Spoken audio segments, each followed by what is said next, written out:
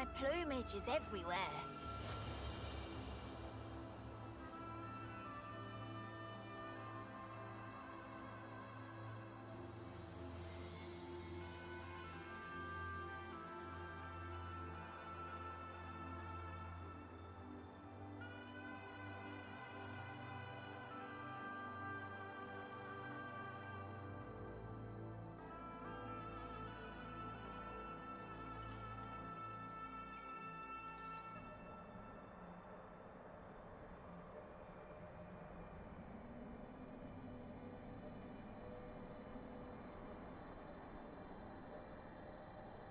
Welcome back, everyone. We're going to continue today with more Xenoblade Chronicles 3. Hold on. And I think I just had my mic feeding back into my mic. Oops. But anyway, welcome. Hey, Inats. Glad to have you here. Hello to everyone else in the chat. I actually don't know if Morning Toast is here. You said you might miss the start. Hi, Solomon. Latte apparently is going to watch the VOD tomorrow. Okay. I like the title too, Listia. And glad to see you here, Hyper. Oh, my plumage is everywhere. So we're already in the game right now. We're here standing outside of Colony 4. And we're level 17. And there's a reason for that. Those of you who watched the last stream might remember a point where I had to improvise on my class point routing a little bit. And I can tell you for sure that totally would have worked fine. What I did would have compensated for the mistake I made in planning, and it would have all worked out. But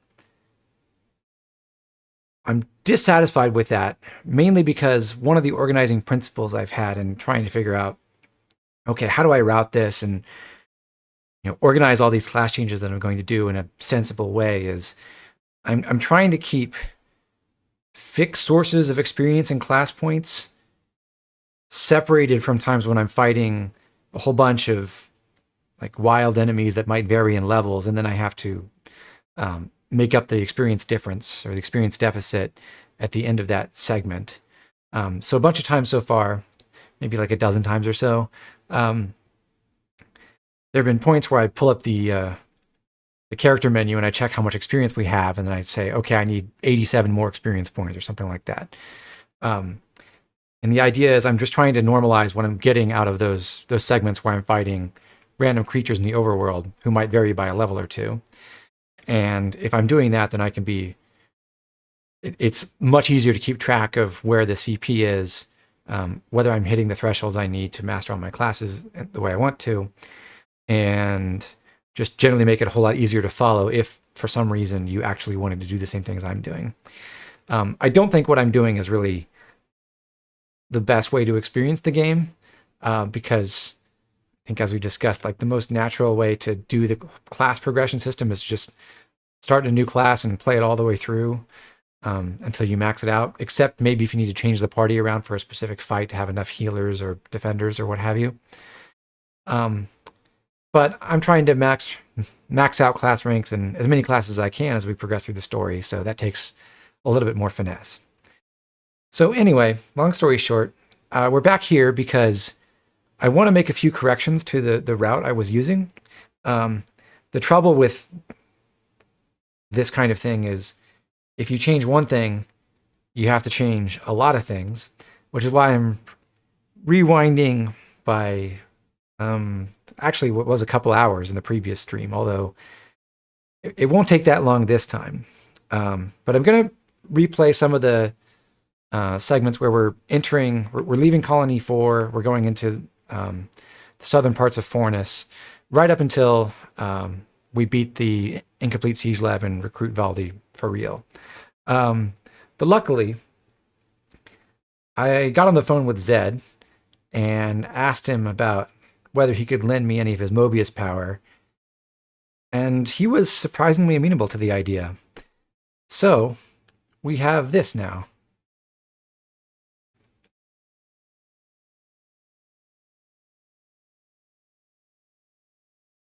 Super speed.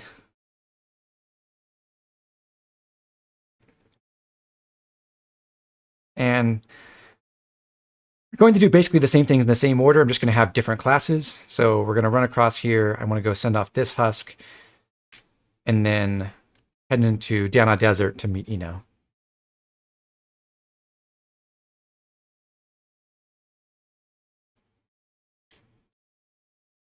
And no game audio again? Okay, weird. I just changed the audio source and then OBS changed it back apparently, but that should have the game audio now. Okay. Yeah, I can see it on my mixer here. Good thing we found this. Yeah, this is genuinely the most useful DLC you could possibly imagine. But it's not just a Nintendo PC feature. It's also an early adopter feature. So if you were one of the cool kids who got a Switch early on in the life cycle, you could do this. Hang on. Is this the right way? I know it's grim, but it needs doing. I am going to do all the stuff I was doing before in terms of exploring and picking up ether and everything, because I'm going to use this as our save file going forward. But I'll be able to skip all the cutscenes to get caught up where we were. I think this is the same party as we had heading out from Colony 4 last time, with one exception, which is that Lance is a medic gunner right now, where I believe previously he was in Sword Fighter for this segment, and that's the first change, and then there'll be various other changes to how the party's configured as we go through. And I'm not going to highlight specific differences because I don't really have the direct comparison available on hand.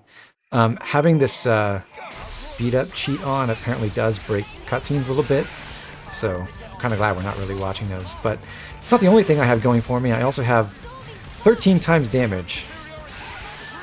So we're just going to steamroll all the fights, and the purpose of this, hopefully next hour or so, I'd like to be less, but we'll see how it goes, it's just to run through and show what the different party configurations are this time around after the revisions. One nice thing about some of the changes I've had to make is there are a couple boss fights where I get to have a more efficient or effective party setup, like not having just one attacker, things like that, or having multiple healers more often.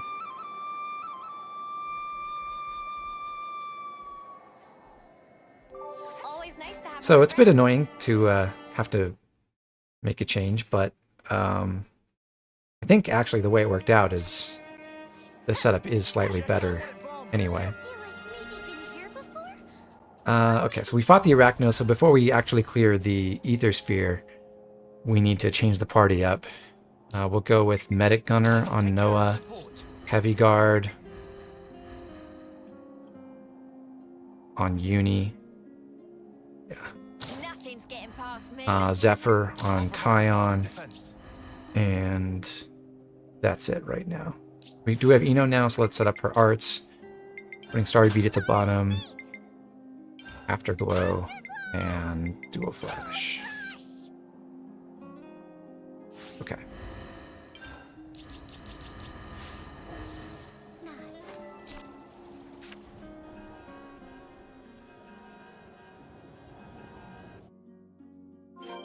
Always nice to have more friends. Brute force is my jam. Everyone follow center.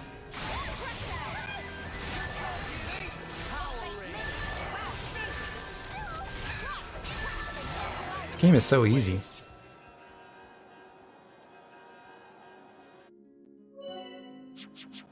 Procedure same as usual.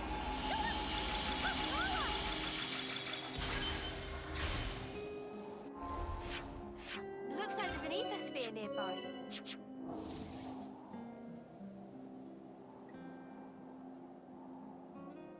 Right. That seems to have done it. All right, let's give it.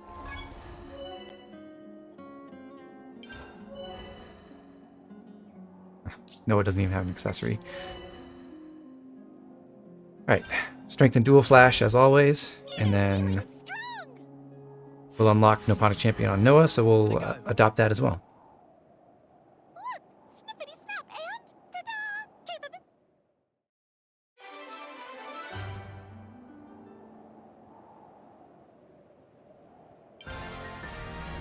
Artificial plate Eno! Ready for adventure!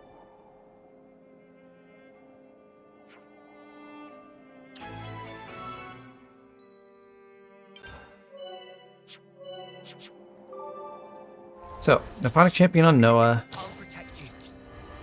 Uni goes back to Ogre the same way she did And then I'm pre gonna hit him again. in our previous run through this, because the upcoming quest where we kill a whole bunch of Hoxes will get her to rank 5, and Tyon picks up Medic Gunner, Where better to monitor the battle Uh, than healing duty?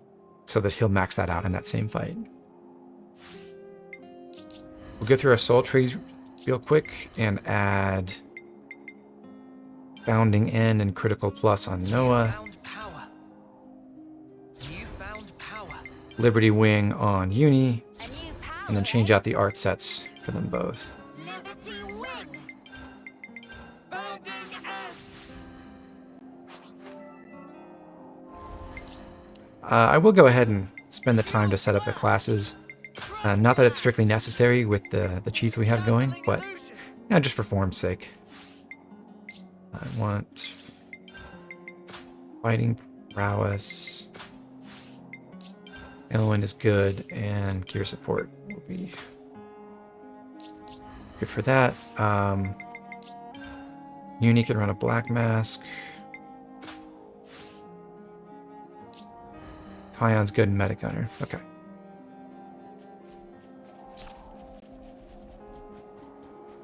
And as before, we run over here, pick up this container.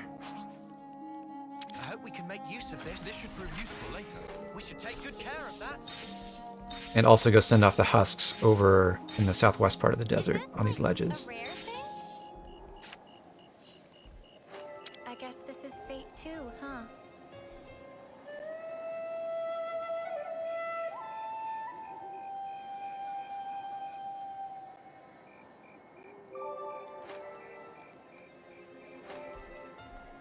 There are even bigger super speed cheats than this one, but I know it's grim, but it needs doing. momentum makes it really hard to control, and sometimes you can send yourself flying off edges straight to your death. Because,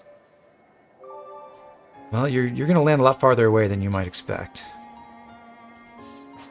Treasure appropriated. We've been spotted.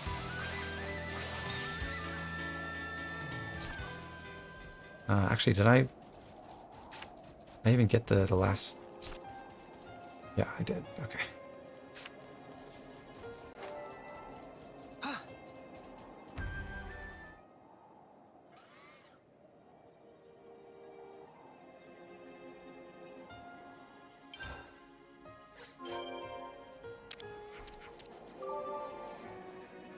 I see some relations have changed.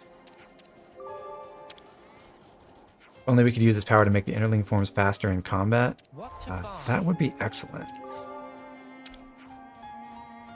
Okay, so we're handing over.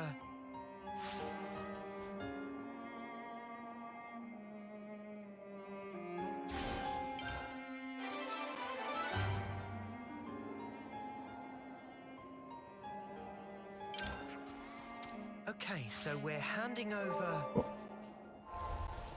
Alright, and now it's back to Colony 4. As before, we're going to go run around, pick up some information inside the Pharaonis and outside, and then start some of the quest chains that come out of there. So this is Dorn and Bam Bam's quest.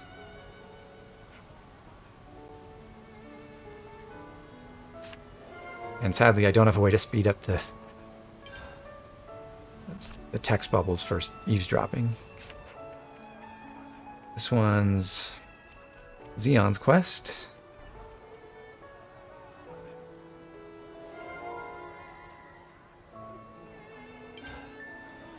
And after that, over here,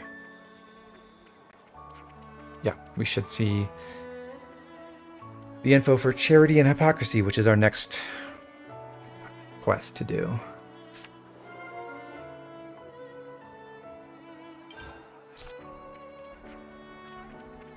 Don't remember if we talked to the Colony 4 trader pawn or not. Choice. Guess we did at some point to get their affinity. Okay. So discuss that info and then we'll do the quest, Let's make the most which of our break. should go a lot faster this time around.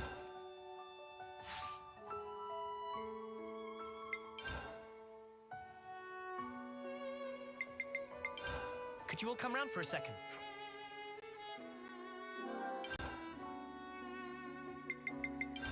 Could you all come round for a second?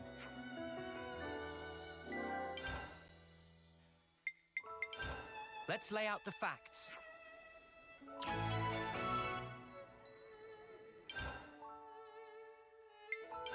I think we need to discuss this. How's everything going so far? We're Where should I start? playing Remedial Xenoblade 3, but we've got some extra powers courtesy of Zed to make that a little easier. Short summary is I'm changing up the class routing a little bit, and that requires because changing one thing affects a bunch of other stuff, unfortunately. It requires rewinding a little bit and redoing some of the work we previously did. I did go through and check the rest of my spreadsheet so far, and I think it looks right. So I'm not anticipating any other cases of this. Fingers crossed.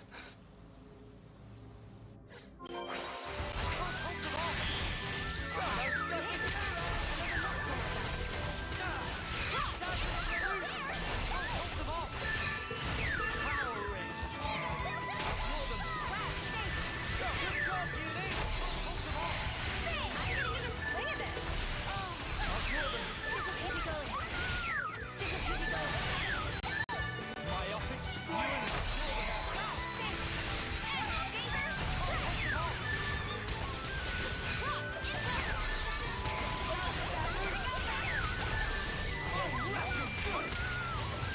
Could have tried using my AoE arts.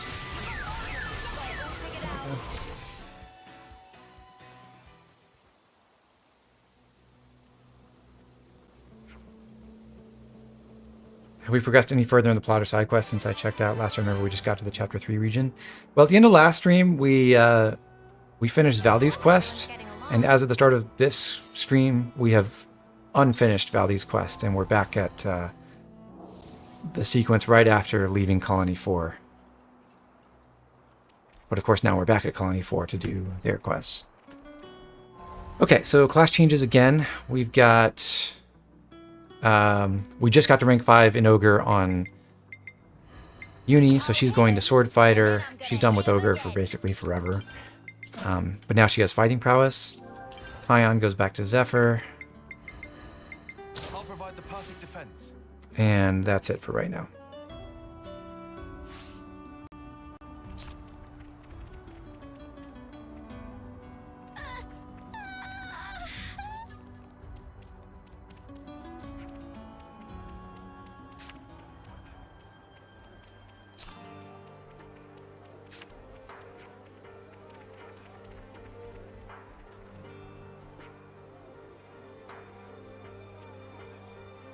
Yes, she does. This sounds pretty serious. Yeah, specifically I've got like 5 times speed and 13 times damage and instant chain attack charge for when we need that. Getting along.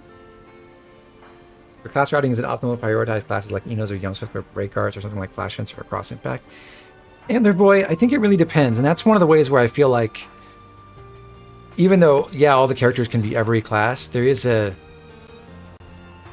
They do feel like they play differently over the course of the campaign, because obviously the people who have higher aptitudes for attacker classes, especially Senna and also Noah, tend to quickly learn a lot of the skills that make attackers even better, like getting cross impact. But generally, there's like... I do think probably the biggest game changers to learn are the combo arts. So those are a high priority on most of the team. Let me make sure I'm actually making progress and not just rambling. But we are also specifically trying to get cross impact on people.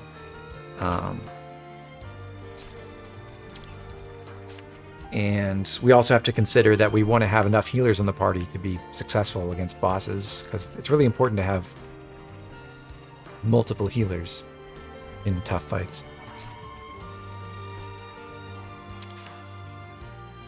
Can we maybe train? You remember grinding every class for every character to the max level? Good times. It's definitely true that the most efficient way to do it is not to do what I'm doing, which is trying to learn classes through the main game. What you should do if you're just trying to max out all the classes as early as possible is essentially do the speed run and then grind your class ranks against in-game enemies. It will go 1,000 times faster than what we were doing. But that's no fun.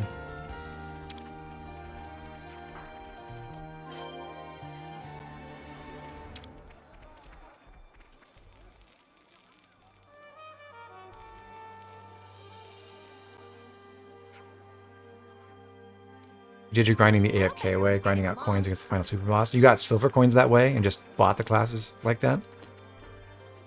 What are we giving them? That is one way to do it, although I think that's definitely the slowest for class progression in particular. All right. What's next?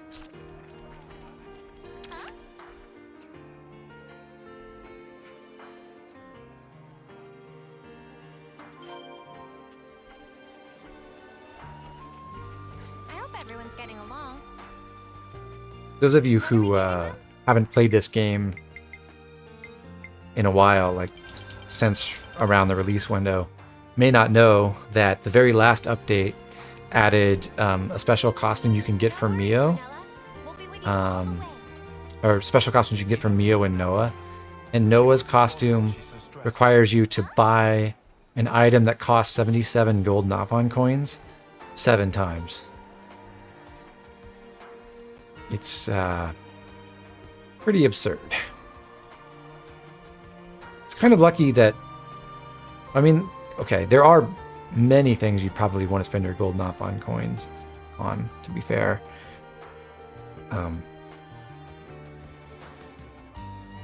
But it's kind of lucky, I guess, that farming gold Napon coins is not the best way to do any of those things. So like the only thing that like really specifically works best by just outright grinding the coins is that one costume, but it's excessive.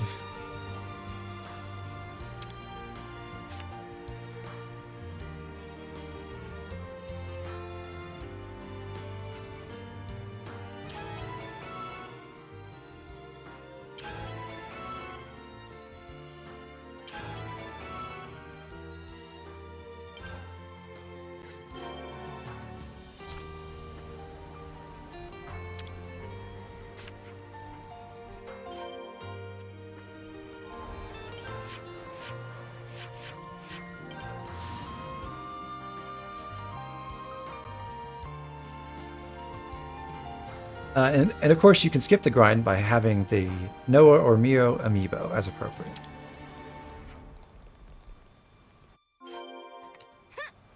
You also didn't know the Shigure Paralock had that many reinforcements. I don't think you're really meant to deliberately farm the reinforcements. At least you should get to the point where most of the enemies are dead and then think, oh, I should just go kill the boss. But alas, degenerate gameplay is rewarded.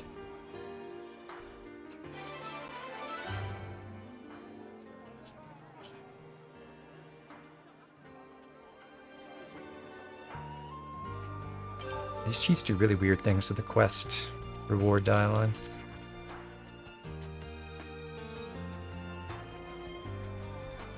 Okay, all set with errands at Colony 4, and now we can go off to Neil Valley to kill the creatures we previously killed there.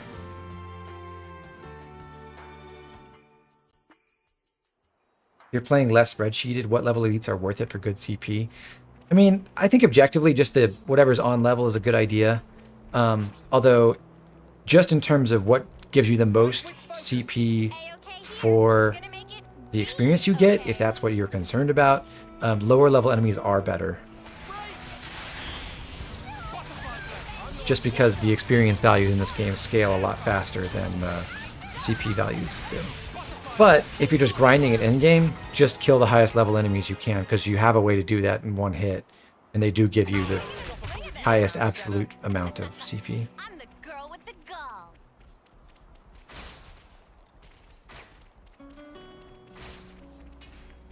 Phil is not technically the best target for that. He's just the best one we have access to right now. Oops, they found us.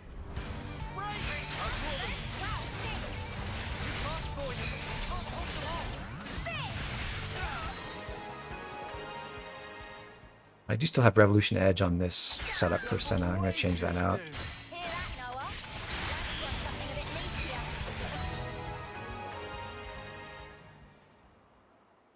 Never knocked on my belt.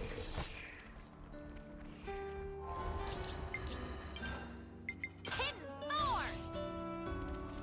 You're just sort of killing every elite you come by. And Are you? So you're playing through the main game?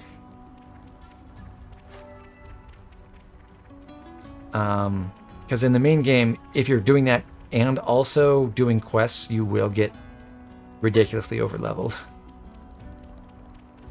Even without overkill.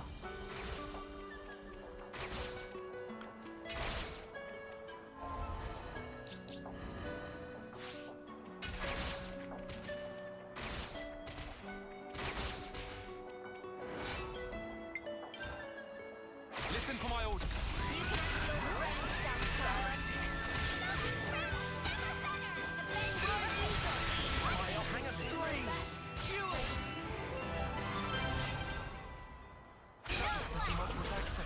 I'd say we were moving in sync, right, Tile? We can't just leave this be. Hey Arhead, welcome back to the stream. We've got these quests right now, level 21, trying to mine your XP a bit. Yeah, through chapter 4, there's still, or through chapter 3 rather, there's still reasonable amount of room for just going and killing creatures, but I'm going to eliminate most of that by like the end of chapter 4, give me some of that Um, sweet ether. and just do quest enemies and unique monsters and that kind of stuff almost exclusively. Yeah, Arhead, if you missed it, we rewound the clock a little bit to redo some class routing for this part of chapter 3. So I am using the dark arts to make that go a little bit faster. Because I don't think I have that much to say about these fights or the content, really, that I didn't say last time. We just want to get back through it as fast as possible. A fun thing you can do with super speed, though, is beat the ass bar here to this container. And I did finish turning in that quest, right? Did I talk to Doran? Yeah. You do remember this part of the game being a tad slow. It is a bit. The pace of combat in particular, I think, picks up a lot partway through chapter 4. We're still a little bit limited in our abilities right now. Anyway, we do still need to hit our experience goals, and we're looking for 1632 XP. So this is like the first segment where we just killed a bunch of elites, and now we need to make sure we have the right number coming out of that.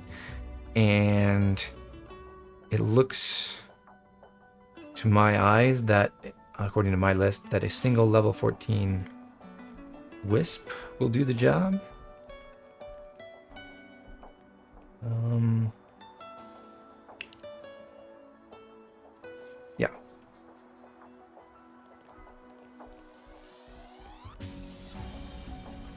Yeah, that makes total sense, Antler Boy.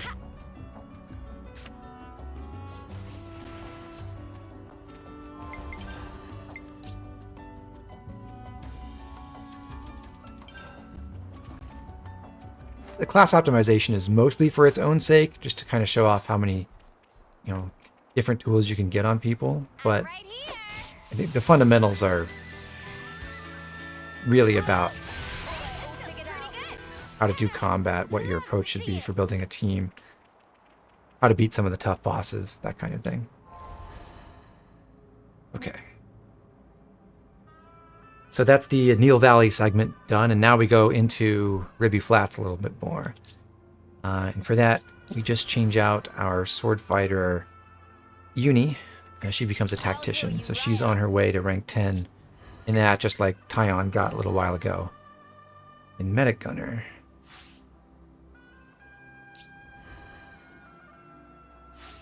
Okay.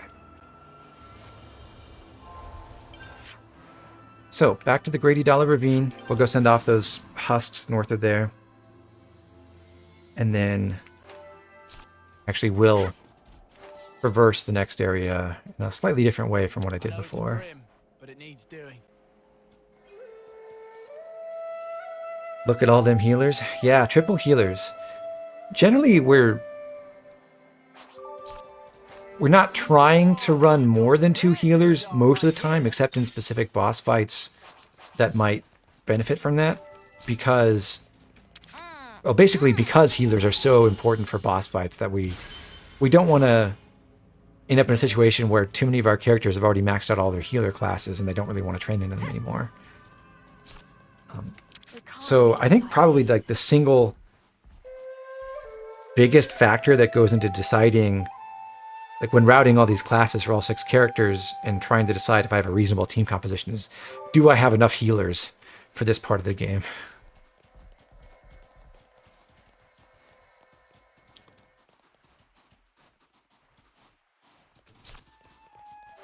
Okay, so this time we're going to go west. Last time I killed the Elite Arden over here as part of Dorn and Bam Bam's quest, but we're not going to do that this time around. So I'm going to run over here and go ahead and send off this husk now.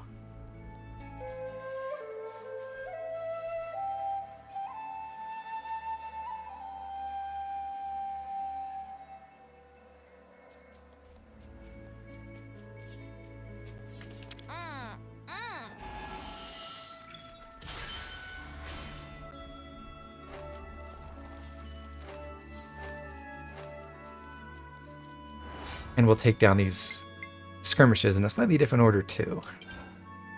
Listen for my orders. Just shout and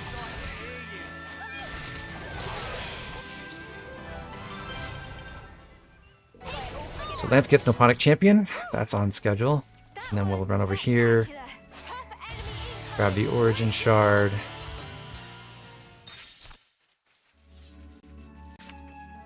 And the container behind the Ardens. Okay, buddy. Surprise me.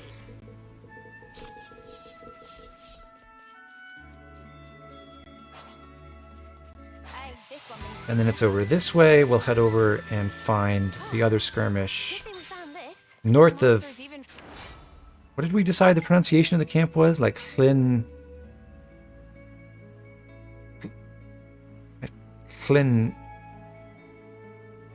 Nithur, I think? Nithur? Something like that. right among themselves. The only thing holding us back is Senna's accuracy. There's an area near here that had level 40, and it's so fun to see how far you can make it. I think Swing at this. many people out there have run... That's in this direction we're facing now. And there's actually the start of a hero quest you can trigger that way. There have been many people who have been stubborn enough to try to grind their way up to do that quest now in Chapter 3. So, in theory, Alexandria could be your second official hero after... what's her face? After Ethel. Can't say I recommend that, though. This is something decent. Topographical info update. Okay, so Good place to Llynithur, we're here. We'll talk to Always nice to have Mimu. more friends. We will not interact with Dorn and Bam Bam yet. I hope everyone's getting along. Skull Goblin, you like running through an area where you're underleveled and trying to get the loot? There are places in this. I think generally the container loot is not as impactful in this game as it was in some previous games, but there are places where you can do that and get some really powerful items. I am largely going to avoid that though. Partly because I don't think it's worthwhile, and partly because I feel like it sort of breaks the theme of trying to do a comprehensive 100% style playthrough if we go and dart into all these high-level areas and grab things and then leave. It's more like I like to run into that stuff a little bit more organically.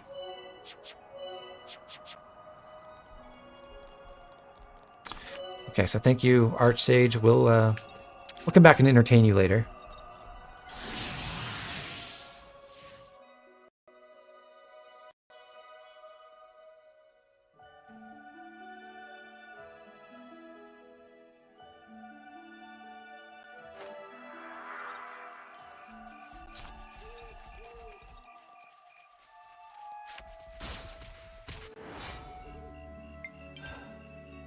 We'll be fine. Just gotta be slow. I don't want to see you slip up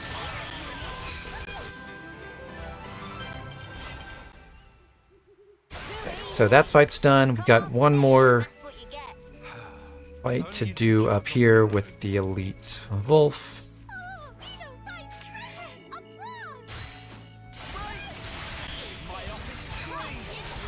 Applause.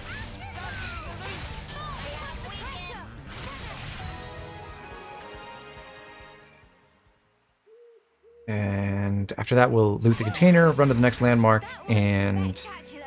And I was the go hunt some extra creatures to get to 2576 experience, just like before. We've been spotted. You itching to get wrecked?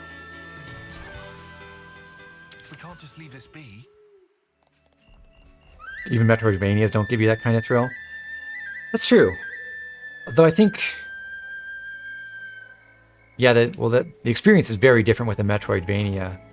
First time here, isn't it?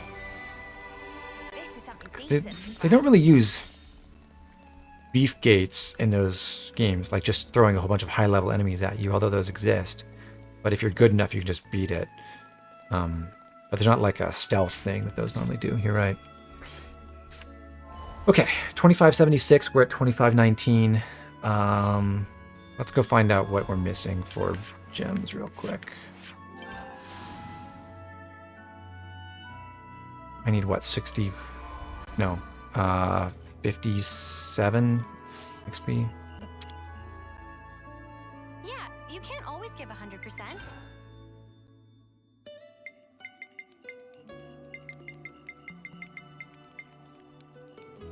And done. Okay. Broad Camille. Rebel. Okay. 56. 57. Alright. That's enough for today.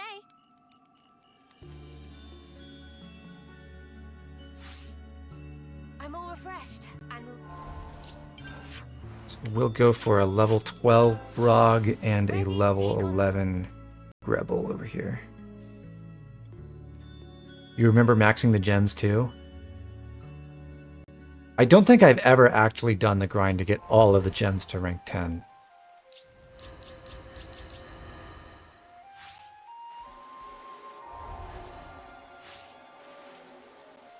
can't forget our progress update. Oh, found something good here. Sorry, I don't do restrict. You can be sure I'll do my part. Another knock on my belt. We're unstoppable. That's with you 40 around, Senna. and... I'm the girl with the gall.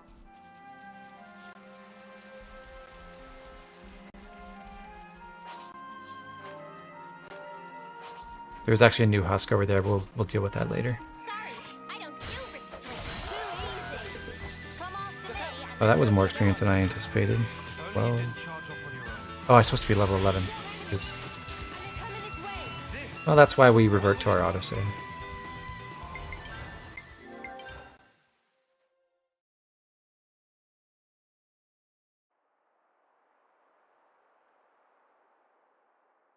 There are fairly efficient ways to grind for materials for all the gems in the late game. In fact, you could just make it part of the general progression, getting from level 70 or so at the start of post-game to level 99.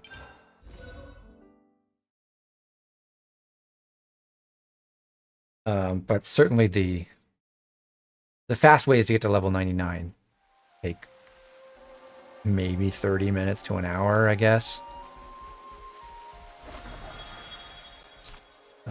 So it's kind of only applicable if you're doing that the slow way. I'm right here. Okay, so level 11 Grevel. Yeah, 17 experience, and then level 12 Grog. Right, Tyon? Oh, found something good here. Sorry, I don't do restraint. You can be sure of the next one. We're unstoppable with you around, Senna. I'm the girl with the gall. Awesome. Next set of classes. We're going Medic Gunner on Noah, just because he doesn't need the points in Nipponic Champion. Flash Fencer on Mio, I'm fine with attacking. because we still need to make work on getting Pion to unlock it.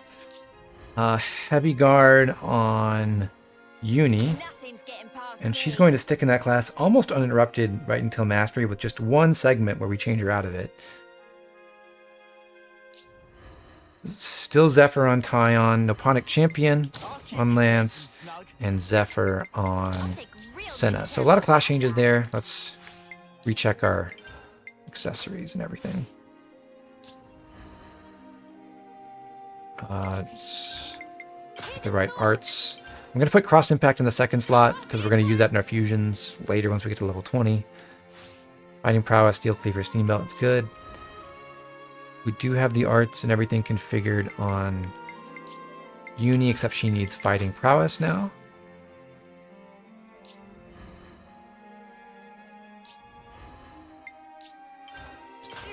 Lance will go for faster cooldowns with Dual Flash, and then Tri-Slash, Dazzling Illusion, and Fighting Prowess. And he can stick with the Iron Temple Guard. We only have 2 gear supports, and we'll use the other one with Senna. Other ones with Senna and Tyon. So, and Senna is already set up. Cool. You just realize you don't know the challenge for this run? Yeah, it's not like... I mean, it is a challenge in a way, but what I'm trying to do is do 100% of the story content as part of the main game. So do all the quests, kill basically every unique monster that's appropriate for levels before we get to the very final area of the game, and basically never get over leveled. So the one really strict guideline is whenever we do a quest to recruit a hero, like Zeon's quest here, where it says levels 22 as the recommended level, that means we're not allowed to be any higher than level 22 when we get the hero in our party as part of the quest. So that, in general, that means we're going to be fighting a bunch of bosses in the game between 1 and 3 levels below their level, which will make things fairly difficult in a lot of cases. Although once we get deeper in the game, when we get more powerful abilities, the level difference won't matter that much. But that is also a significant constraint on how many classes we can master before those bosses, and where we have to arrange our quests and everything. So yeah, the main point is just do the whole campaign, stay on level or lower, under-leveled the entire time, and still beat all the challenges ahead of us on hard mode. And along the way, we're going to try to max out as many classes as we possibly can. Although I should say, we're not strictly trying to get maximum class mastery. We're trying to get good classes and get useful skills and arts and stuff. More so than strictly just pursuing the maximum amount of CP the entire time. Where was I? Uni was all set up. Lance had all his stuff. Senna was good to go. Okay. And we're at our experience target. Cool. So let's go back to Fornus, and we'll continue on our little journey.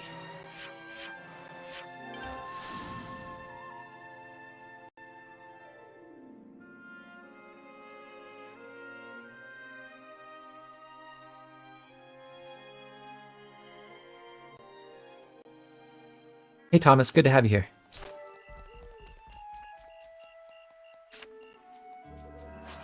We'll be fine. It's going to be a close.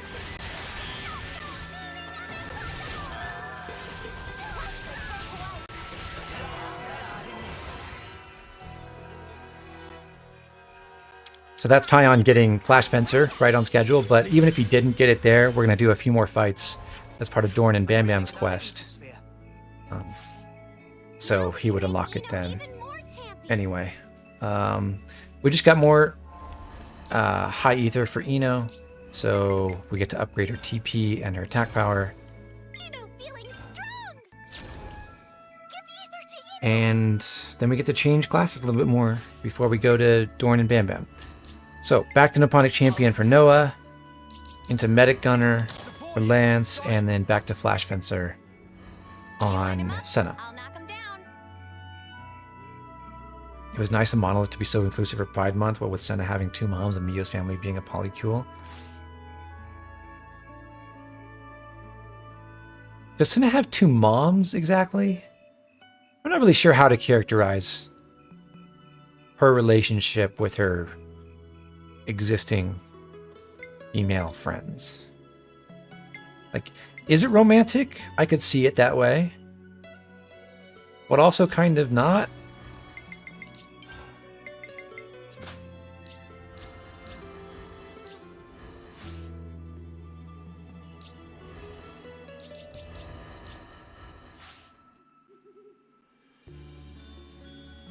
All right.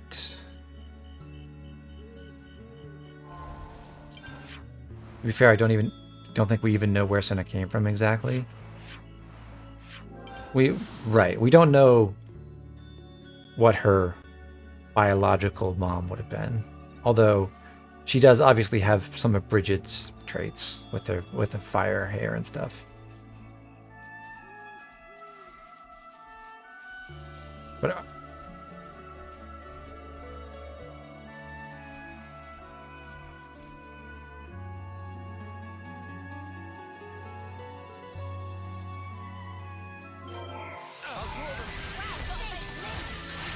considering the blade biology, would Bridget even have a daughter? I mean, apparently, yes.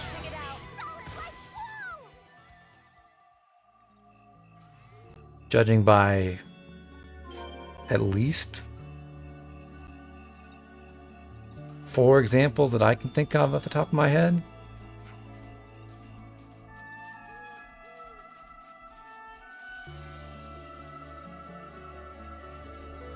Alright, so now we have to hunt Ardens. Once again, we're going for level 18 ones and not level 19, so we're going to ignore this one behind the campsite.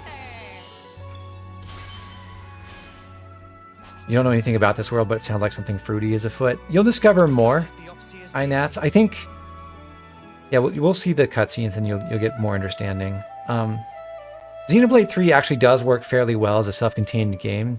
I don't think that's very true for the DLC campaign. I think for that you need a lot more context to really appreciate what's going on there.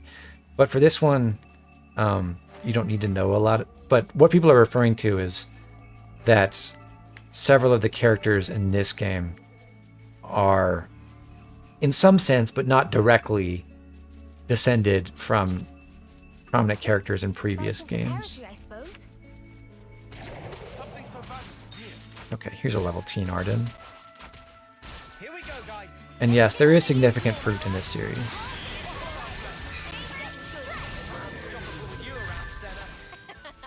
I'm the girl with the gall. First come, first serve. That was spectacular. And I was the MVP. Nia's a blade eater, yeah. I mean, the thought has crossed my mind, like, could Boreas have children? What would that be like? And I don't really want to think too much more about it.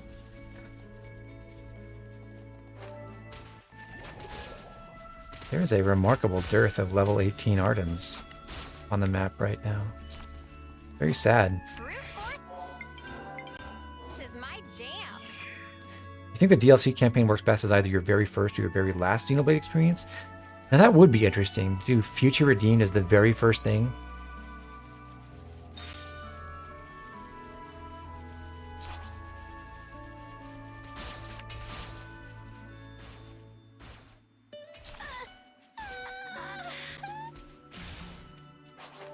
I've got it all covered. Just you watch. Sweet. Think this is... Lance unlocked Flash Fencer too.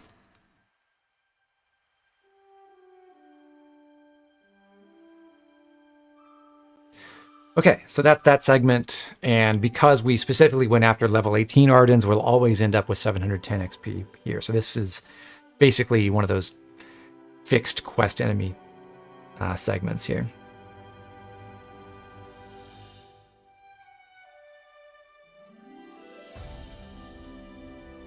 So next up, we're going to go a little bit higher on Laprel Knoll, and we have some class changes in order. Ion goes to Flash Fencer. Lance back to Nipponic Champion. He'll finish Medic Gunner when we fight the unique monster after this next segment. And Senna goes to Tactician.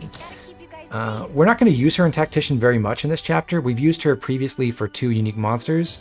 And aside from this one segment, she'll be used for another unique monster, and then a boss, and then a boss, and then a boss, and then a boss. So we're trying to use up her time in healer classes very, I don't know, very deliberately.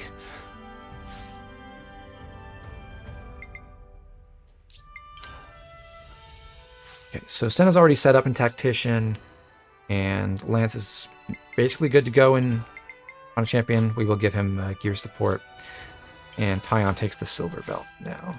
We'll also change up his arts. I'm going to run Hidden Thorn, Cross Impact second, Null Slash last. And actually, I do think it's better to have Overfall. It's almost as powerful as Giant Swing with half the cooldown. And it is going to be weaker because we're not going to run Ethereal ability. But even still, I think it's a solid choice. So Hidden Thorn and Overfall together on him.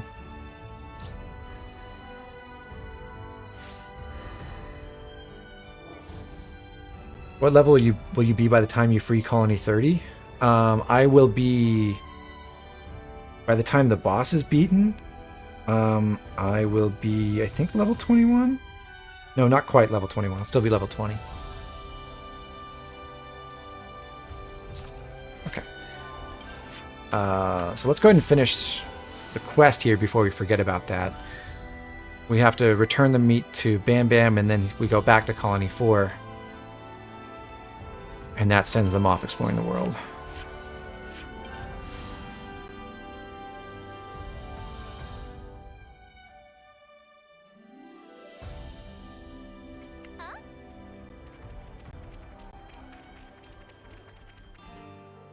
Harry McIntyre played Future Redeemed only after 3 and was so lost.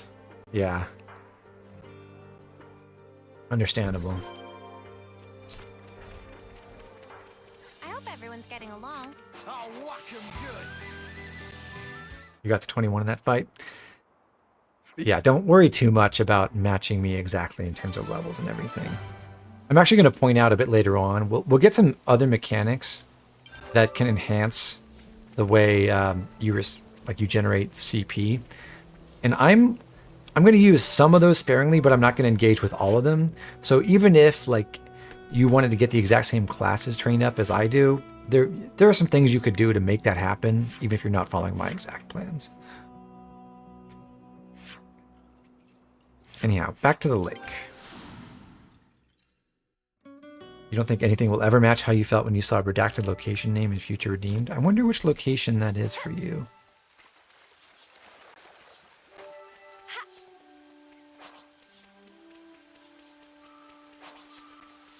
Starting to get real hungry now. Same here. I could eat a triple helping of Manana's cooking right about now.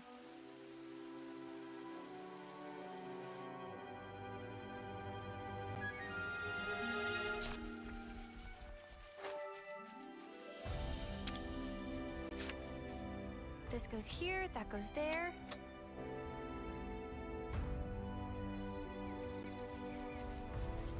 I think the thing I liked about the locations in Future Redeemed was having a bit of Tantal mixed in. So that I think was like the one major place in this game that didn't really get represented, or that from Xenoblade 2 that didn't really get represented in this game. Oh yeah, okay. One thing I forgot to do, and this is a change from the previous route. I am actually going to go go get the origin shard in this lake. But also, we're going to kill the elite Piranhax in the water here. I'm right here. So this is part of a replacement for the elite Arden that we were not killing. This guy's worth a lot less experience overall, so he leaves room for some other kills to keep us on schedule.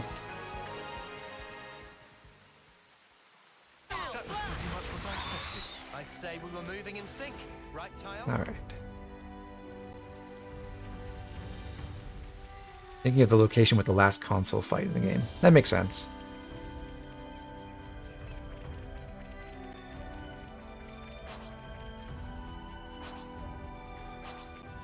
Okay, but the next target is this elite Grebel as before, and what do you know? He's a lucky one this time.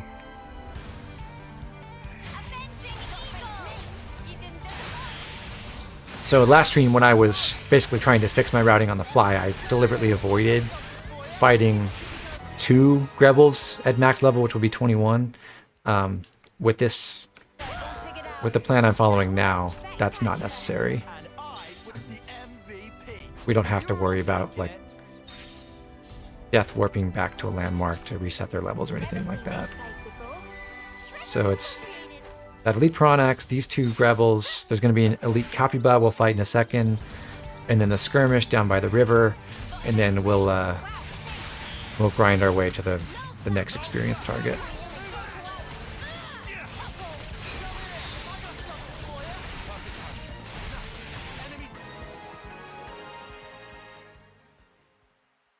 You're kind of glad base XE3 wasn't overwrought with fan service? Me too. See if we can keep this up. I think it would have really suffered if they tried much harder to tie everything that happens in this game This is something decent. into all the lore that had been built up previously. Like, there's plenty of connections, for sure. And I think especially the exploration in the different areas in Xenoblade 3 lose a bit of their charm if you have no idea where they come from. Which I think is a real weakness of the game, that a lot of the memorability for the different locations in XC3 comes from Sure thing. exactly how they're mashing up familiar locations from previous games. But when you don't have that context, it doesn't make a lot of sense. And I don't think a lot... May you sleep peacefully. I think the previous games did a better job of establishing the character of an area on its own as part of its own world than this one does, is just a mashup of those. We are so winning this. Stay alert and alive. Break!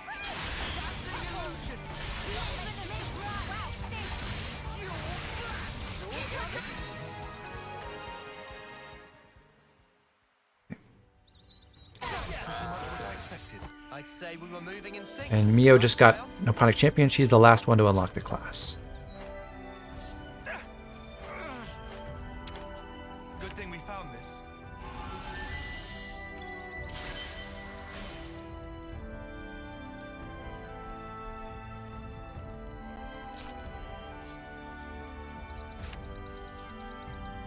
Oh god. Okay. This is new. Yeah, that's what can go wrong with the speed boost. I almost just jumped off the edge of the map.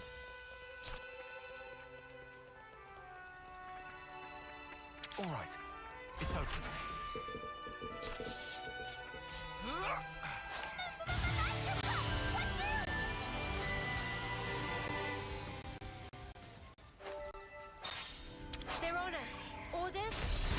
I do not want to kill this guy, so we're going to run away really fast.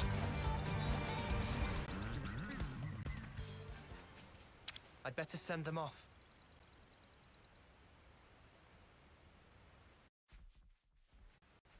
We've been spotted.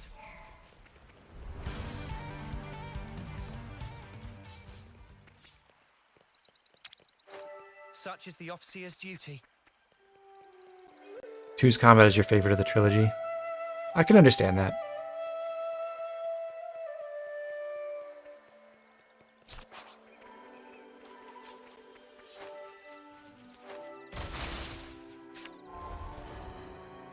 It's vital to keep a record of events.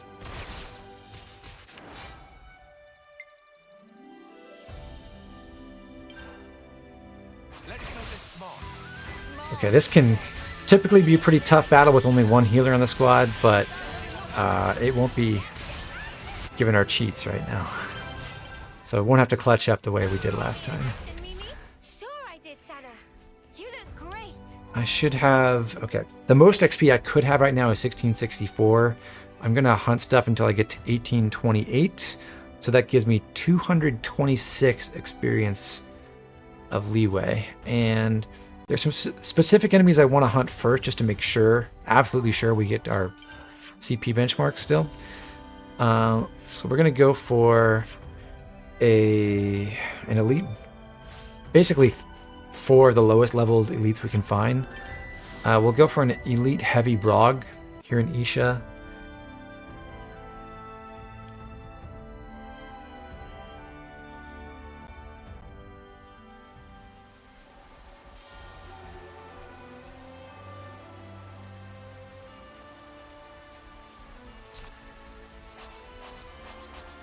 I can't even call this practice. Let's end it quickly.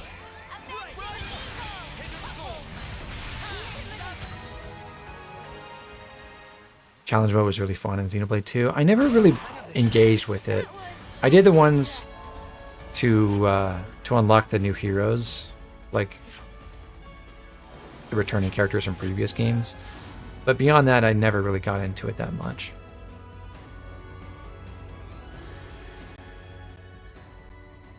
Okay, so we'll kill that Brog. We're going to kill the elite quad wing over here. Has anyone come up with a name for this guy? He's like the second best target that we can go for right now. That was spectacular. And up. And after that, it's off to kill Phil twice. MVP. You were all thinking it. This way. What's funny is with the cheats on, even the lure function does 13 damage. We got Jerry or Cameron. Are those good names for an owl? An owl with 4 wings? Maybe they are. I'd say we were moving in sync. Right To me, time? Cameron is the Terminator from Terminator: The Sarah Connor Chronicles. Terribly underrated show, by the way. I can't even call this practice. Still very sad that it got canceled after 2 seasons.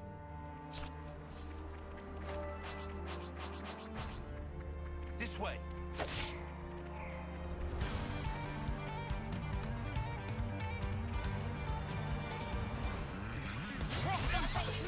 Perfect time.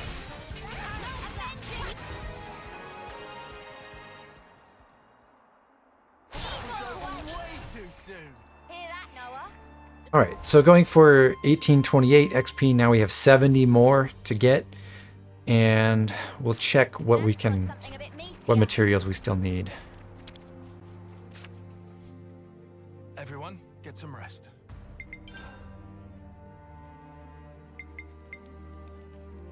Finished.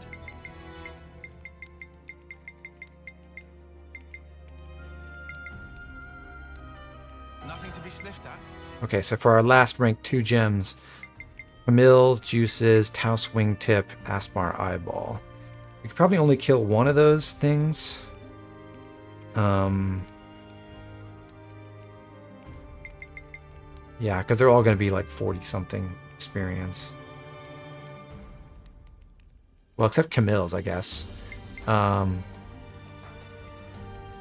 let's try for...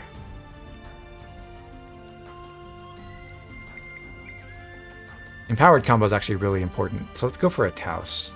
See if we can get one to drop a wingtip.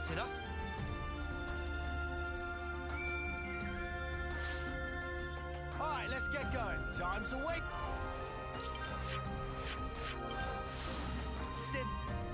You got Trojan Horse by Prometheus and you're still kind of mad about that? I believe Prometheus is the only Alien movie I've ever seen. Oh. And I've seen the original Predator, Oh, but nothing else related to either of those series. you think you're all that, do ya? I want to kill a level 14 Taos if possible, so I'm going to check up here. Cool. I can't even call this practice. Let's line these muggers up. Teamwork couldn't handle. Whatever happened to not being careless? Oh, we got a wingtip. Nice. So let's go back to the forward post camp and kill some... At least one low-level Camille. See if we can get the Camille juices as well.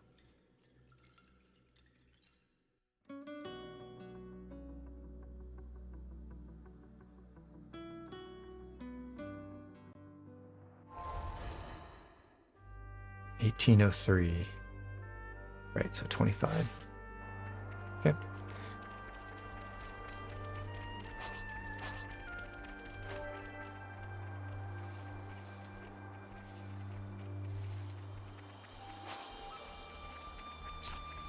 I can't even call this Good thing we found this. Let's end this quickly.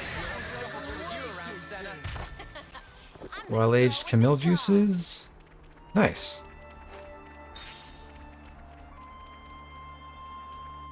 And that leaves us with 12 more, so let's kill a couple of level 7 or level 5 wolves.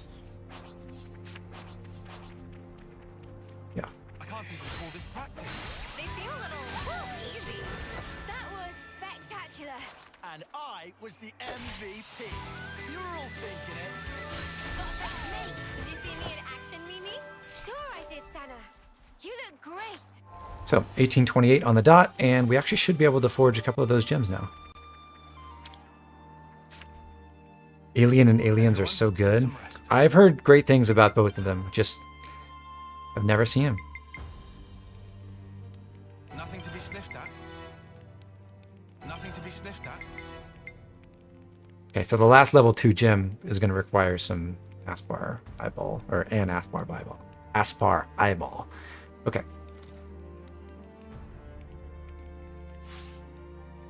So that's the end of that segment, and we're off to take on Rambler Curly, and then we'll do Valky's quest. So we're almost back to where we were before.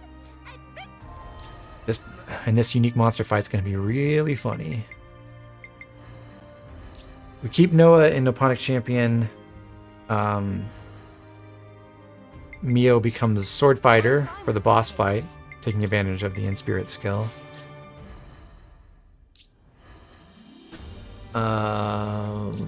Lance goes back to Medic Gunner, so we have a second healer.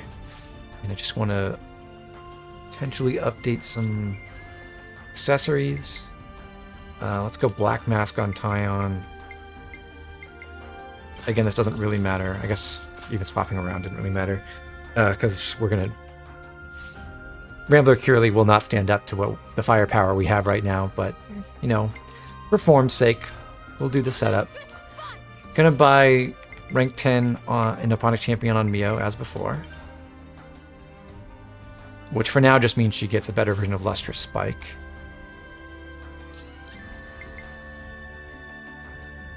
Yeah, you'll continue to run Overfull.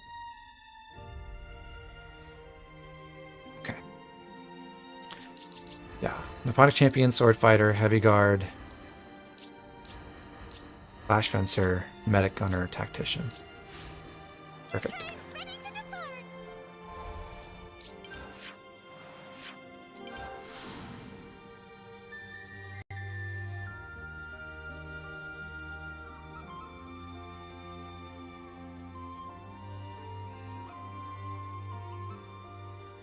Are any of the Alien versus Predator movies any good? We've been spotted.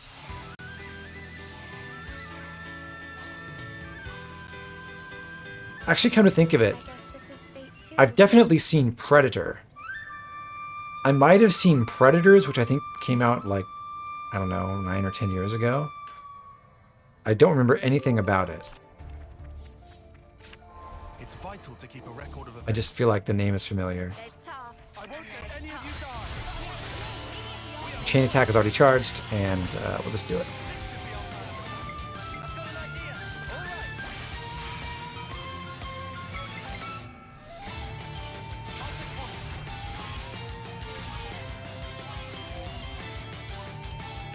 First one's kind of fun as a dumb popcorn flick, and the second one's dookie.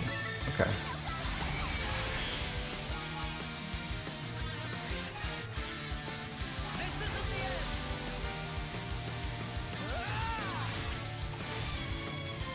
Those bleed ticks are absurd.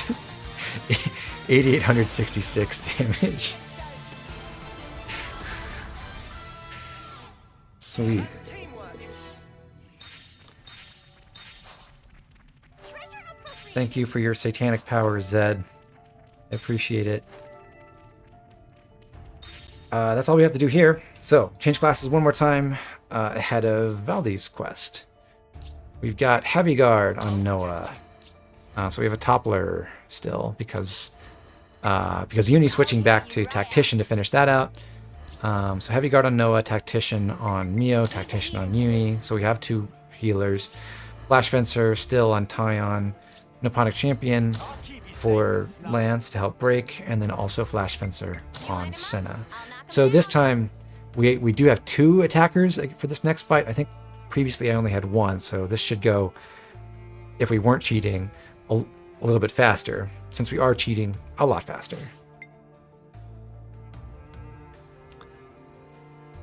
We're all set up there. Lance has his set worked out. We'll change the accessory on Tyon to a tool belt now for damage against machines. Make sure Mio has an accessory.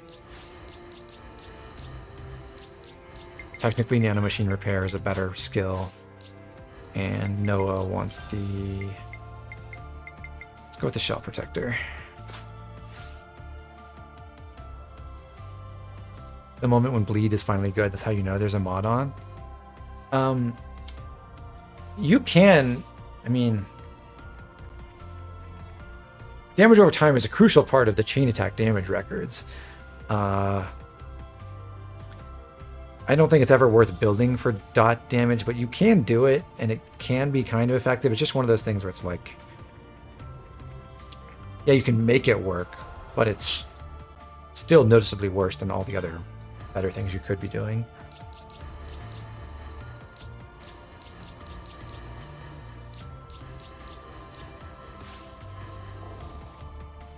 All right, I do have 2232 XP. Off to meet Valdi.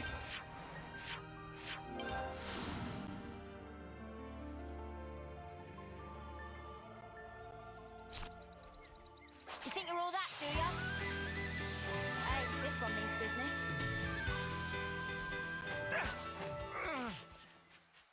This is something decent, right? What kind of place is this?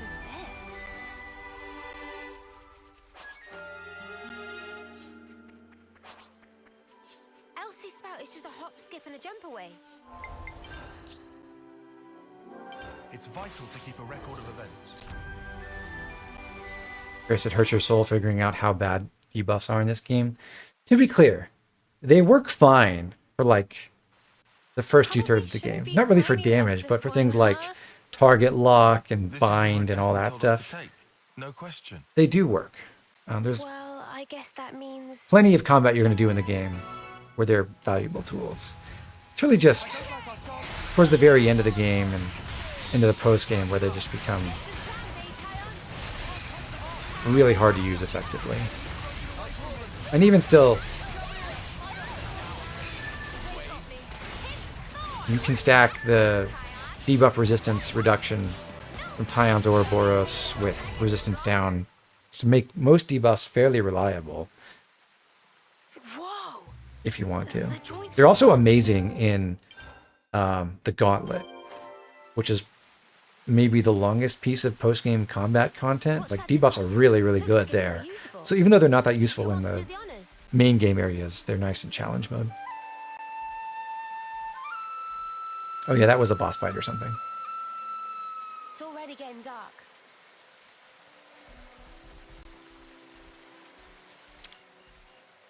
I think this is how it goes. So what you're saying is that we're going to see plenty of Stalker gaming once we unlock Juniper. Who would agree? We'll talk about this when we get it, but Stalker is kind of tragic because it's really, really, really amazing at chain attack damage in the pre-Smash era, and it exists in the pre-Smash era. But the very next hero lets you use Smash a lot more regularly and outside of chain attacks. And the next hero after, well, maybe the third hero after you get Stalker, depending on how you go about things. But you basically got the second half of Chapter 4 for Stalker to do much. And then you get Lost Vanguard, and suddenly there are much better things you can do in chain attack than use the Stalker. Hey, Brian.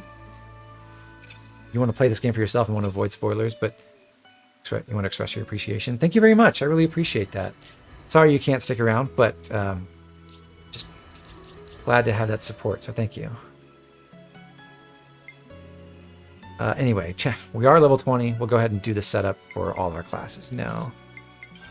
Noah is going to go back to Nipponic Champion, actually. So let's change classes first. Nipponic Champion on him. Flash Fencer for Mio. Heavy Guard for Uni, so we still have someone to topple. Zephyr on Tyon. Medic Gunner for Lance, so he'll max that out now. And he'll be our only healer just for this, well, aside from Valdi, for just a second. Senna staying in Flash Fencer. And Valdi needs Cure Bullet, Heal Bullet, Hyper Reload. Senna will equip Wide Slash for a little bit of extra safety. Lance is taking Giant Swing.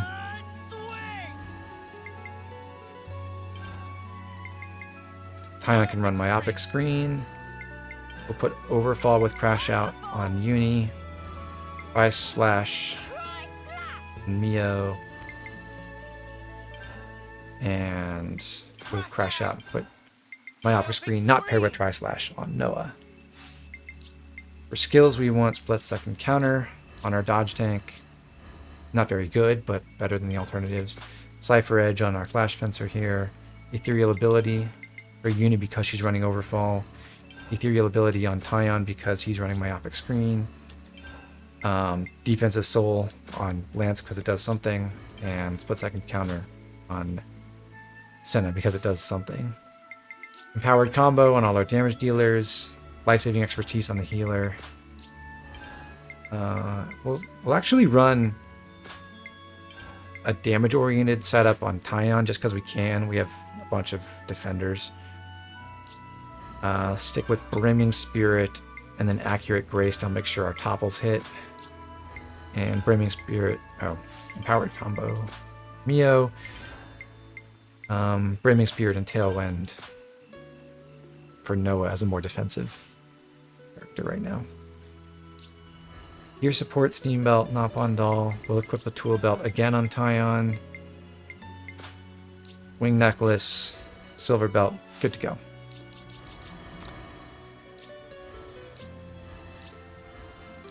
Okay. All of our classes are correct.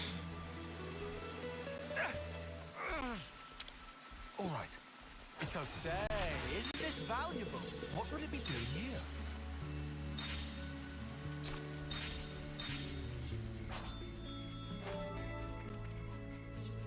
Whoa! Got a rare doodah right here. Right up ahead. We might find a nice hall where we fought before. Yeah, this is looking... A little elbow grease, huh? I think I get how Valdi feels. Valdi, my pal. Anyone ever tell you you're a bit of an oddball? Guys, get ready to fight. Looks like they're coming over here.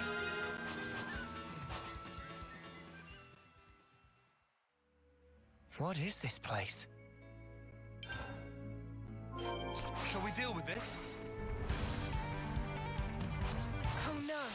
They found us, I guess.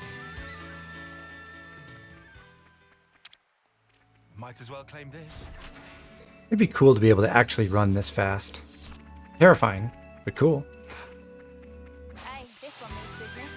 Leaping over crates in a single What kind bound. of place is this? I'll whack 'em good.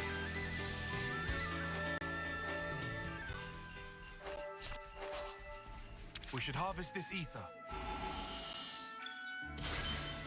Moving at the speed of Final Fantasy XII, the Zodiac Age. That's a reference that goes completely over my head because I've never played a single Final Fantasy.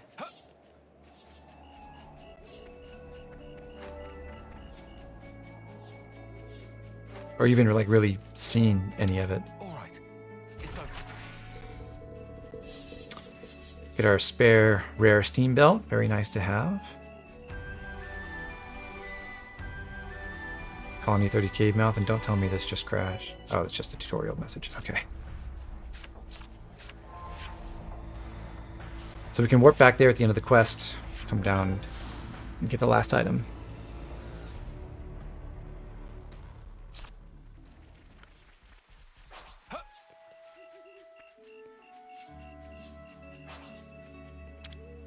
I guess this is fate too, huh?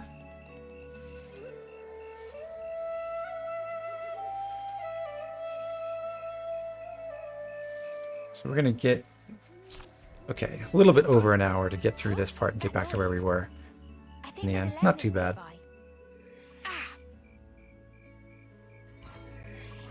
I'll draw them. Smooth as always, Noah. That was spectacular. And I was the MVP. You were all thinking it. Oh, I lied. Lance will not finish Medic Gunner. I was just panicking for a second, but no, he's got one more thing or he's gonna do it. Okay.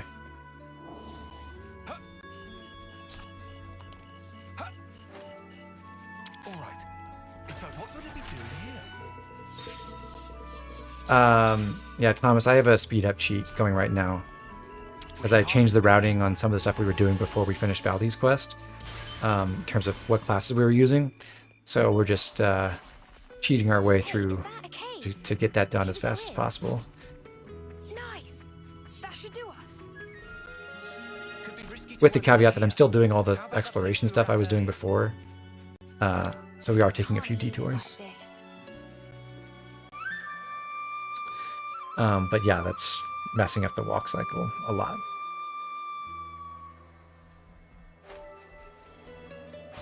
Oh no. We found us, I guess. I'll Come on, deal okay. with you all at once. Good thing we found this.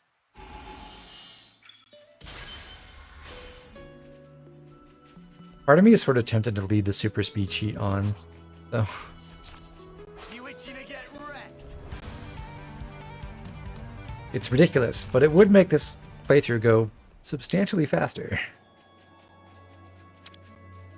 Might as well claim this.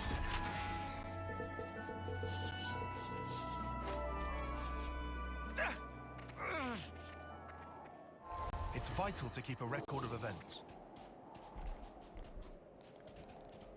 This one's got character. All right. Shall we tango? It's open.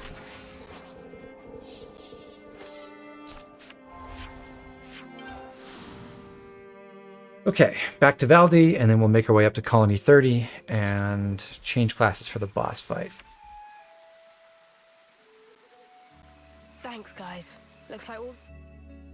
In fact, let's do the class changes now. We've got Medic Gunner I for can take Noah, care of support. Sword Fighter for Mio, and she'll be able to run double break arts now. Let's keep Heavy Guard, so we have a topple source on Uni. Tyon goes to Flash Fencer. He's got big TP, we want him in an attacker class. Lance, Nipponic Champion to help break. And Tactician on Senna Keep you guys safe. for an additional healer. So Senna needs some new arts. Solid Stance and new skill. None of them do anything really, so I don't know. Critical Strike. At least technically does something. And then also life-saving expertise. On lands, same deal. We don't want to pair our combo arts together because they don't. Myopic screen. If it was breaking topple, that'd be one thing, but break into daze doesn't work. So daze there, and then crash out. Use with Tri-Slash. Defensive Soul. Braming Spirit and Tailwind.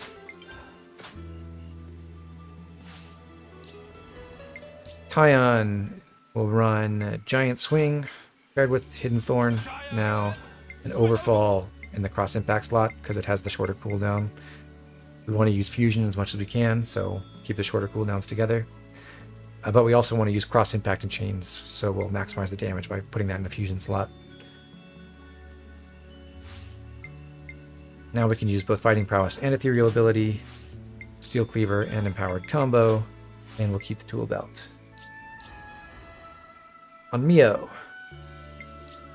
we combine Air Slash and Lustrous Spike, but also Sword Strike and Tri-Slash now. Nano Machine Repair, which hardly does anything, but technically could help. Steel Cleaver and Empowered Combo, and the Silver Belt.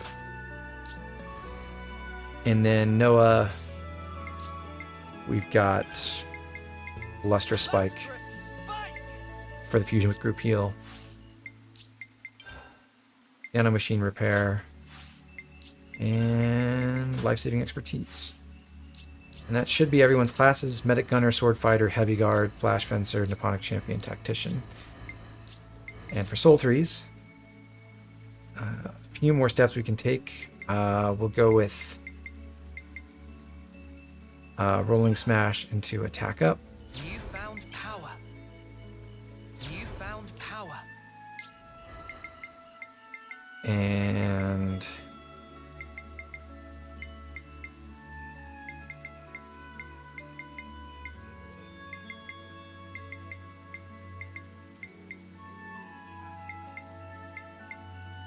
yeah, we'll grab Shared Blessing. A new power, eh?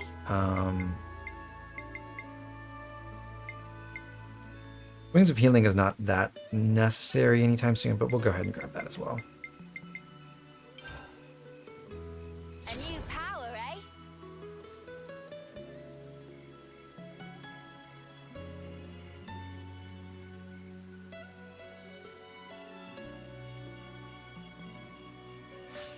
Alright, so that should be all the setup we need, and time to warp back to the Colony 30 Cave Mouth.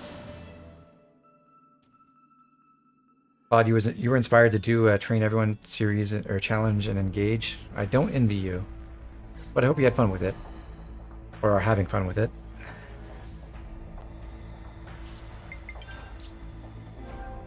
It's vital to keep a record of events. So that's the state of affairs. I'll take point.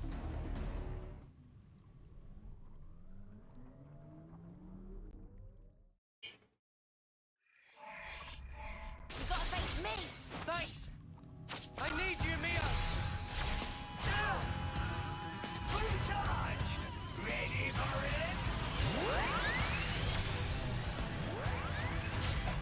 Crap, they broke away! We'll finish it here. Hey, how about we This should work. enjoy this?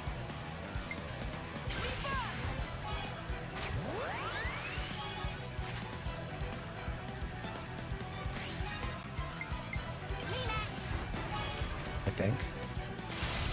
Yeah.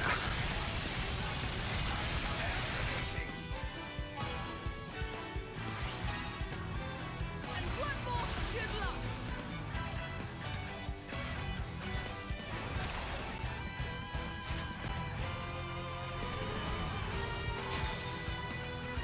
How about something like this? I'll make it. I'll take point.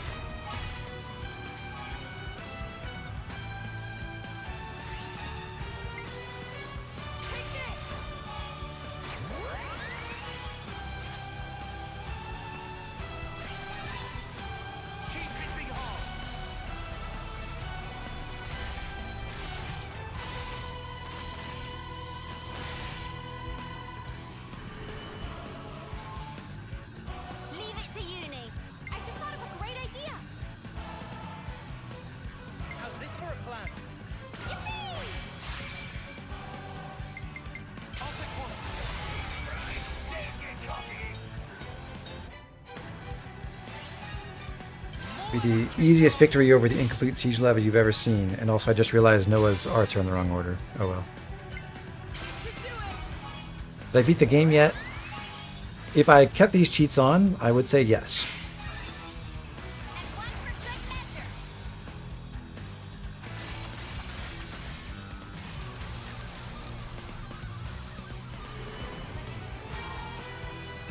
Hit the Also, funnily enough, the chain gauge doesn't even go down. I can just do this infinitely. I've got an idea. Neat. Check out what I've got in mind. All right. I'll start top. I guess you'd run out of orders? Or did it go down? Okay. Fantastic.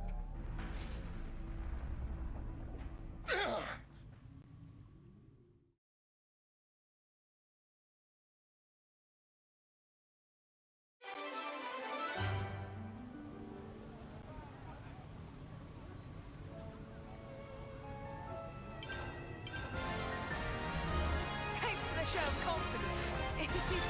So now we're back where we were, and I gotta take this call with Zed, so 1 minute.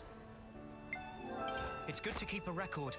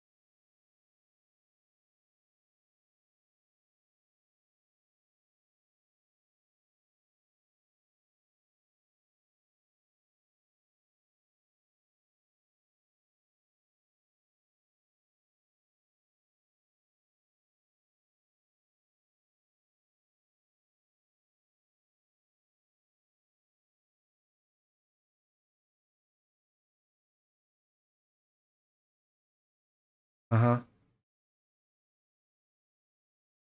Okay, I'm sorry. Yeah, that's okay. We'll make it work. Okay, bye. See you later.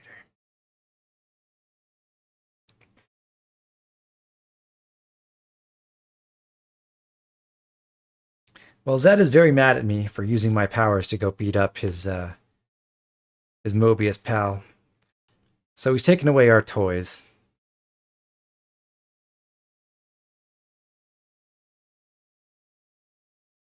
No more super speed. No more super strength. We'll have to do it the old-fashioned way from here on out.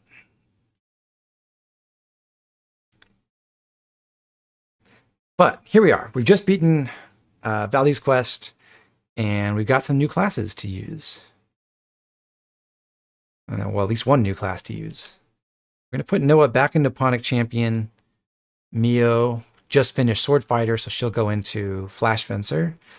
Stay as an attacker for now. We'll keep Uni in Heavy Guard so we can topple. Tyon stays in Flash Fencer. But Lance gets the new War Medic class. And this is essentially identical to Valdi's class, except there's one different art. So we still got the defense upfield. We still got Multi-Blast, one of those arts that heals when you hit with it. Heal Bullet, the direct healing art. Still have Cure Bullet to clear debuffs and apply debuff barrier to our team. But then instead of Surprise Beat to deal damage to machines, the art that the Ouroboros characters get is Vital Bullet, which is a second buff art. This one gives the buff Delayed Healing, which makes it so that when you drop below, I believe it's 30% HP, if you have this buff, then you will restore a certain amount of HP to help get back to a healthier level.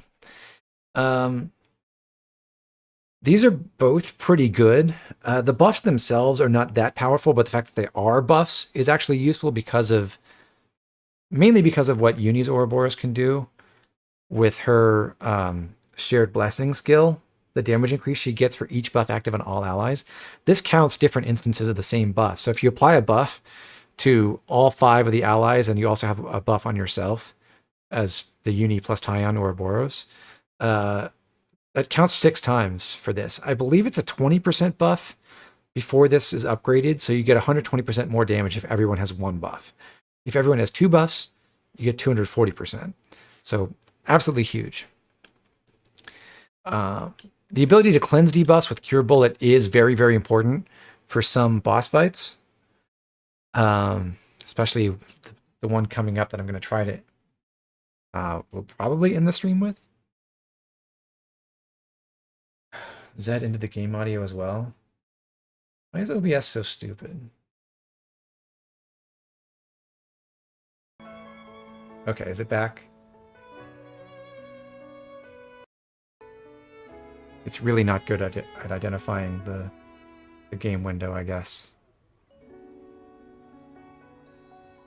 Yeah, okay. So Cure Bullet's going to be important, especially important for the next big boss that we're going to eventually fight.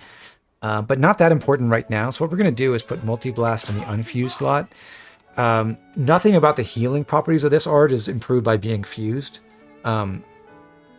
So unlike, say, with Cure Bullet, which does get 25% more, or rather with Heal Bullet, which does get 25% more healing when fused. So, like the healing amount isn't based on the damage you deal, it's based on just your healing power. So we'll just keep this as a spare healing art right now. We'll run Heal Bullet in the second slot and then Advanced Cooldown on top with Wide Slash paired with our field art to make sure we don't get disrupted while setting fields, and Dark Banner as a utility art to go with Heal Bullet. We are about to do some group fights where being able to put enemies to sleep can actually be useful. To go with all that, we've got Ninja Healer as 1 skill, Fighting Prowess as a 2nd, just to improve Wide Slash. For gems, we're running the usual Soothing Breath, Life-Saving Expertise. War Medic does have a skill to improve HP restored when reviving an ally as well. So this stacks. That does plus 20% HP when reviving. Soothing Breath is plus 22. So we're reviving allies with 42% more of their full HP bar. It's pretty nice. The other skills here are the same as Valdi's. So we've got clearing debuffs, boosts your own healing power. Healing License improves the HP heal from healing arts like Heal Bullet. An Antibody System is a defensive skill. Helps dispel debuffs on yourself faster, which is nice to have. We'll run the typical wing necklace for our accessory. Since Senna's going to become a flash fencer herself, You line 'em up, I'll knock 'em down. yeah, we'll do that. She's already set up for this because we just modified her set. But we'll give her the Shadow Mask now. The one that was dropped by Rambler Curly. 80% damage to terrestrial life. Tyon can take the Silver Belt. And Mio can take the Black Mask.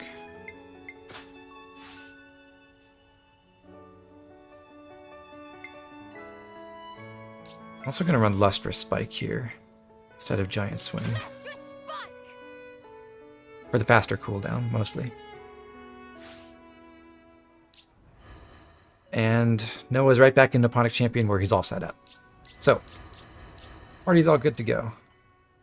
What are the major debuffs to worry about? The particular one that's a problem against the next Moebius boss we're going to fight is Blaze, which is like a souped up version of Poison. Generally ticks faster and does more damage. So it's a significant damage over time effect that can kill us fairly quickly. And we want to be able to clear that reliably. The incomplete siege lev was also able to inflict blades, but at the time we only had Valdi with clear debuffs art.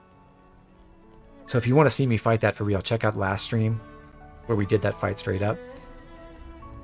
And you can see a couple times he comes in when people are burning and he cures them.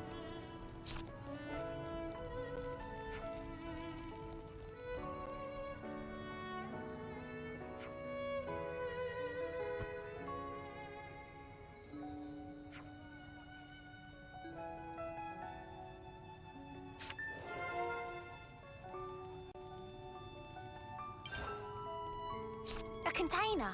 Finders keepers. Wonder what's inside. We should take good care So of our that. current task is to find out what's going on at Colony 30 and give them a hand before we leave. Although, technically all we have to do is Good to add more gather the names. information. We're not actually going to be required to do anything about it. But we will, of course. Because this is a completionist run. Wonder what's inside. There are a couple of containers to open around Colony 30. This one gives you 6 SP and a gold Nopon coin.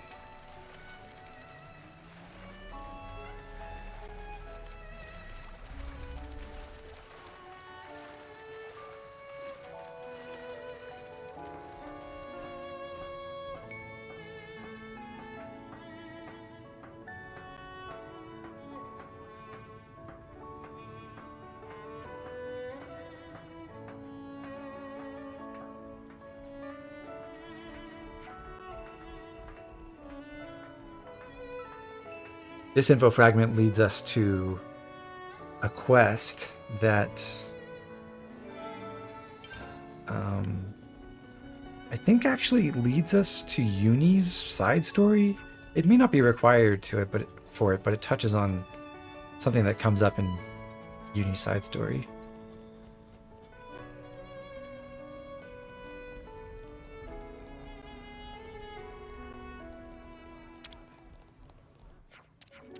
Good to add more names.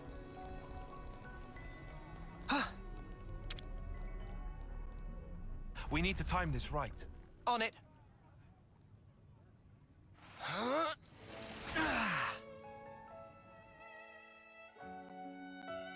hope we can make use of this. I found something shiny. We should take good care of that.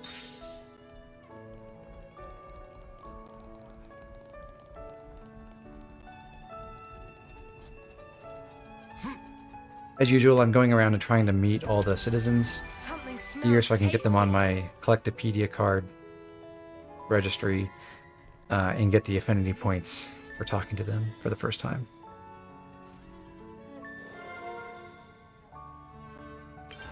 Got it all memorized. We've got what we needed. All right, time to head back. Let's make the most of our break, guys.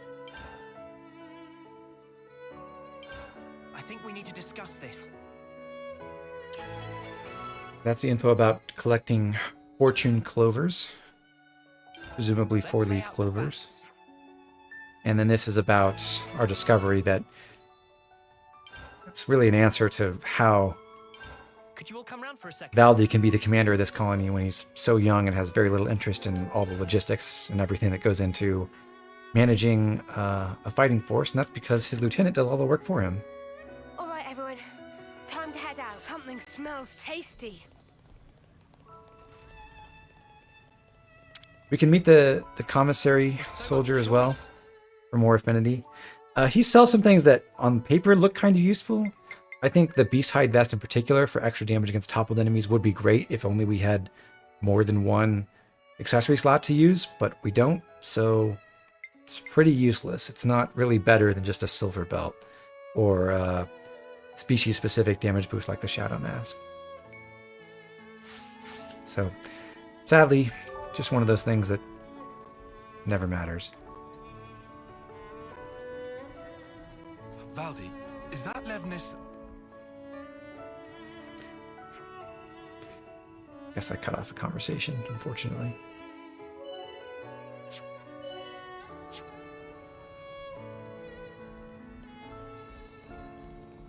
All right. We need to get back to the cliffs where we met Valdi. We can make sure we're in perfect shape by replenishing supplies at Colony 30. We've got the time. Valdi, is that Levnis? Okay, good. You want to see? It's still a work in progress, but I could give you a little sneak peek.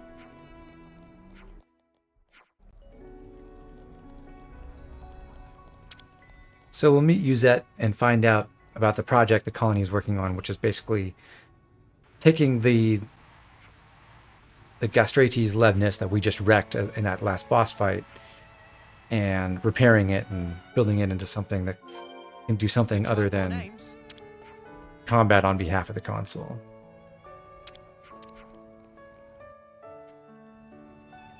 This is for Valdi's friend. Let's find us some materials.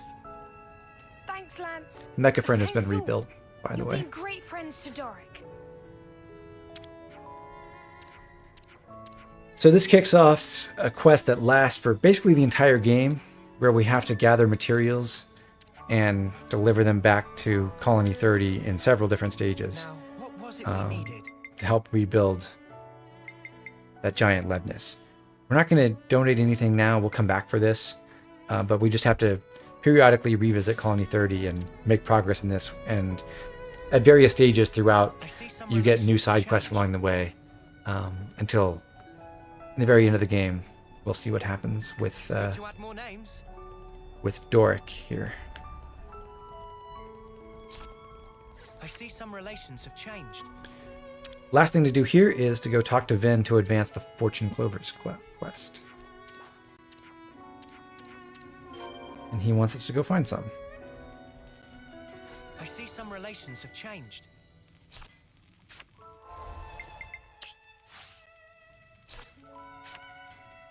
We won't go directly to the quest destination. We're going to take a quick detour first. So we're being sent all the way over here to Shikashaka Mesa, the west end of the area we've explored so far. But we're going to go over back to Elsie Spout and climb up there first. If we advance to the next story cutscene, that will open up some more quests in Colony 30 that we'll want to activate. And also on the way up, there are 3 skirmishes to do. The one here at the bottom is the hardest one. It's actually very hard, I would say. Big But I'm going to try. And the chief difficulty here is they are fairly high in level, higher than us. They're going to be level 21 or 22, potentially. And this fight pits us against 2 Bardlord Turkins. They're the ones who can heal their allies and can inflict a mass blowdown attack that disrupts the whole team. So the key to this fight is going to be to try to take down the Bardlords really, really quickly. Time for a nice And big breakfast. that's not so easy, but we'll do what we can. Always going for the Nopon coins, of course. Right, guys, let's give it some. So I'm going to focus attacks on a Bardlord Turkin, manually topple, and then interlink and go. Stand up. Got you covered. No good. Stretch. Can't hold them off. You can rest later. Come on. I have a bit more in. Crash out. Outlaw them. Time to get cracking. You can see they're just healing each other, and we're not quite punching all the way through here. But we got one down. Okay. So we'll try to take out the other. They're sparking me yet. Hello? Quit being an idiot and stay back. Bardlord as well. Them off. I accidentally said follow leader, which was bad, but I think we'll be okay. I'm gonna control the Ouroboros here because I'm better at it than the AI. Valdi died earlier and Lance rezzed him. Now Lance has died and Valdi's rezzing him. Luckily, neither of them. We didn't have our second healer ever draw aggro while the other one was down, so this went okay, and we should be fine for the rest of the fight. Stop being an idiot. Let's hang in there. Suppose I better get a grip. Leave the enemies to me. Smooth as always, Noah. No. The big hurdle here is really just finding enough burst damage to kill that first Bardlord in a reasonable amount of time. Sometimes brute force is the answer. Cross it. Another notch on my belt. But that's the hard one out of the way. Climbing. This should make for a great workout. Better give it a good Sure. once over. Let's stay on the lookout for more walls to climb, yeah? If you jump over across these little ledges, you can reach a husk. May you sleep peacefully. What's your favorite battle theme in this game? I don't think I really have one. To be honest, I don't think the battle themes are as distinctive in this game as in some of the other games. I like them all, really. Now to ascend. But I don't think there's any one that really sticks out to me. Looks like it's gonna rain.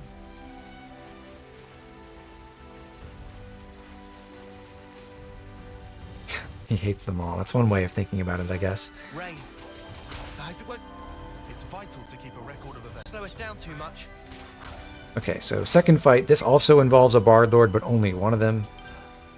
So, similar tactics. We should have less trouble. In these skirmishes, you might notice that the enemies start at half HP. That's because they are actually fighting the NPC enemies on the other side of the skirmish while you're just running around nearby. So as long as they're close enough to be fully loaded in, they will be fighting each other and losing health. But they can never drop below 50% HP before you intervene in a skirmish. So you'll see them at 50%, but never less.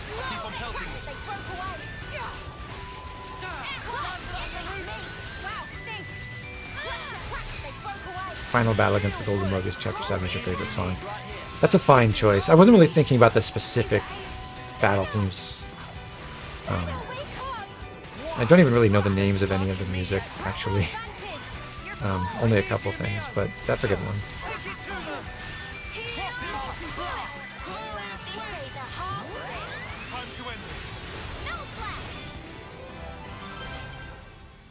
That all went pretty good, eh, Tion? It means there were no holes in my strategy.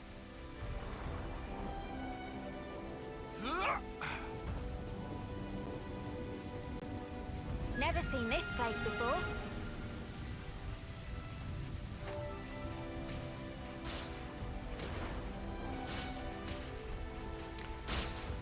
You can hear the next fight that we're going to do in a second.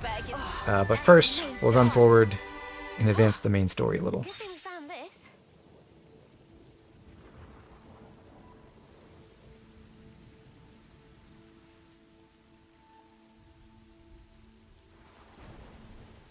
Welcome to Rell Tableland, which is like Ribby Flats, but higher. There are a couple of new enemy types here, like the Ferrises, and also Kramits and Upas. But the creatures we focus on in this cutscene I'd never noticed that before. are familiar. Oh, do they not have armors where you're from? Yeah, I meant getting old. Is that what that is? So yeah, but actually no, because Cool getting old. there are no Armus near Colony 9 or Colony Gamma. That smaller Armu over there. It starts little, but grows over time. Becomes like the bigger one. All the creatures do it. But we never change that much. Ah, It's such a basic fact. So why haven't we realized it before?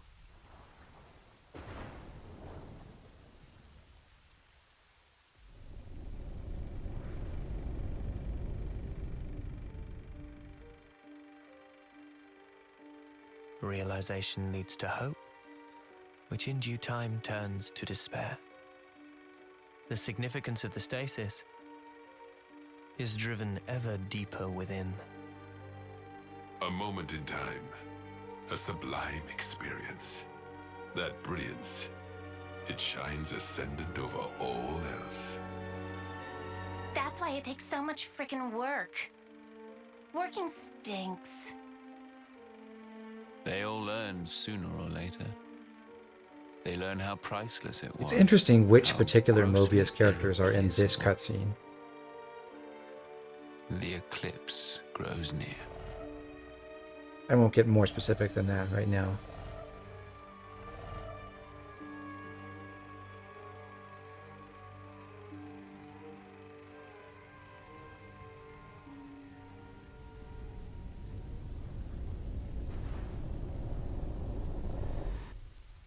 they get along nice.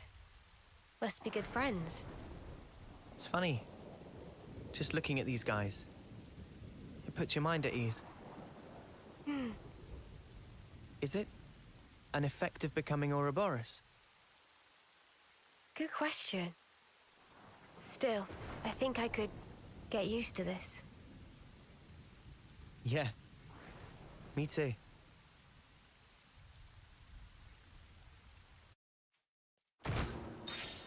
Oh!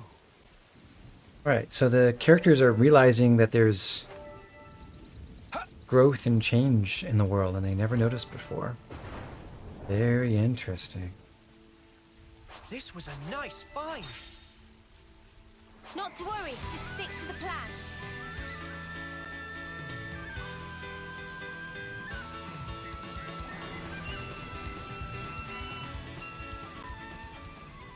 Not a lot of seats filled, must be a boring movie. Well, just watching the Ouroboros characters Like this. run around in the wilderness, it's not that much of a thriller.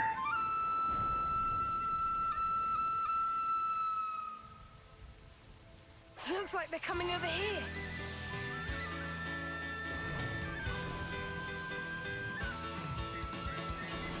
XE1 had leg ardens and XE3 has ankle ardens. I'd never thought about that before. Better give it a good once over. Anyhow, one more skirmish up here. Is there? It's vital to keep a record of events. This one features no Bard Lord, so it's probably the easiest of the three. Brute force is my jam. Glad you got our back, Senna. Solomon, you're watching? Well, that's different. You've got my dulcet tones to listen to as well. You gotta face me. Well within to appreciate it. How about that? They broke away. Hit Thor. I have a break. I'll draw them. You didn't disappoint. They're sparking me yet. You might want to hang back. I need everyone. I'm sorry. Noah! Now I'm ready to make some waves. Did I read things wrong? Can't be happening. Uni! This can't be happening. Watch me wipe on the battle I said was going to be easiest. Wouldn't that be funny? I thought I was unstoppable. Senna! Senna, wake up! Founding end! No flag! Dragon tail! Founding end! Dragon tail! Knockback! Dragon tail! I can't hold them off. I think we can manage from here. I'll draw them. Appreciate it. Hidden sword.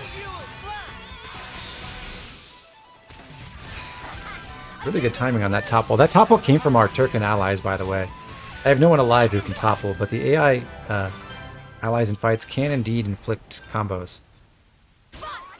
We made it out alive. Thanks to Tyon's direction, no doubt. Hi, Grant. It has been a pretty good day so far.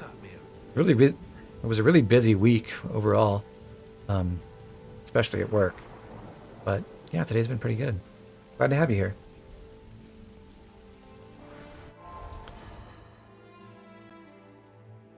It's almost time for Dragon Tales. It's not really almost time for Dragon Tales. It'll be a while still, I'm sorry.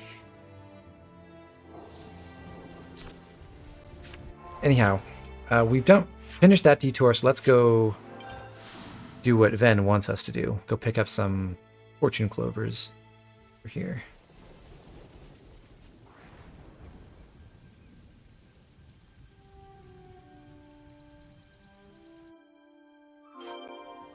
Look out!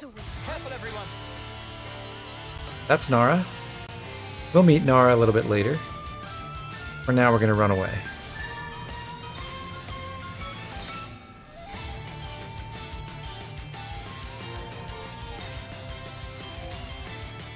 All good reinforcements.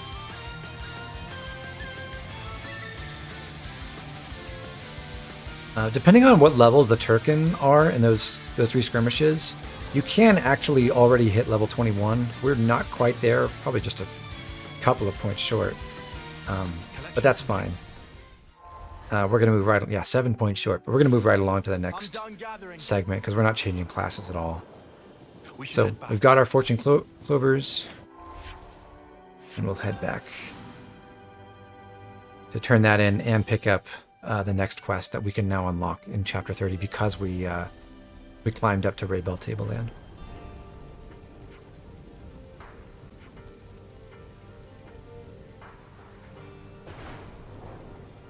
Nara does prefer regular lays, and honestly, who doesn't?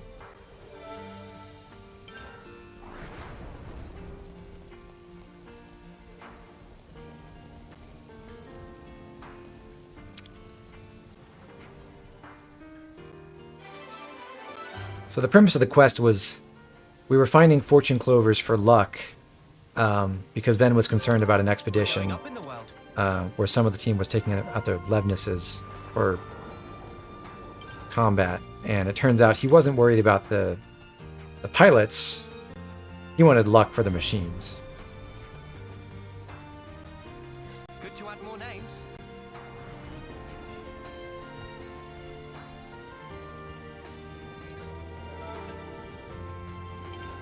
I see some relations have changed. We're also getting info about the Offseer for the colony, who it turns out has died, but he has a Nopon friend who is trying to take up his legacy.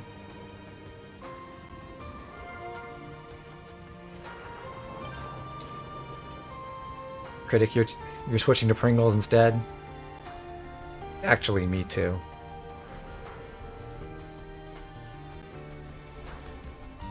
You just realized why Tyon is Uni's fourth best friend? Aw.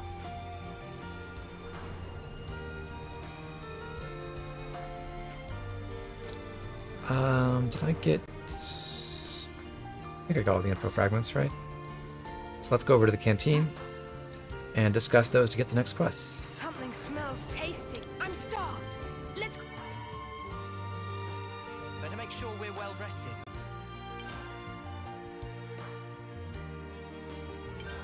I think we need to discuss this. So this quest has us go send off the former Offseer, who is back up in Rell Tableland, which is why you can't get the quest until you discover that area. And then this one sends us into Diana Desert, a lot deeper than Eno's quest took us in order to rescue a squad that has been missing out there for a Break while. time's over.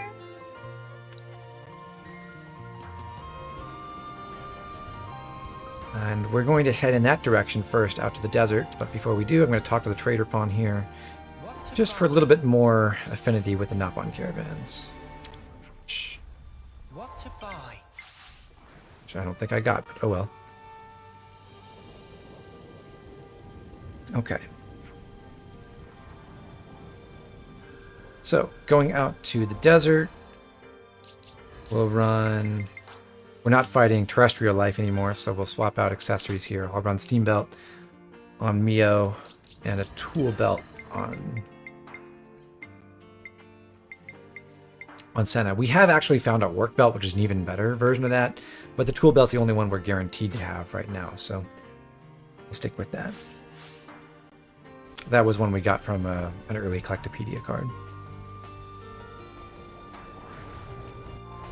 Okay, but same classes on everyone as we head out into the desert. We'll start by going to Namba Mound Camp.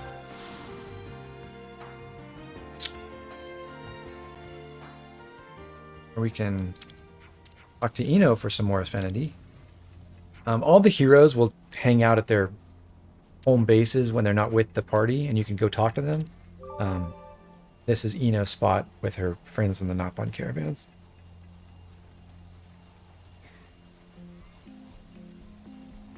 And we're also going to upgrade our HD Ether Cylinder Plus. All these different items can give different amounts of progress towards this upgrade. Generally, the legendary purple items, the three with the 3 diamonds, give you the most progress towards these kinds of quests, and the rare items with the yellow with 2 diamonds give you an intermediate amount, and then the common items give you less. Sometimes the weights are not really all that fair. Like Ever Revolve Fins, we have tons of these. They're worth 5%, and the blue chains and warrior screws, which are substantially rarer, are worth 8 and 10%. So it doesn't really make sense to use these. But the single biggest boost you can get is from the helix tubes, which are worth 25% each. Ah, the sun has come out. A sandstorm. Watch where you tread. But now let's head north. Right next to this campsite, there's a husk that we can send off.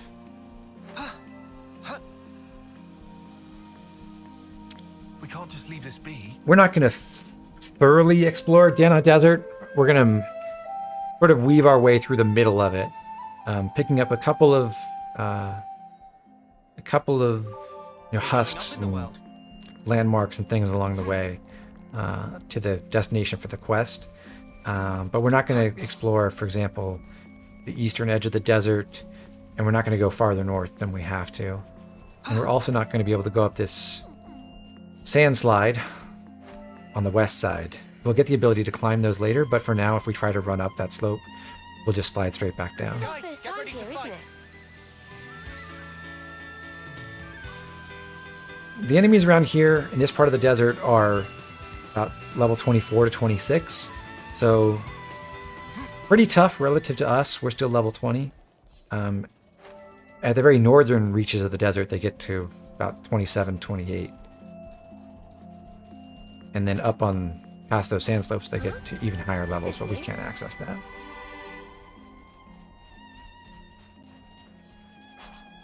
I'm going to try to sneak around this elite arachno to send off this husk. Can't leave it like this. I don't want to fight any of these creatures along the way. I really only want to get to a skirmish that's ahead of us on the south side of that giant basin we can see right now. Tough snuffer on our case. More enemies. I'll keep them occupied.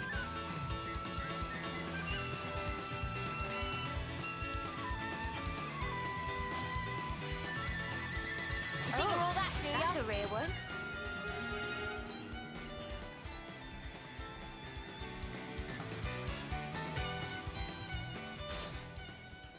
Whoa, got a rare doodah right here.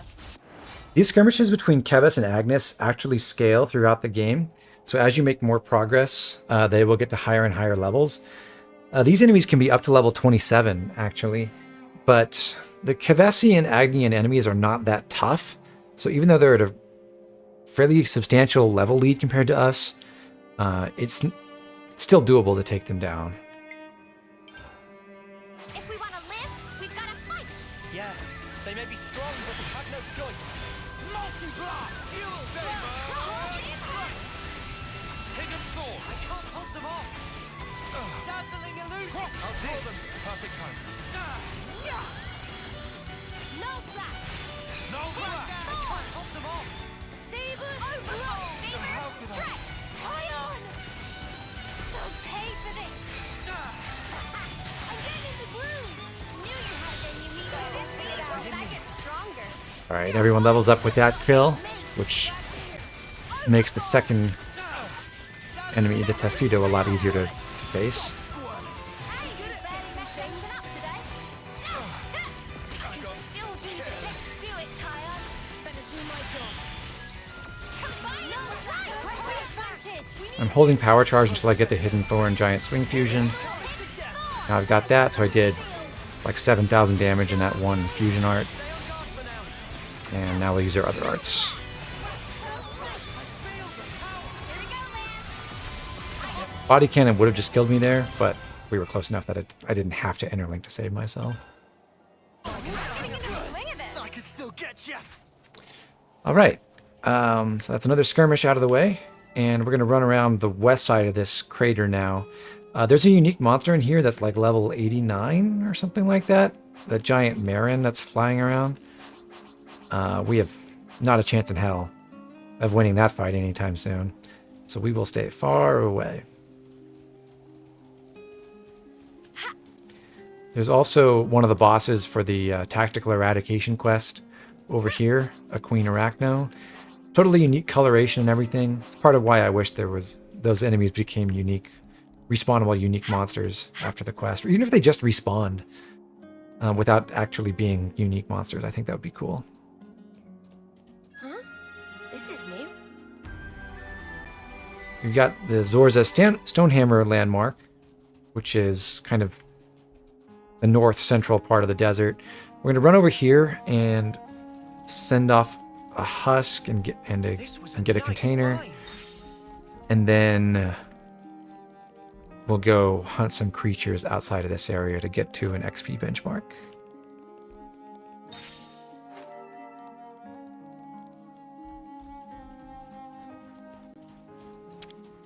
We can't just leave this be.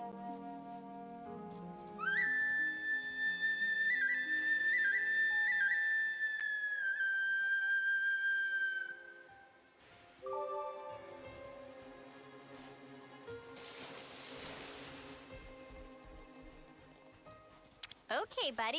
Surprise something shiny. Funny finding one here. More silver Nopon coins. Good to have.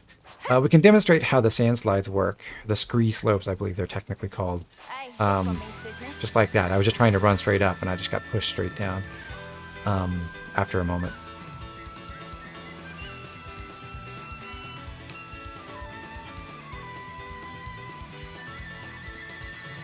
I am able to escape though by running up these rocks. But we're at 571 experience. I want to get to 686. So we'll go to a campsite first, check what we need for our next gems. Although I believe, what was it? We had, we needed an Aspar eyeball for our last level 2 gem. So we'll definitely go for at least a couple of Aspar kills. Can we maybe Unless we get it on the first one.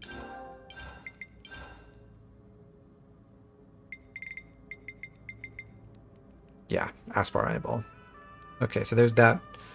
Beyond that, some things that would be nice to improve are soothing breath, empowered combo, life-saving expertise, steel cleaver, eventually analyze weakness, although we can't do that because we haven't fought any Ignas. Basically just the gems we've been using. We haven't found any Arachno Queen, so can't improve Tailwind. Framing Spirit, take some materials from Rell Tableland. So it looks like, what was the number we needed to get to? I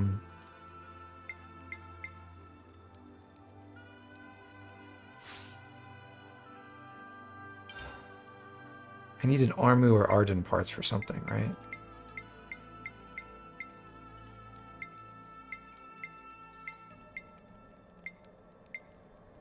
Okay, cured Armu sirloin for soothing breath. And fresh Armu milk for life bearer. Okay, so we'll probably look to fight some Aspars first. Go for the Aspar eyeball, and then if we have room in our experience budget, fight some Armus. And then beyond that, just whatever it takes to get to the right number. All charged up and ready to go. Shout out to the HM you get in this game that lets you run up slopes. I think climbing vines is still more useful overall. But yeah, it is nice to have that. How much experience do I need? So to get to 686, I need 115. Okay. Let's find some Aspar, shall we?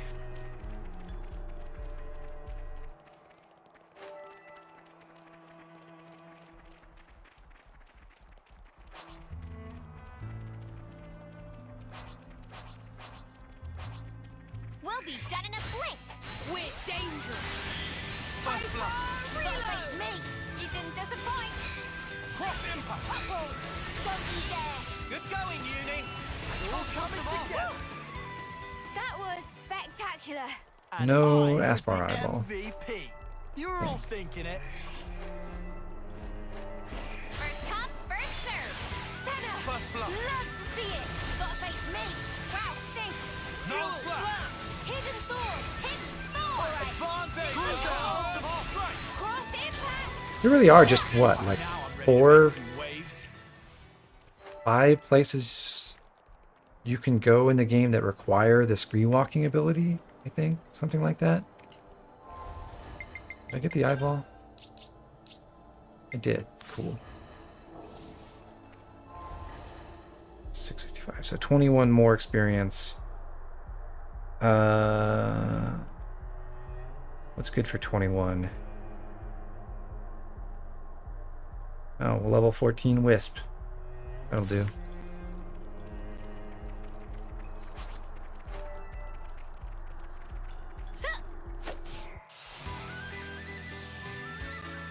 Who wants to fight a level 51 Darbus right now? You didn't disappoint. No Too easy. Come after me and that's what The answer you is get. me. I do. If only you didn't charge off on your own. I can shine as brightly as anyone. Well, there's a will, there's a way. I hope. Yeah, we can take him. First come, first serve. Senna, love to see it. I'll draw them. You didn't disappoint. Big smash. Oh, that did nothing. You guys. I'll get you up in a sec. How can I? Better do my job. We're actually managing to deal more damage and survive longer than I thought we would, but Gaia Crash will probably kill everyone. Well, everyone who wasn't temporarily invincible. No, I got careless. Lance, did I push you too hard? How can I? No, don't think you'll get away with this. You tell him, Noah. Oh, Like this. rip. No, I didn't have the chain attack, Critic. If I had the chain attack, it would have worked. But alas. Okay, so 686, same classes. We're going to go on to the actual quest.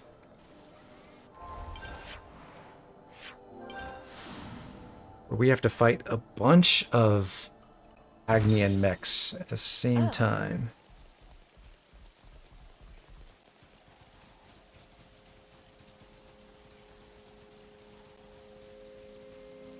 You can see them off in the distance there.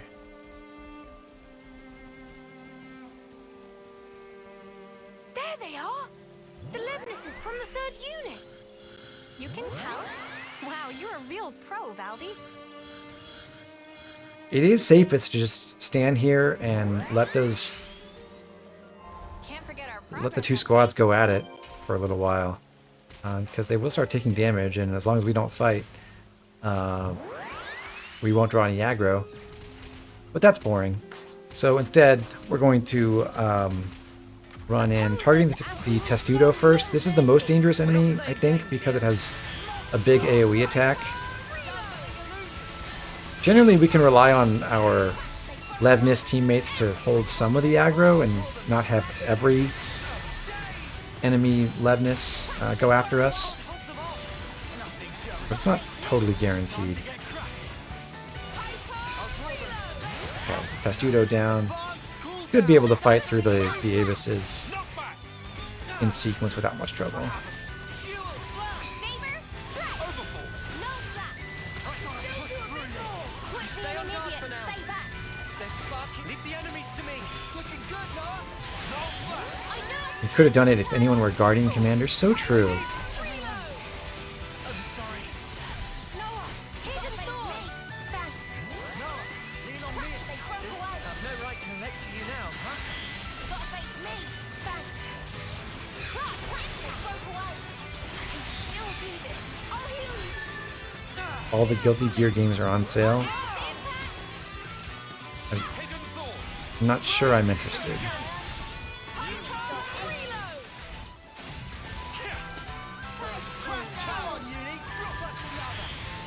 Anyway, hi Lag Spike.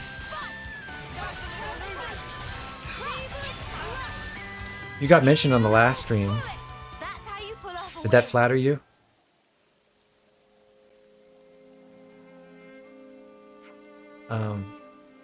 So here's an interaction. Oftentimes, most of the quests you get are associated with a particular colony or sometimes two colonies. And usually you don't have to bring the hero that's associated with that colony, but sometimes when you do, you get different dialogue. So because we're bringing Valdi on this quest, which we didn't have to do, we get to a new dialogue choice here to explain what happened to Aaron. by telling her to listen to Valdi.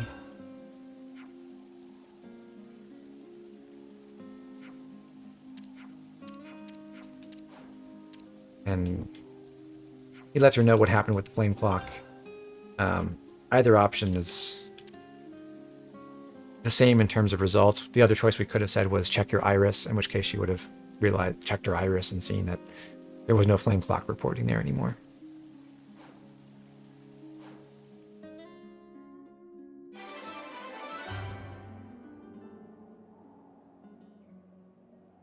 I hope everyone's getting along.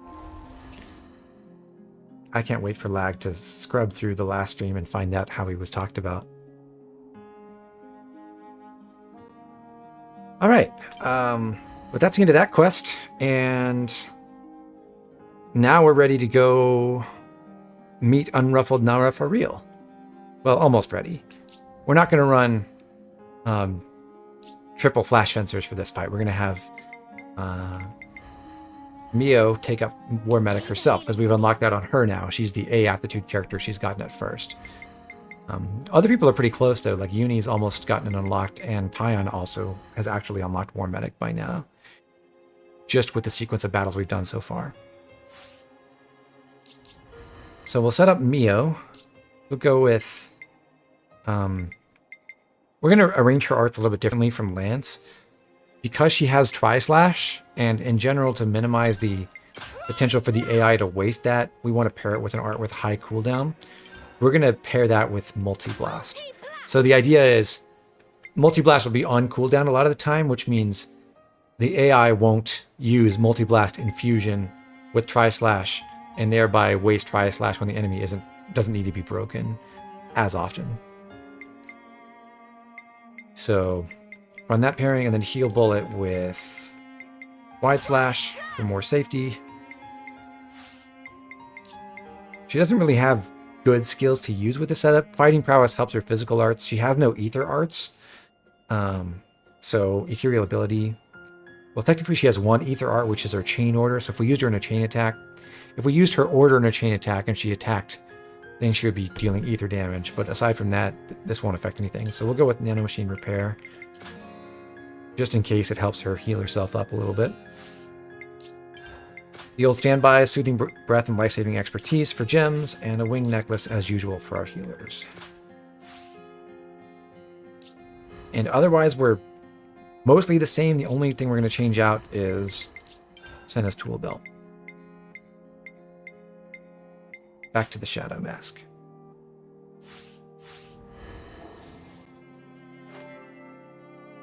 Mikoto has a huge dumpy. Can't forget our progress update. Not this again.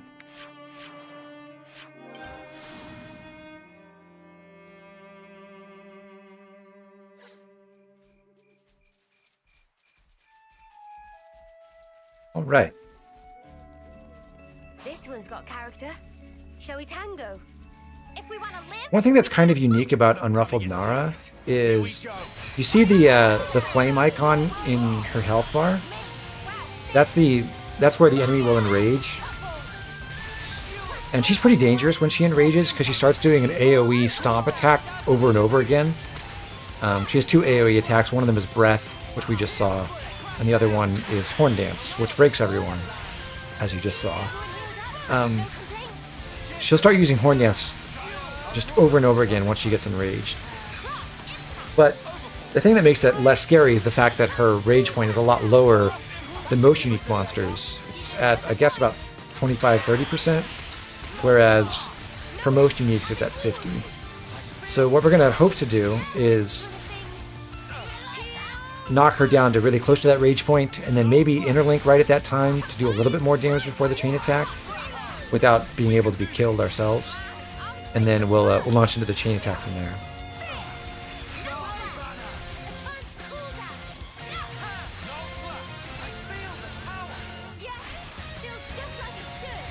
You think Valdi's fit looks like Rex's salvager suit in 2? I'm sure it was part of the general inspiration.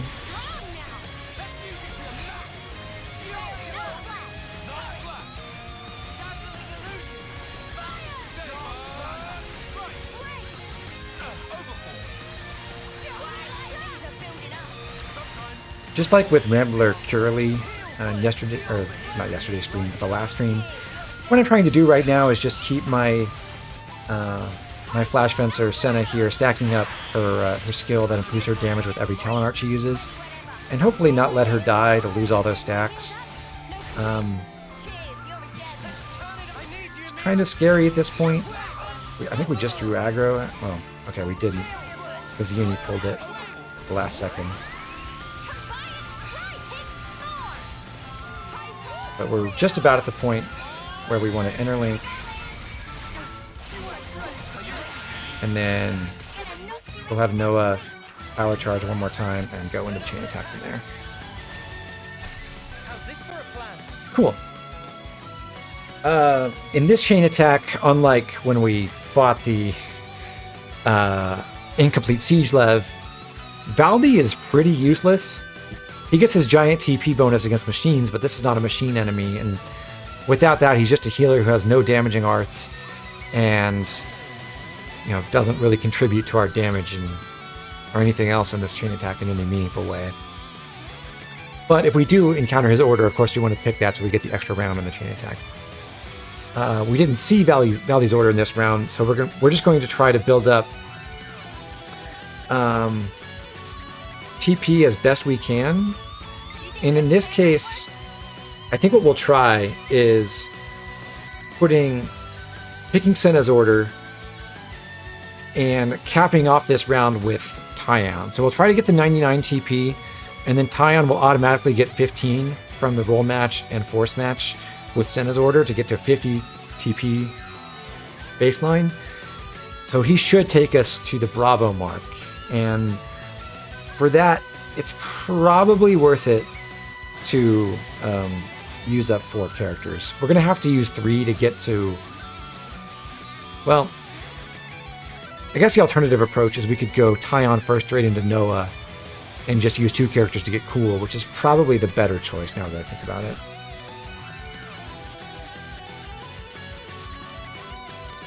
But regardless, we're going to pick Senna's order first to maximize our TP on our best attacker.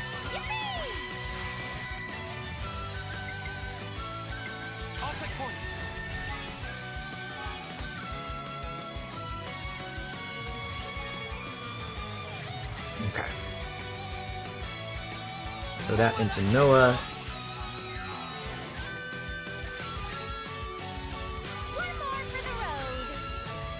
Senna will probably do a lot of damage with this.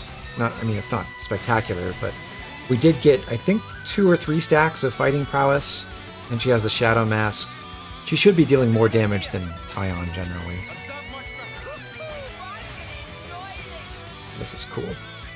Alright, for this round, if we pick Uni, she'll get at least 30 TP, 25 plus 5. And then Valdi is guaranteed at least 35. Together with the extra minor sources of TP bonuses, I believe we should be able to get to Bravo with Uni plus Valdi plus Tyon.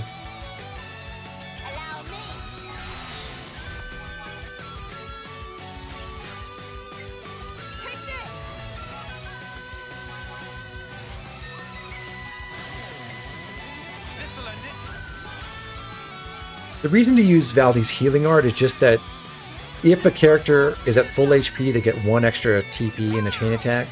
So combining the instant 35% heal from his completion bonus and regenerate, and the fact that we just use heal bullet, most people should be at or very close to full now. For these last 2 rounds, we're basically just looking for attacker orders. I would love to see Tyon's order, but we're not getting it. So short of that, we just want to not use a defender, we just want to not use someone who's currently in a healer class. So we'll pick Uni instead of Lance or Mia. Also, we'll be able to finish this with the Bravo because unlike Ouroboros healers, hero healers like Valdi are able to go over the 99 cap and finish the order. So I'll take Noah first, and then we'll Use... Lance should work. I'll follow your lead. And then Valdi. This should do it.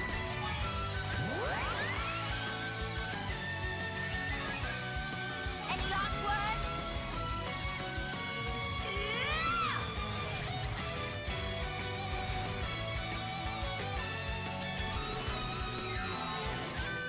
I use my Real shame we didn't get Tyon back, and we also didn't get Tyon's order. We might not actually kill with this chain attack, which would be a bummer. I've got an idea. But the best choice This for a plan. of order to use is Noah's. Possibly. Yeah, we should be able to go Noah, Senna, Mio, and then finish with Valdi. All right.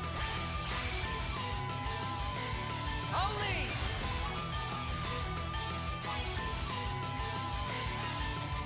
You're in for it now.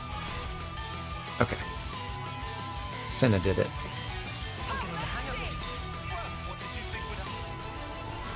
And that's 2 more people unlocking War Medic. That's actually Uni, the second B aptitude person, and then Noah, who has C aptitude for the class. Last person left is Senna, who is most of the way there.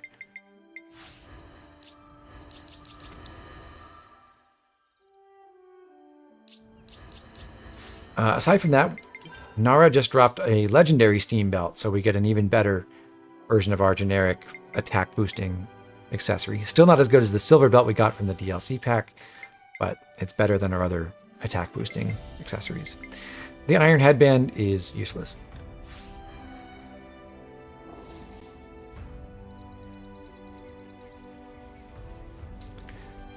Okay, so one more fight before our next hero quest, but we're going to go in that direction. We'll put Noah in heavy guard for this next battle. Mio back into tactician. The healing to me. Uni and Tyon will stay the same. Lance will get back into medic gunner, so now he'll finish it. Got it. And Senna switches back to Zephyr temporarily. I'll take real good care of the bad guys. So a couple of those classes we need to update. Noah can run Glow Ring because he's gotten to rank 10 in Zephyr. Only he and Mio have done this so far. This inflicts target lock, and it's fairly useful just on a defender in general, and especially useful for the next defender class we're going to unlock soon. Mio can use Multi-Blast. Because she has unlocked War Medic, she gets that art at rank 1, Multi-Blast. So that gives her more healing opportunities in Tactician. Lance we've already set up. Senna will just run Myopic Screen as her second art here. She also needs new gems. A new skill. Which may as well be Ethereal Ability.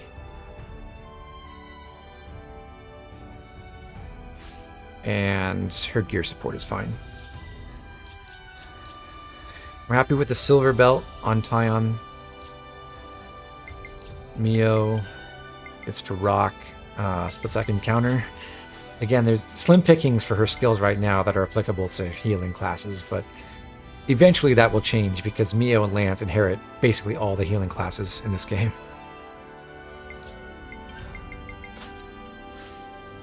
And life-saving expertise, and then on Noah,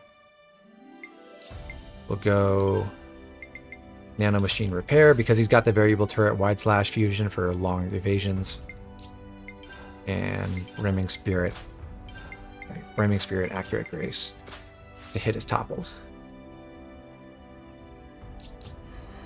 Okay, he's got the Shell Protector, and Uni's got the Nut Bundle. Okay.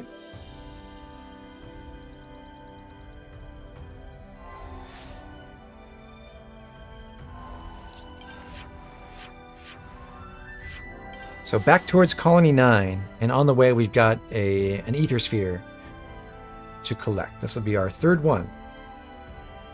After the mandatory one for Eno, and then the one with the Grebels that we used to increase Eno's TP.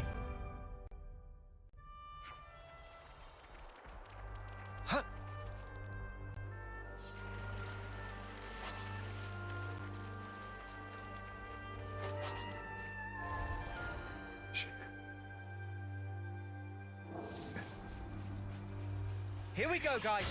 I'm ready if you are, Noah. Myopic Hey, scream. Reload! Butter, you're dealing with me. Senna! Now, Love throw to everything see you it. have. Just as planned, Zeon.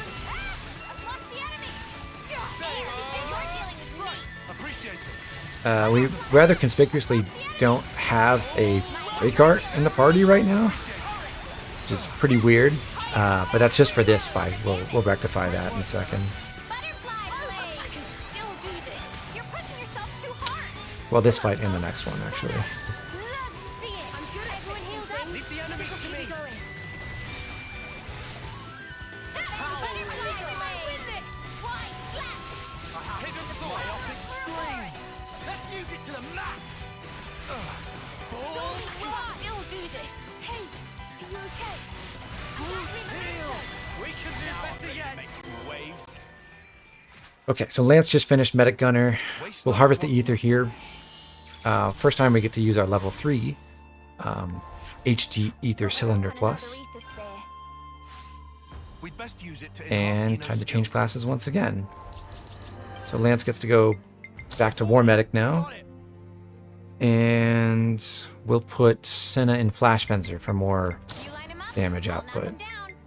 She does not need the Shadow Mask, though. She doesn't get a benefit from it, so she'll use that legendary Steam Belt we just got.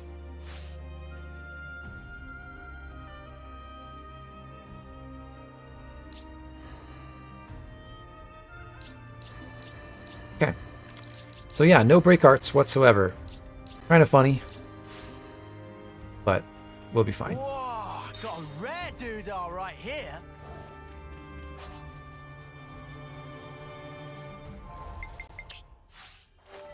So we're starting on our next hero quest. This is Zeon's hero quest. And at the start of it, we're going to be confronted by Zeon and some of his subordinates at Colony 4, or Colony 9.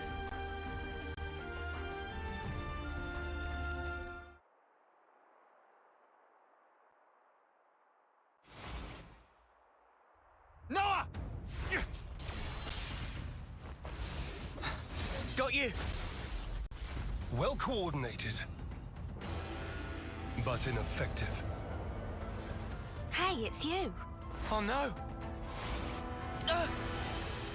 Fuck's sake. Zeon!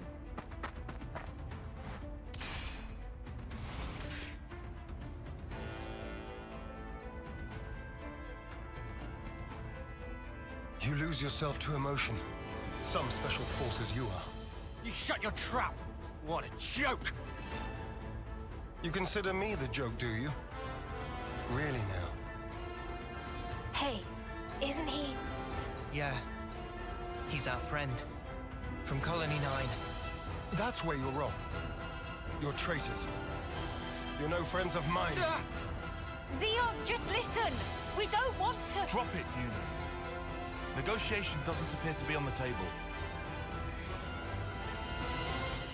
So Mimi. our approach to this fight's going to be a little unusual because we're not going to try to chain attack Zeon. Instead, we're going to try to chain attack two Have to fight. of Rold or Ellis or Ilis or Fox. The reason behind that is that Zeon gives a ton more experience than the others do, but he doesn't give much more CP. So he's actually kind of bad in terms of maximizing the amount of class points we get for this fight without also generating a ton of experience to go with it. I'm going to try to take down Ilis the normal way without a chain attack, although if we do get a chain attack before we take her down, we will use it. But the goal here is to defeat two of the subordinates here with chain attacks and defeat Zeon and one other person without a chain attack. Still do this. Hey, you okay? Victory shoot!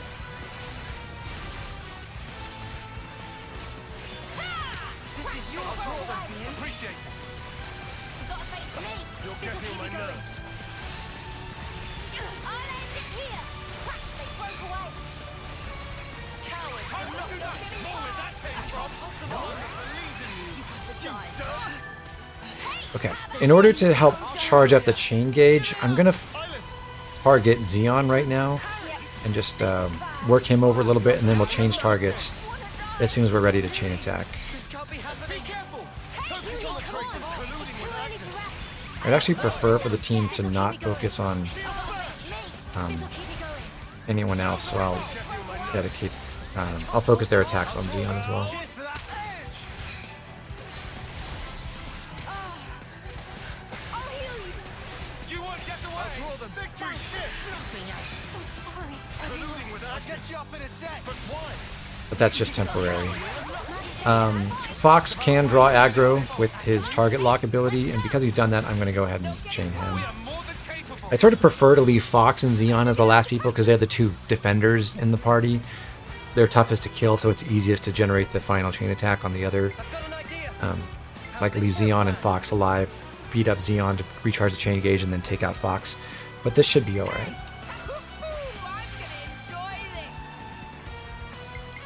Using Valdi's order first, we'll just... there's no way to finish this chain in just 2 attacks, so we'll go Tyon into Valdi and then just finish with the defender.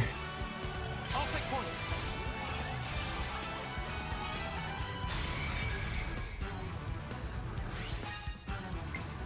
Take this.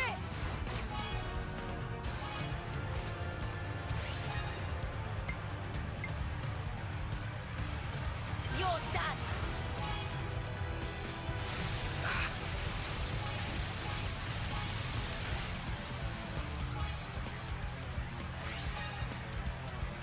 It's gonna hurt, you know?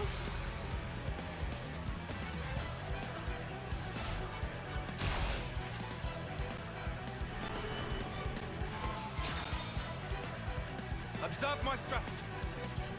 How's this for a plan? I just thought of a great idea. Yippee! Go with Senna's order, and I think I get first. Senna into Mio into Tyon should be good enough. I can follow that up.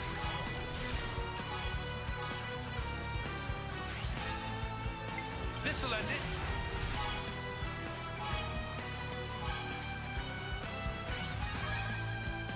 And one Nice, bravo. So if this chain order doesn't kill, the very next attack probably will.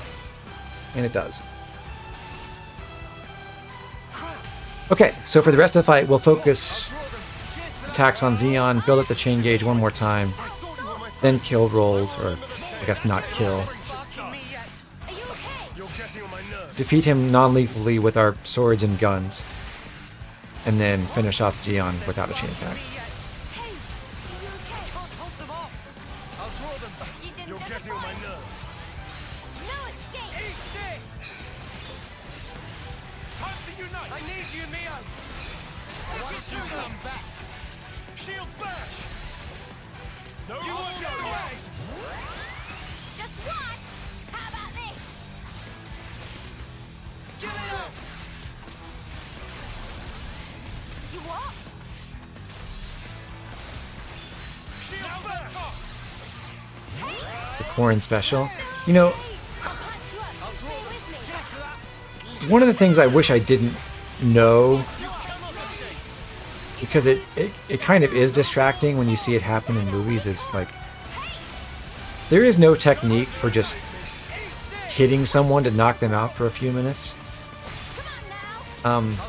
If you hit someone hard enough to knock them out cold, you're probably inflicting a traumatic brain injury that will be fairly significant, and if it's like they're out for more than a couple seconds, they're at best probably crippled for life. I'll draw them. Time to get cracked. You what? Deflected. No serious. Hey, Shield back! Eat this! You're getting on my nerves. More where that came from! keep up the pressure. Now I'm got top! serious. Proud! Deflected. What? Get them. I need you, Mio! I can still do this. Come on Shield now. back! More where that came from! You cannot What's escape! happening? I'll get you up in a sec! This! The fight's Welcome not back to over yet. field! I ain't fighting the dust yet. How about this? How could I? Oh, I died. Dang. You cannot escape like this. Noah, what are you playing at? I'm serious. We are more than capable. Okay, should defeat Rolled with this chain attack, and then Hit them where they least expect. I'm actually gonna They might have the answer. take the defender order so that we get the first round done in 2 hits. I'll take point. Celestial. But yeah, we should be like Rolled is not nearly as tanky as Fox, so this should work out. More where that came from.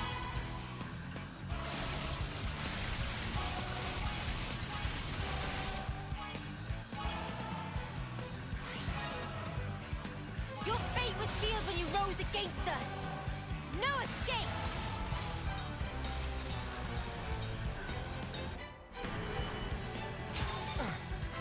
This should be our plan of attack. Thank you, Valdi. Enjoy this.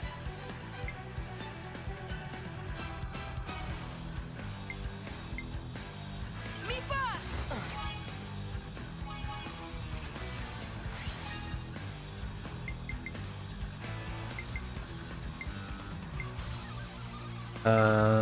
With only 60 TP on Tyon, not even certain we could get over 150 with Mio plus Tyon, but let's see how this goes. Follow that up.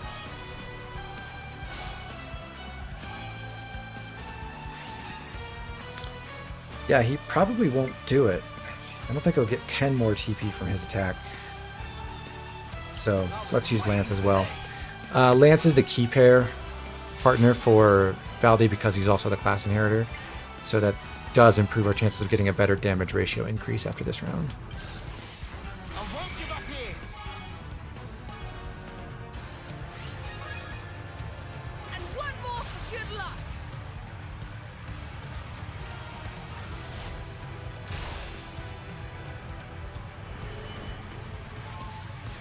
I've got an idea. Do you think this plan might work? Okay. Best option from here should be taking Uni's order and then Tyon into Valdi. Too right to pick mine. I'll take point.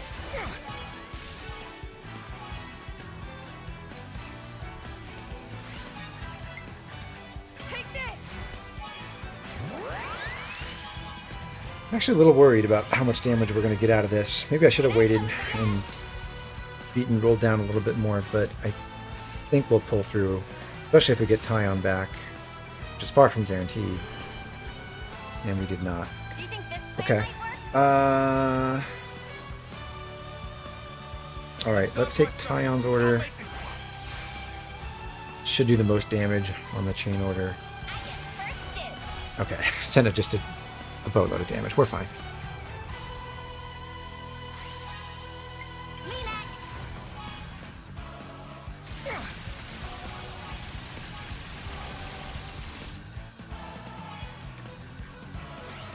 I'm sorry, everyone. Awesome. And that leaves just Zeon. You what?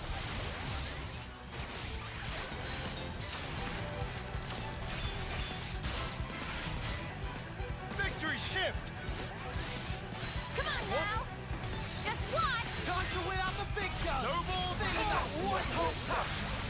More where that came from. Shield I like it burst. here. You're getting on my nerves. Proud. Edge. I like it here. Give it up. What? What? Now they're power. Celestial. I like it here. Why? You just hit level 22, right at the end of that fight.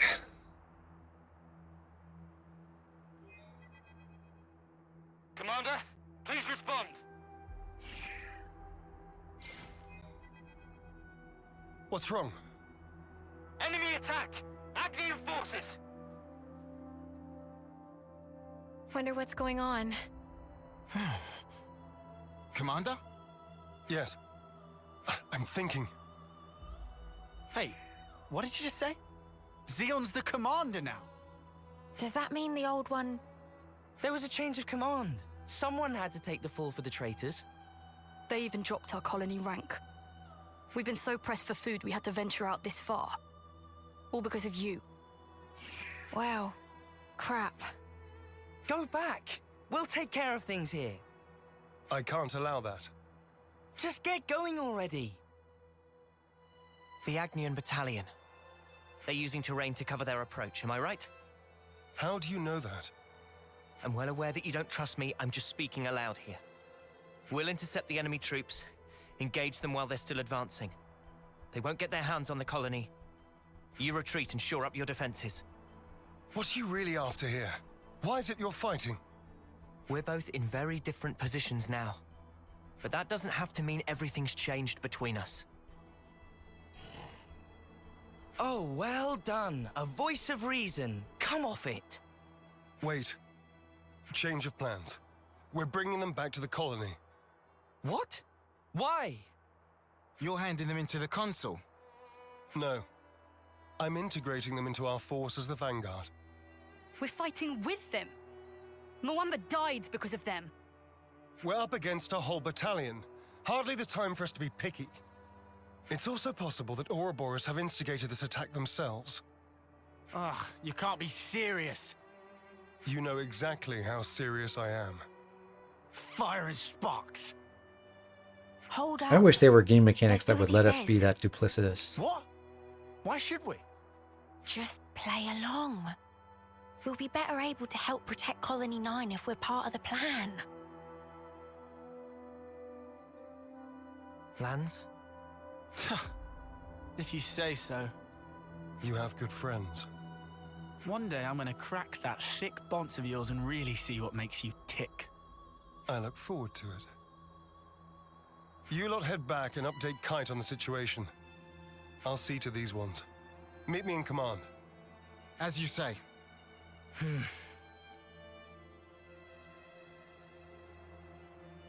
You said not everything's changed between us. Your words no longer have merit. That sounded So let's unnecessarily judge where charged. your I just want to know allegiance what a lies by way bonce of your is. actions. I Britishism understand. for a head? Skull? We won't let you down.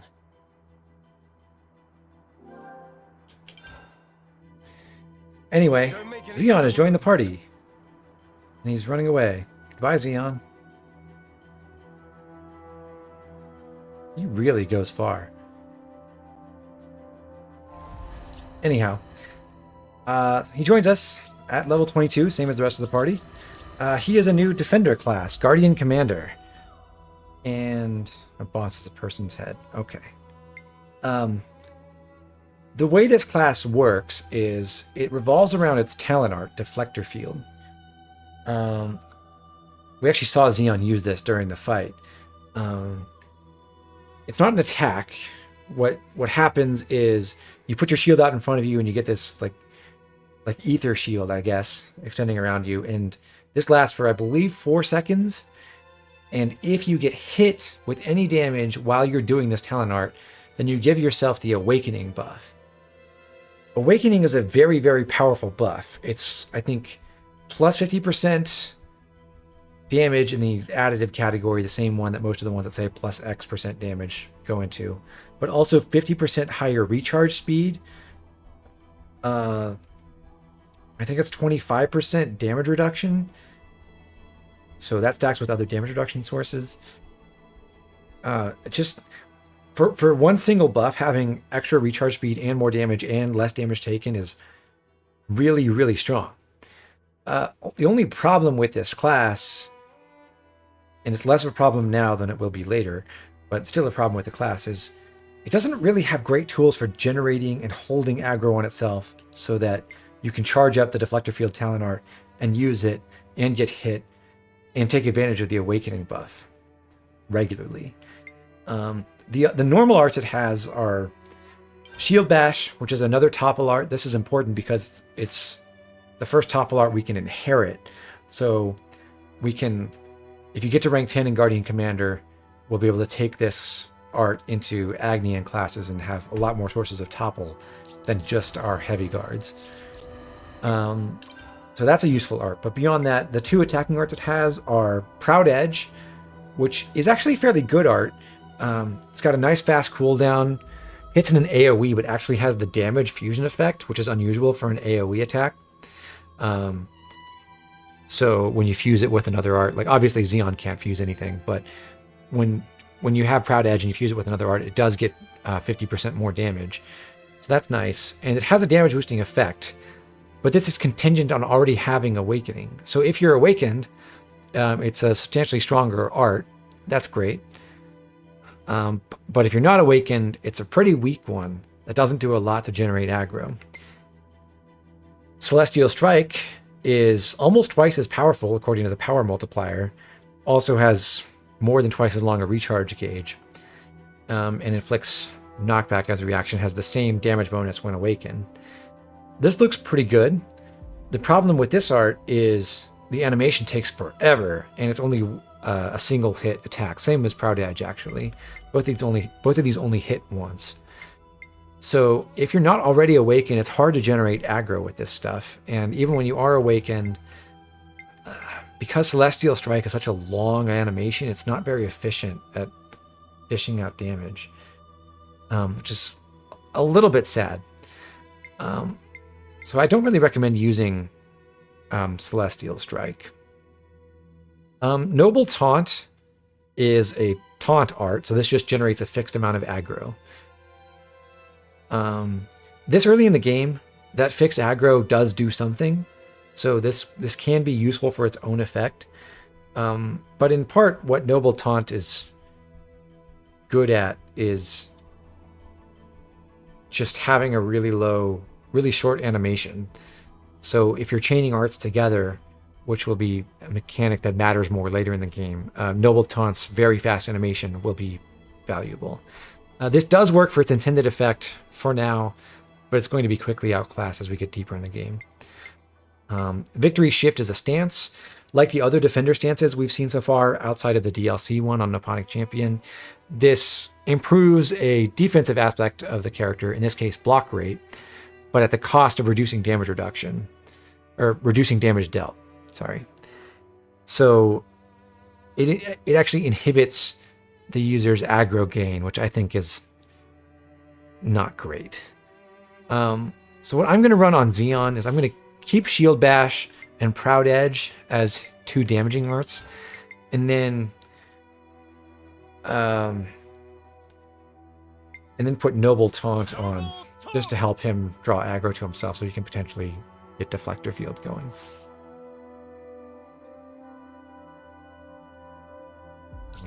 By the way, Shield Bash is more damaging than Proud Edge, so that's why I'm leaving it at the top as our default choice for a chain attack.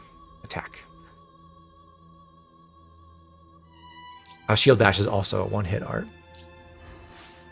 Aside from that, we're going to change out some classes a little bit. We've got a fight coming up against several waves of Agnian enemies before we get to the boss from this, I want to say paralogue, from this hero quest. So for that group fight, we'll put Senna and Zephyr.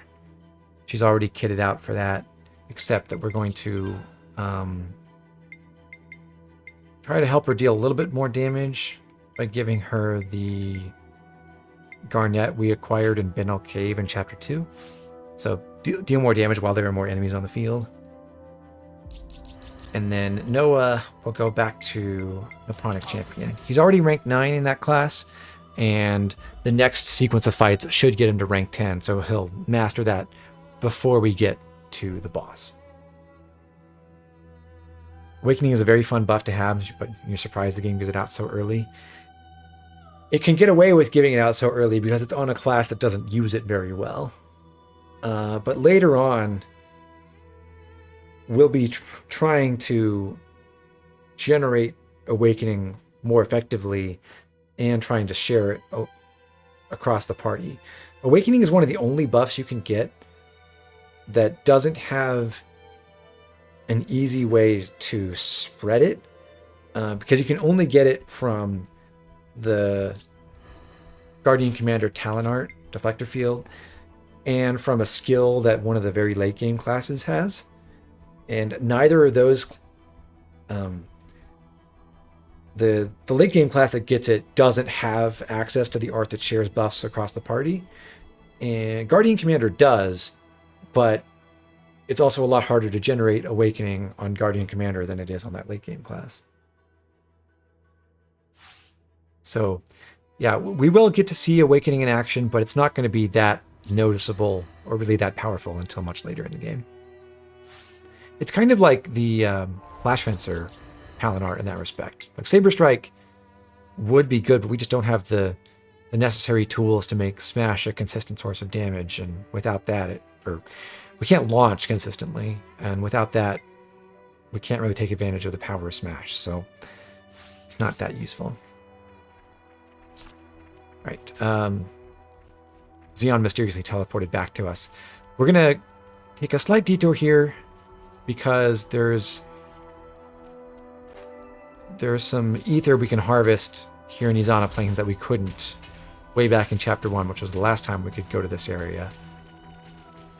So, and that's over here on the right. We should harvest this ether.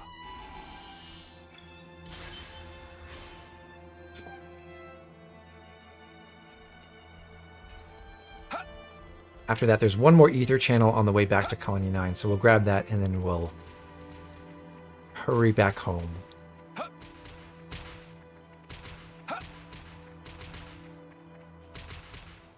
I like looking at the shapes that the various colony Pharaoneses have.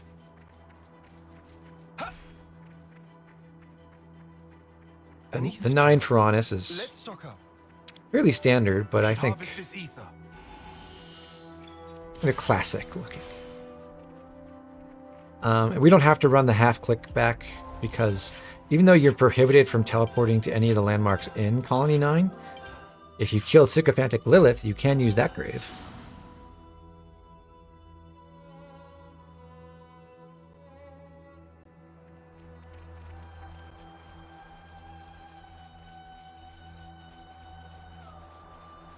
How's the supervising going, Mr. Commander, sir? 5 by 5?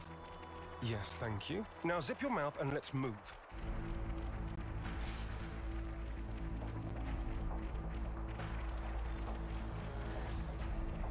Not liking the look of that sky.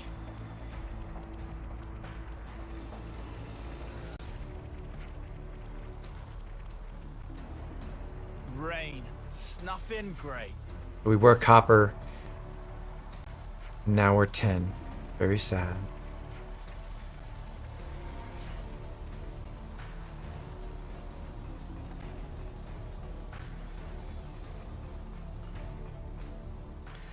Using graves as fast travel points is the best reward for doing them. We actually I'm impressed.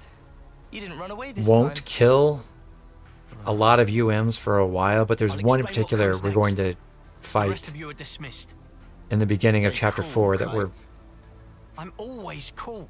more or less choosing as our one to kill because of how much more convenient Tell it us has about having that Agnes's grave site. movements. Right now, they're assembling their forces on Everblight Plain.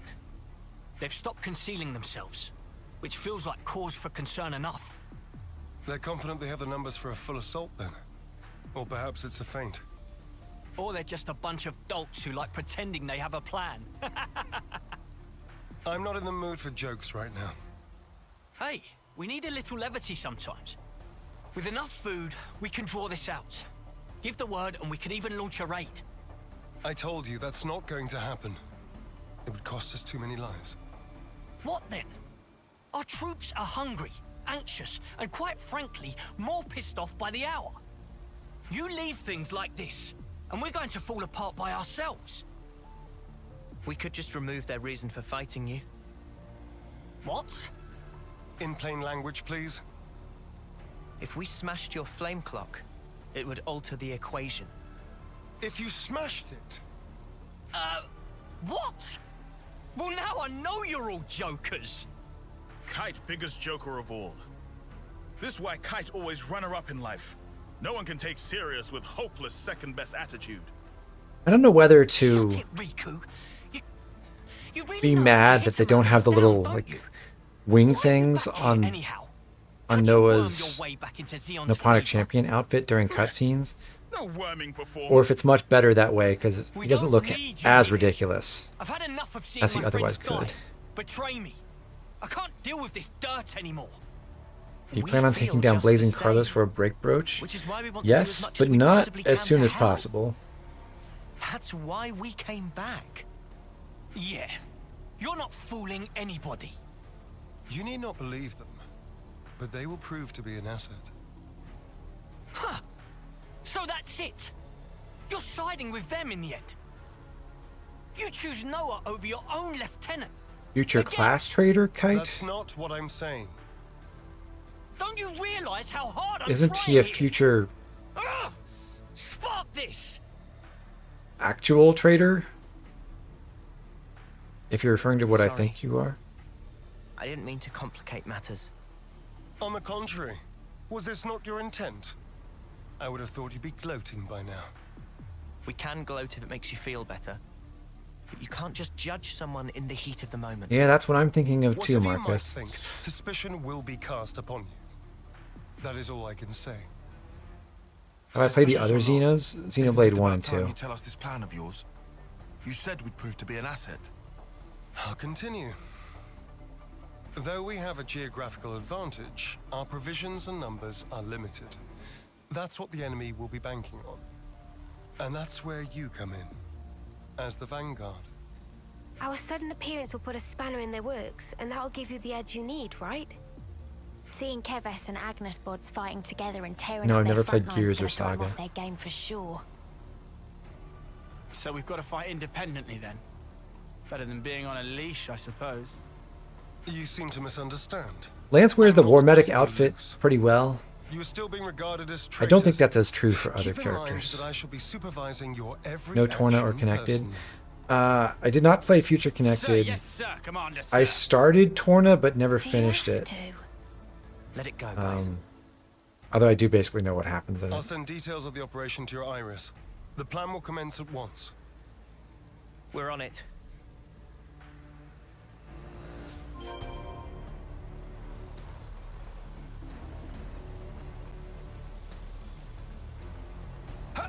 Okay. There's one new thing to find here at Colony 9, and that is the canteen, Time to eat then, no? which includes Everyone, get some a fairly rest. important new meal. We can buy a 20% CP boost meal. So this is one of those tools I was referring to earlier in the stream, where you could use effects like this to boost your CP rewards, and I'm going to use this meal on occasion, but not nearly as often as I possibly could. When I was figuring out what I wanted to do with this run, I realized there were a couple of things I could try to take advantage of that I felt like were more trouble than they were worth to make totally consistent. And this is one of those things where I didn't want to overuse it and have to constantly come back to Colony 9 and recharge this every 20 minutes. In fact, it would be like every 11 or 12 minutes because I'm running at a higher frame rate and therefore our meals are expiring faster. So we are going to eat this now, I'm feeling and we'll energized take already. advantage of the effect for the upcoming wave fight. Still has its delights. But we're not going to count on it for the boss fight Let's be after. off. To make that work out, I do need to run to the next fight fairly quickly, without too many delays, because I do want it to be active for the entire battle.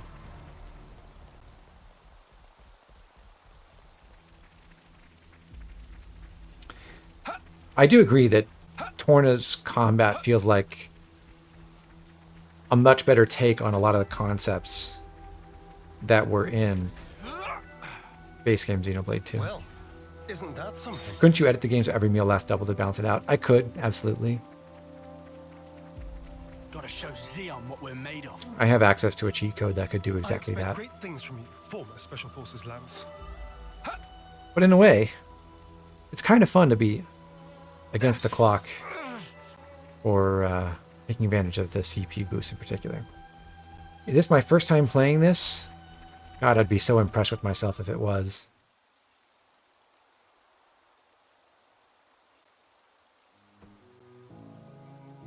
We'll be arriving presently. Uni? You okay? Just feeling wistful. This is where we went looking for fortune clovers, isn't it? Oh, yeah. You really made a big deal out of that. Did not. Just wanted to wish upon one. All the others laughed in my face. Said I'd never find one here. Everyone but you guys and Zeon. You must remember, you're not the kind of guy who makes fun of people when they're trying their hardest. You help people in need.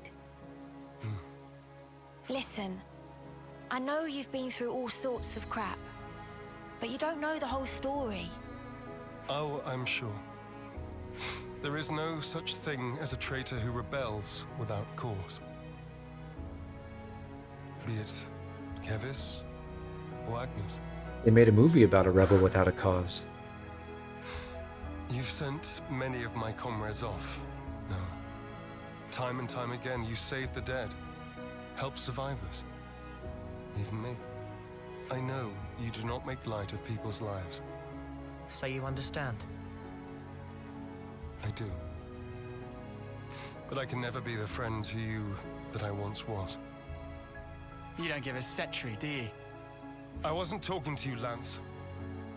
Excuse me? Maybe we can't go back to the old days. But we can build something new. Leave your platitudes for after. The battlefield awaits. Don't worry. We'll win. No one's dying on our watch. Never again. Time to move. Stay sharp.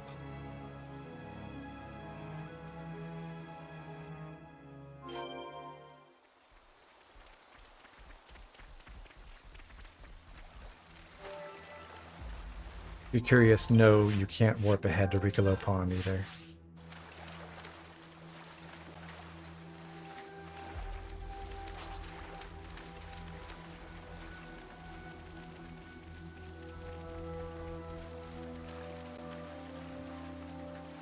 If you find anything out of the ordinary, I'll issue the order. Right. Those vermin! This is something decent, right? I'm gonna quick save here just to ensure that we do actually get the full effect of the meal for this entire fight, but that shouldn't be a problem. There's a lot of them. Unless something goes badly wrong. This will be a battle of attrition. We can use the terrain for defensive advantage. First, we need to hurt their morale. I like being cut off from the starting areas in this game too, said he.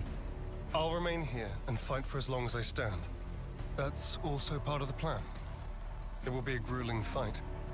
I won't have time to be looking out for possible deserters. Hold on. Are you telling us to find a chance to escape? I never said that.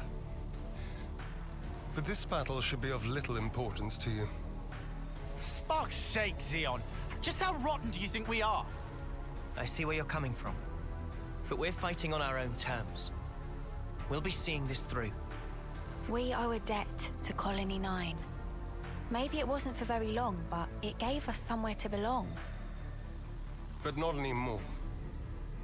Just shut it, you. How hard is it for you to accept someone just wants to do a good deed? Eh? Is the number of Noah and Uni and Lance's original colony Lance! actually specified in game? How often does he need telling not to abandon himself to his feelings? Have you given in? It looks Still, like might a as well place strike that while we the visit iron's later, hot. but I don't think it exactly matches.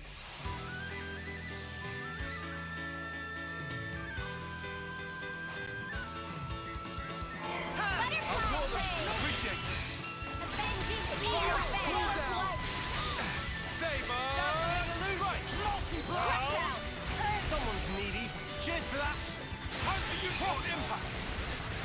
Air fast! Avenging eagle! Butterfly blade! Variable! Dazzling illusion! Crash down! Hidden sword! Keep on pelting them. Just as planned, Ion! Energy figure! Gathering momentum! We can do better yet. Too fast for you. Smooth as always, Noah. Press our advantage. Ever the paragon, Neo. Butterfly blade. You're literally smooth as always, Noah. The heat is... I need you, Mio! They were with Colony 14 at some point. Okay. I wonder when that's mentioned.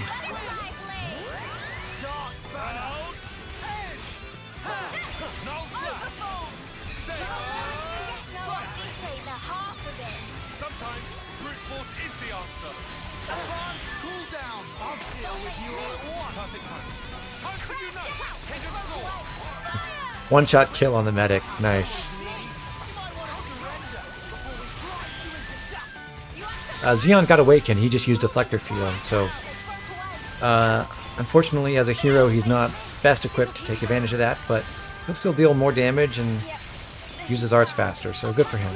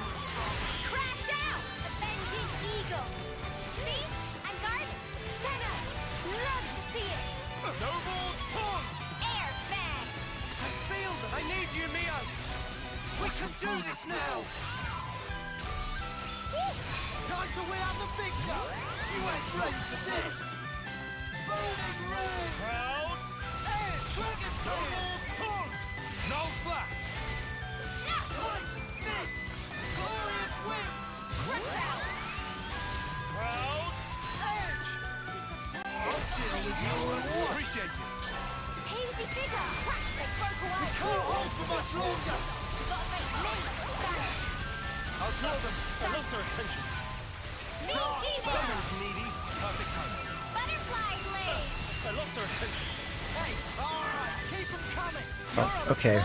War crime successfully completed, and if we charge up Union Tyon's Ouroboros to level 2, I think that'll be enough to sweep the rest of this fight. So we just need a couple more fusion arts to make that happen, I think. Yep.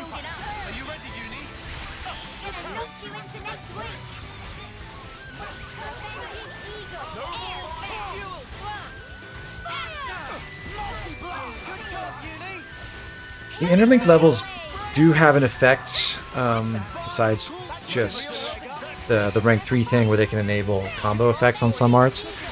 They make the interlink last longer, you generate less heat from your canceling into arts, you deal more damage, you're more accurate. I think like it might affect your buff and debuff success rate. Certainly your combo art success rate. So it is generally better to be at the higher interlink levels, but especially before we got our second master art, and even now it's not that easy to charge up to rank 3. We aren't here to kill each It takes a other. while. Pull back now, and we won't pursue you. I'll bet you won't. Because you'll be dead. Levnesses. Always keep your ace in reserve. That's how the game's played. Don't falter.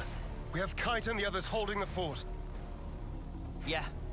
And we'll hold the line here. Whatever it takes.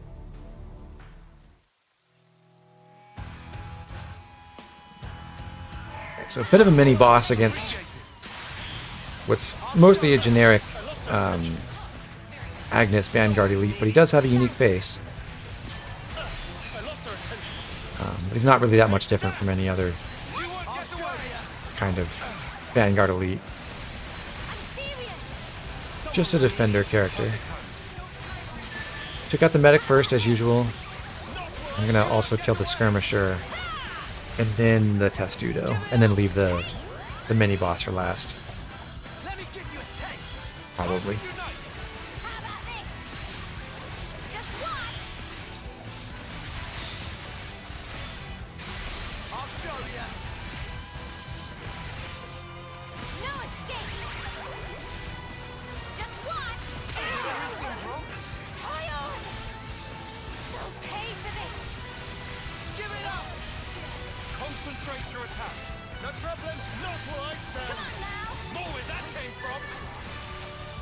I need you, Mia! We can do this now!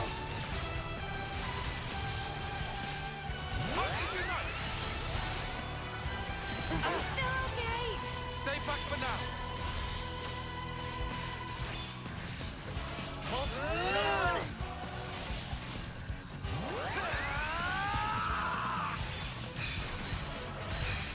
I'm still okay. It was one of those classic cases where the knockback on Giant Swing messed up our positioning for a Null Slash, sadly. But you just saw Noah and Uni each hit rank 10. We had a little bit of CP to spare just because of when we were catching up on our experience benchmarks. We hunted some lower level enemies that are a little bit more efficient for getting CP. So we got that right before this this last kill. But that's all on schedule. So Noah at rank 10 in Opponent Champion and Uni at rank 10 in Heavy Guard. They'll be changing out for the next boss fight. Done. Squad leader's been hit! Pull back! Why aren't you following them? I told you. I don't want needless slaughter. You're soft, rookie commander. Let me tell you something. You don't win wars while keeping your hands clean. You're gonna learn that the hard way. You'll see.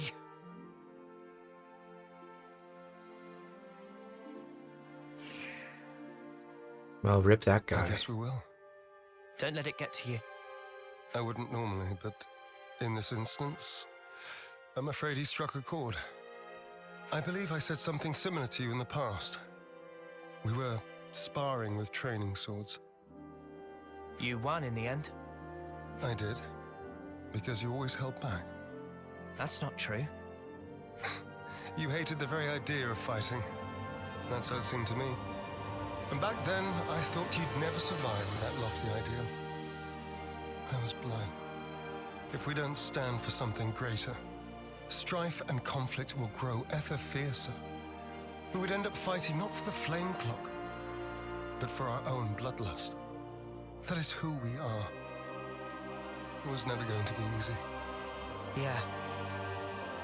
I'm still trying to figure out what's right myself. But there's something I want to change. And to do that, I have to change myself.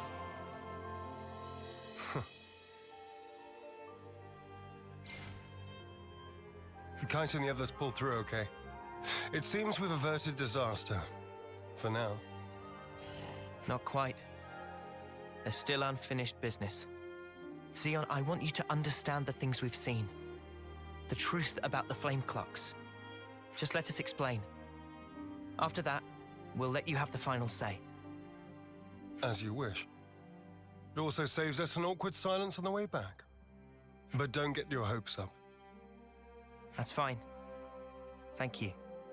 I'll round up everyone in the square. But first, to Colony 9.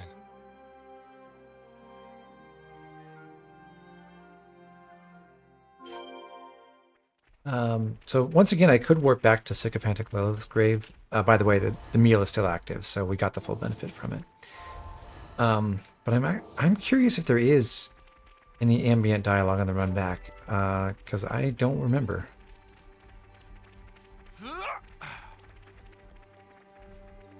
It might just be like at the last few steps as we get back to Colony 9, in which case we could just warp to the gravestone and get it.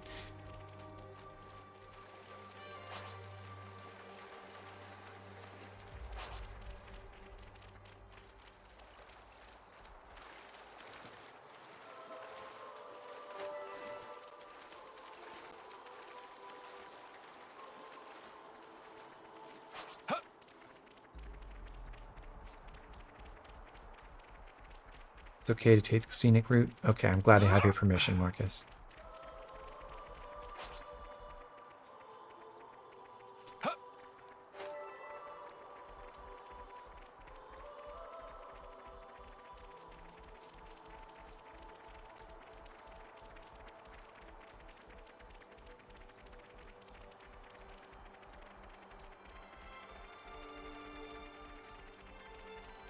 This The is something ears are quite decent, right? striking. Do they really grow from her head? I can tell I'm being watched. He must be very weary of me. Okay, yeah, Zeon's out here asking the real questions. I want to know too.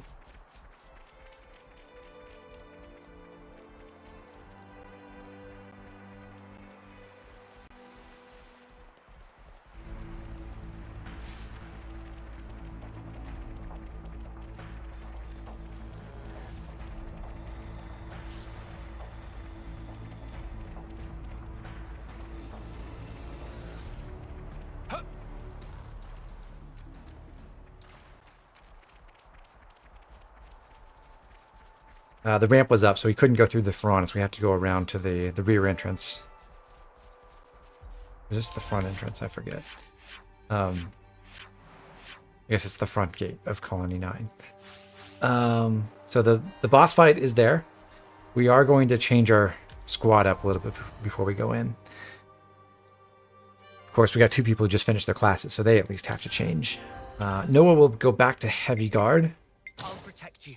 Mio will take up War Medic again. Uni goes into Sword Fighter. Tyon stays in Flash Fencer. Lance will stay in War Medic. And Cinna becomes a Tactician. So we're running 3 healers. And 2 of those are War Medics. We want those War Medics to have the Cure Bullet art to dispel debuffs. So we'll drop Multi-Blast from Lance. But on Mio, because she's got the Tri-Slash fusion and we're trying to do that thing where we fuse our Break Art with something with a long cooldown, we'll put Cure Bullet in a fusion slot against Tri-Slash.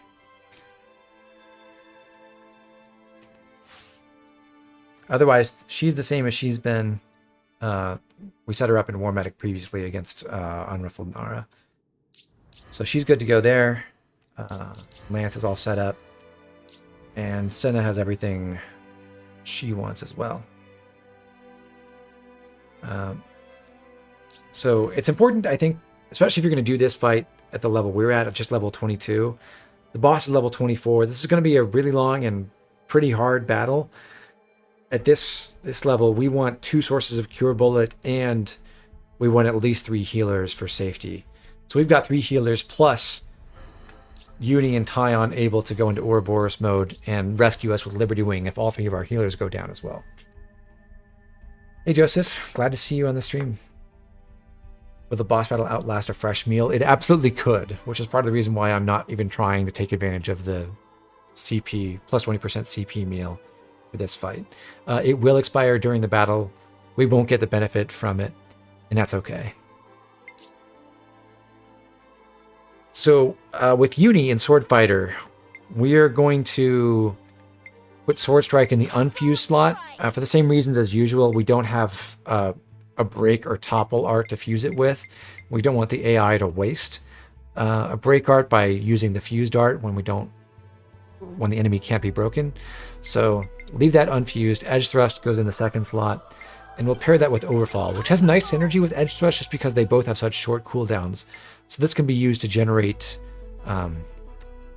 Ouroboros interlink levels faster than a lot of other art pairings would. The choice between Giant Swing and Lustrous Spike is...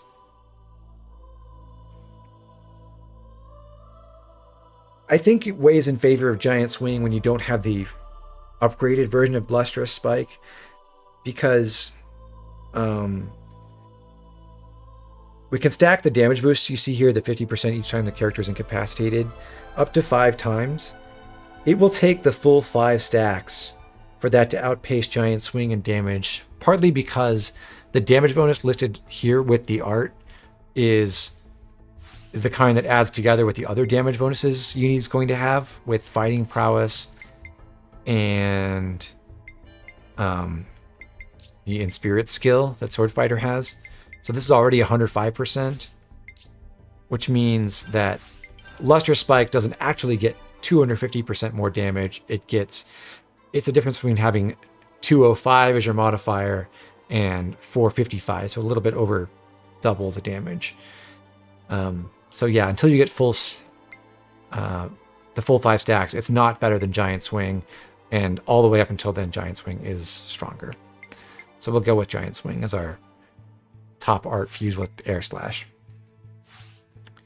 For skills, we'll put on Ethereal Ability to boost Overfall. And we want Empowered Combo as well.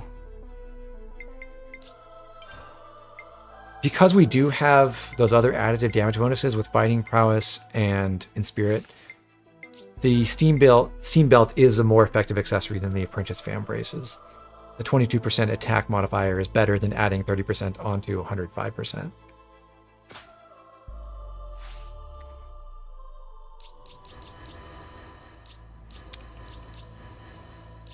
And lastly, for Noah, the big change for him is now that he's mastered Nipponic Champion, just like Mio, he has access to Tri-Slash. So not only does he have a topple art, he can also run a break art.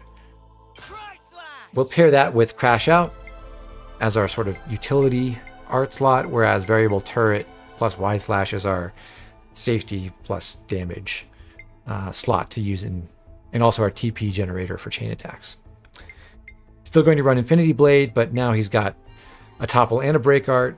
Mio has a break art. Uni has a break art, so 3 breaks. And Zeon's got our second topple, while Senna brings our only days. That's pretty effective. A big part of making this battle easier is having that level of combo support. The enemy we're about to fight is fairly resistant to break. It's hard to get the combo started, which is why you want 3 sources of break. But once we get it started, we'll be reasonably certain to get a topple off because we have 2 different people who can do it. And then the myopic screen from Senna is going to be less reliable, but there's a decent chance that we'll get the days as well.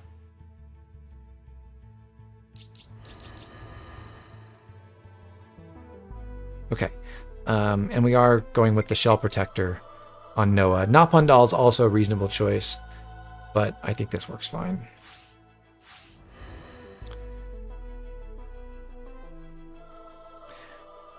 Last thing before we go in, let's check our soul tree. We've got a few upgrades we could get. In fact, we'll go ahead and buy Omnipresent Blade and Critical Up on Noah.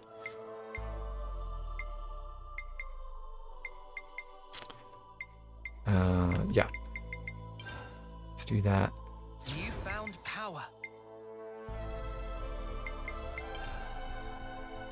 You found power. And then for Uni, we got another 60 SP. We're looking to go through this bottom half of the tree through the Typhoon Field enhancement.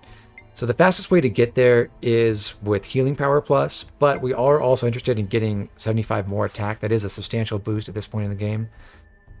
So what we'll do is we'll buy Healing Power Up, a 20% boost, and Attack Plus, and that'll be all 60 of our SP. A new power, eh? A new power, eh?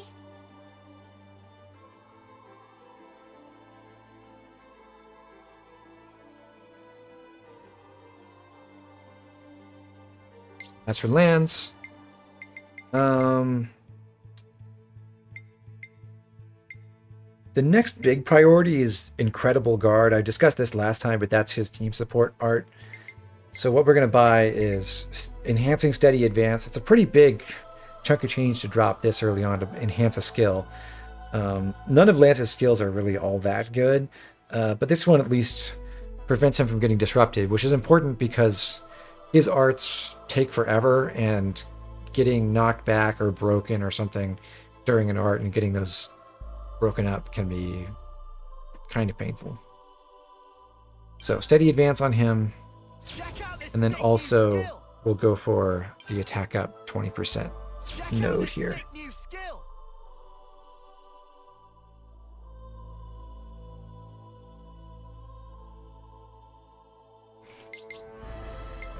So yeah, Noah was Omnipresent Blade and Critical Up.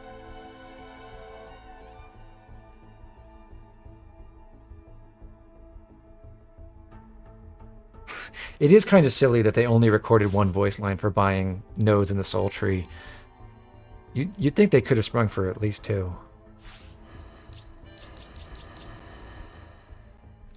But anyhow, that's all the setup.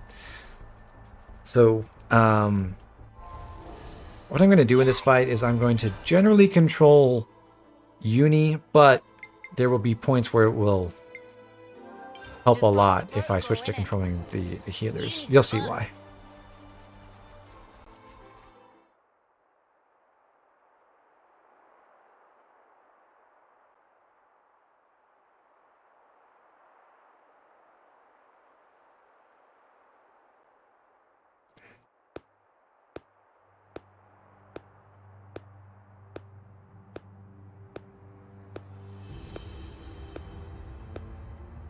Our heroes return. Good work, Zeon. Where have you been? Just watching from the sidelines. And I must say, it was quite a spectacle. In what way? Beg pardon. I forget. You drones have no aesthetic sense. Your droll skirmish was one thing. It almost put me to sleep. But this here... Well, I'd say the colony is due a promotion. I recall no droll skirmish. The one where these maggots surfaced. Loathsome little worms plotting together with Agnes, then deserting their duty like the cowards they are. Truly disgusting. A disgrace to the colony. And that goes for the ones who croaked for nothing, too. Even calling that droll is a disservice to the word. Croaked for nothing? I know you see us as enemies, but this... It's our friends you're talking about. Even Wamba. Back then... How dare you! Silence, maggots! You must still be tired from fighting. Rejoice then! You will give me great pleasure as I crush you.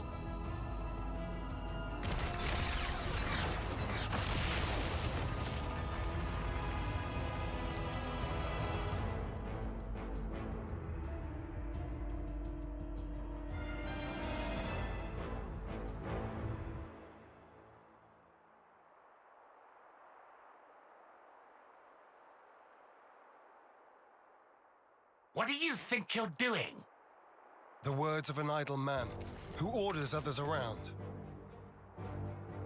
Or the words of rebels who risk their lives for us.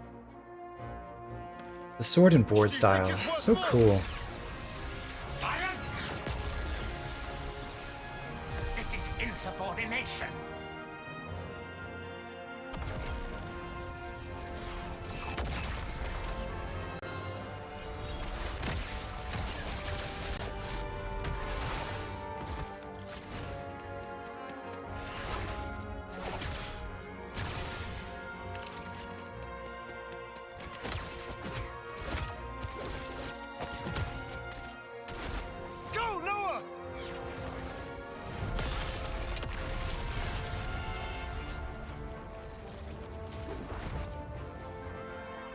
Well?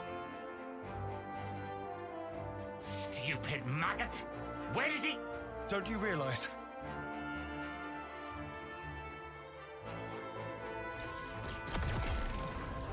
The maggot that feasts on our dead. That would be you.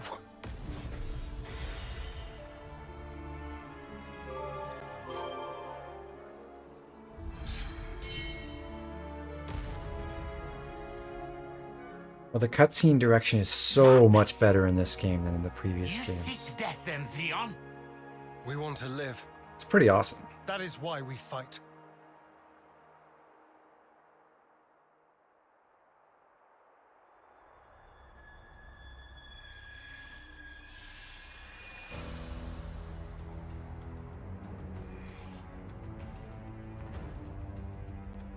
Prepare yourself! Console B! Why, you... You good-for-nothing imbecile!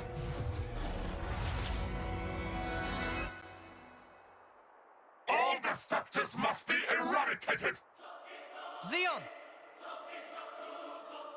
Yes. Let's go!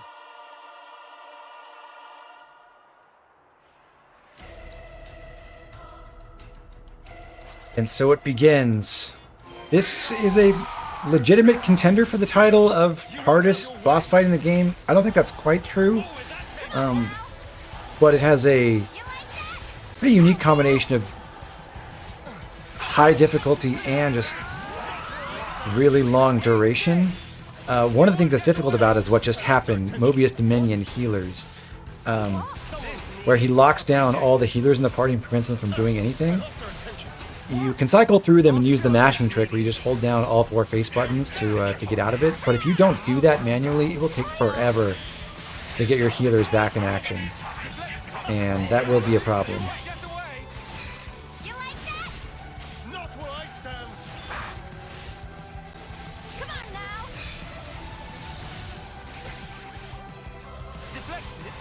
Let me give you a test. Eat this. You like that? Still do this. Well, within Quit being an idiot and stay back. I'm in no time. More where that came from. Are we going to make it? Cheese this fight your first time with 3 tanks and 3 healers? Well, I'm almost doing that. Stay on guard for now. The sheer amount of HP Moebius B has is just mind-boggling compared to the amount of damage you can put out. So I fully expect to do at least 3 chain attacks and maybe 4 in this fight.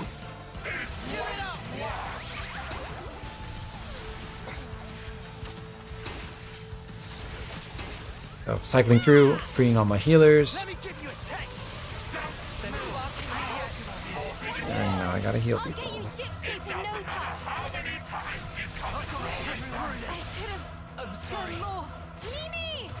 Just cured my own blaze there. Come on now. You can rest later. Come on.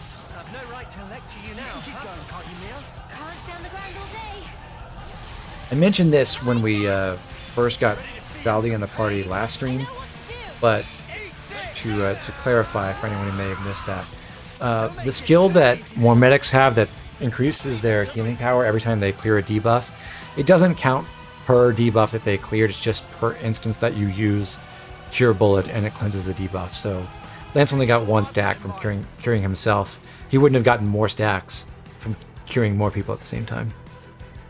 Anyhow, first chain attack. With Zeon in the party, he's not that good at chain attacks. His completion bonus doesn't have any effect within the chain attack. It just, I guess Armor Veil is technically an effect, but increasing aggro won't do anything during the chain attack, and granting Armor Veil also won't really do anything. The Armor Veil buff gives everyone a fixed barrier with a certain amount of HP, and it will negate up to that amount of damage. So it'll help everyone out, but unfortunately it's going to expire before the chain attack is over, so we won't even get to use it later in the battle. And his heroic chain effect is also not that good. When he gets reactivated, he'll be reactivated with 15 extra TP. The problem is it's just not very easy to stack TP on Zeon.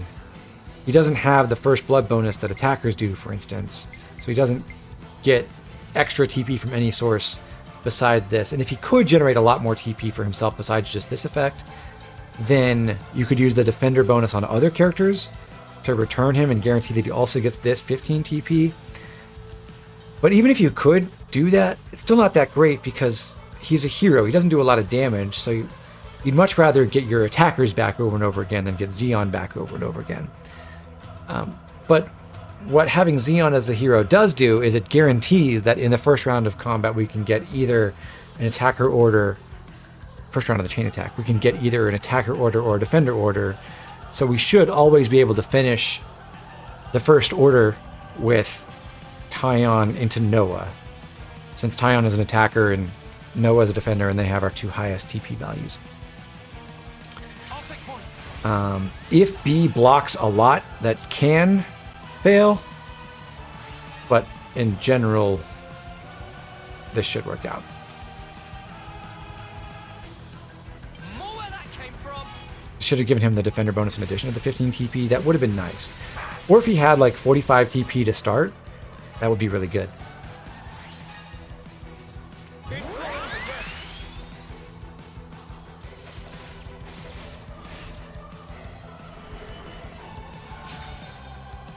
Do you think this plan might work? How about something like this? Basically, if a hero has an effect that makes them really good at getting you Bravo and amazing results early in the chain attack, that's about... There are other better effects in the game, but that's like one of the best things a hero can do, and Zeon just isn't good at it, sadly.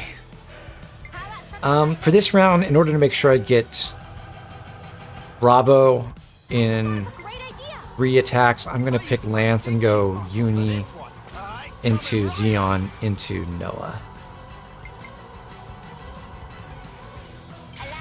It's actually not that great to be finishing rounds with Noah over and over again, because now he's building up more TP on himself and guaranteeing his own reactivation.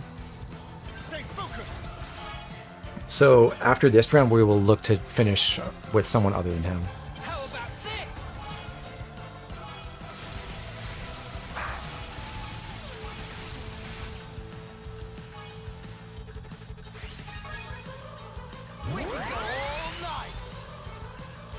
It's really preferable if we have an attacker order or Mio's order in the first round, because that will make us get Tyon back after round 1 instead of Noah. Leave it to Uni. Okay, for this round, okay, I just said we're not gonna bring Noah back if we can avoid it, but there is a chance we could get amazing with Uni into Mio into Noah. Let's give it a shot. We don't have a lot to lose with this first chain attack on Mio's order.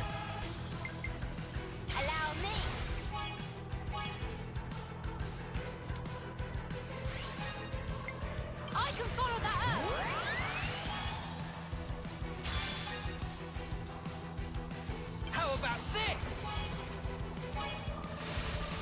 1, 2, 3, 4. Yeah, all right. That's pretty sweet. Your fate was sealed when you rose against us.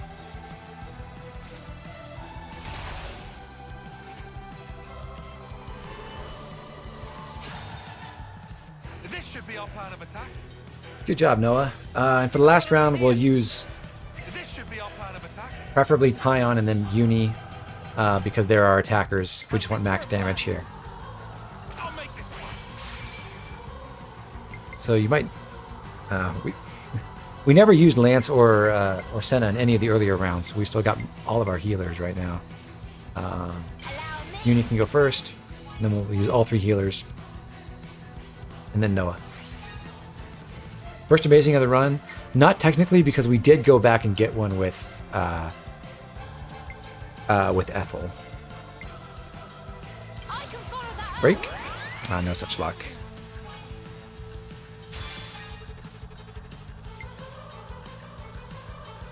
So we'll just heal now.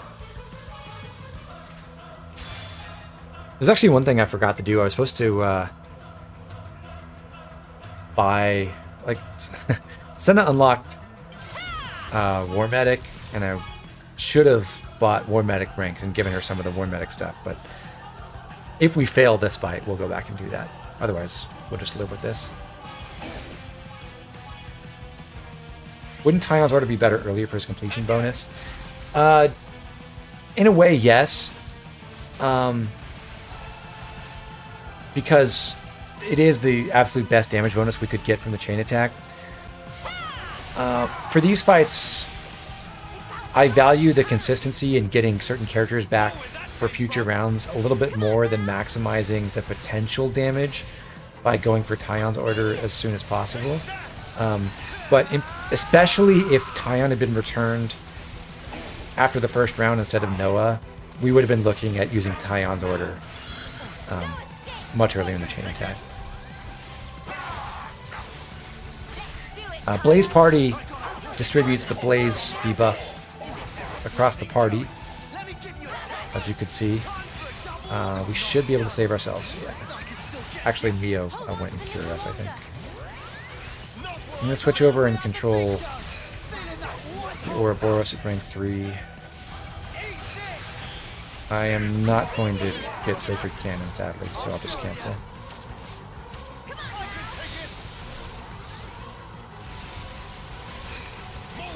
If we can get Winning Rush off, we could get a launch.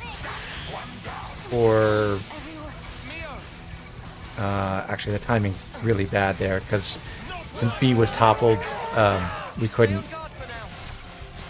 reset the combo duration, so he was still toppled and we were trying to break him, and then we didn't get to the launch art in time.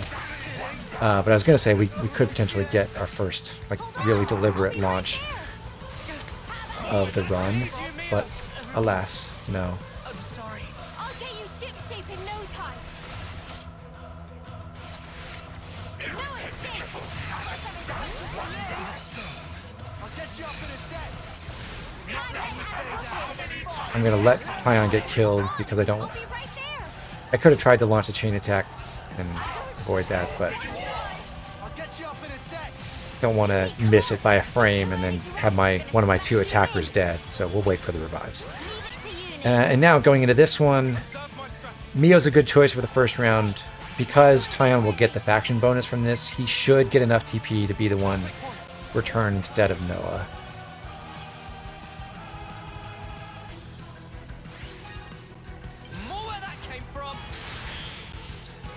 Cool. I picked the break art this time instead of going for max TP with variable turret, because I'd rather get the combo going if at all possible, and I didn't need variable turret to get to 100. Alright, so this round, yeah, let's go Tyon now. And we'll run Uni first into Mio.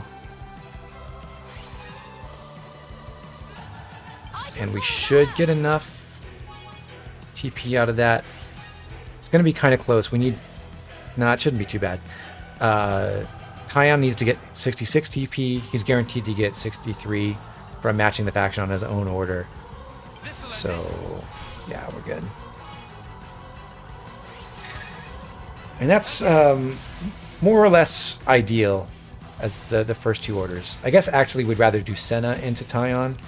But basically, any of the 2 attacker orders are Mio, and then Tyon's order second is a really good combination. After that, since we just got Zeon's order, it looks like we should be able to use Tyon first, straight into Noah, to get Tyon really close to 100 TP, and then Noah to return him. Is the Enrage on Moebius be dangerous? Yes, but he's not that much more dangerous than he already was. He just gets... he does get 1 new powerful AoE attack, I believe, which is kind of a drag. That's one of the things that can help wipe the party if he happens to hit all our healers at once. But he's already really scary, and we've muddled through so far.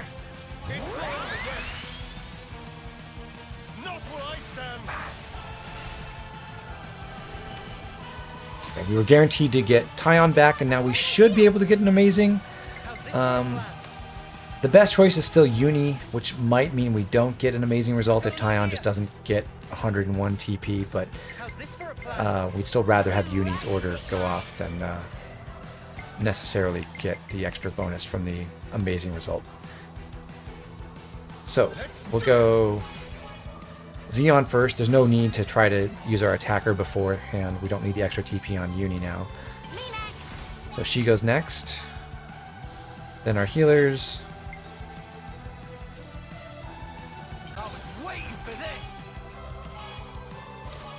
We're doing Senna last so that we take an Agnian into an Agnian, which should mean we get 1 more EP bubble. And finish with Tyon, who got to 101 easily. Awesome. So 2 amazings in that chain. That's pretty good work.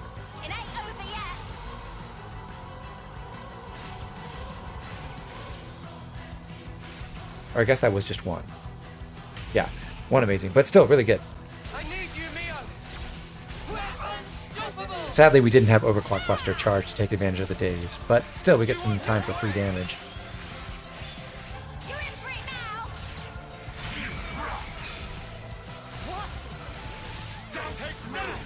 So Blast Wave is one of those AoE attacks.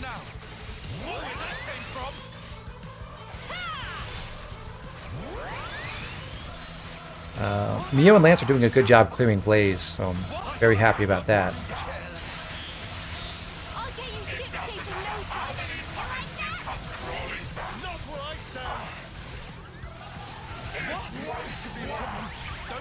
And it looks like we're probably... I need to free my healers.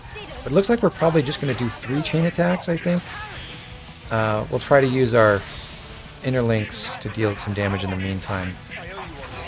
Unient Ions Ouroboros can generally get to Sacred Cannon with only interlink level 2, even on hard mode. Although you kind of need to be in control of it the whole time, and I think we're just going to be just short because the AI started it, and I didn't get to it fast enough.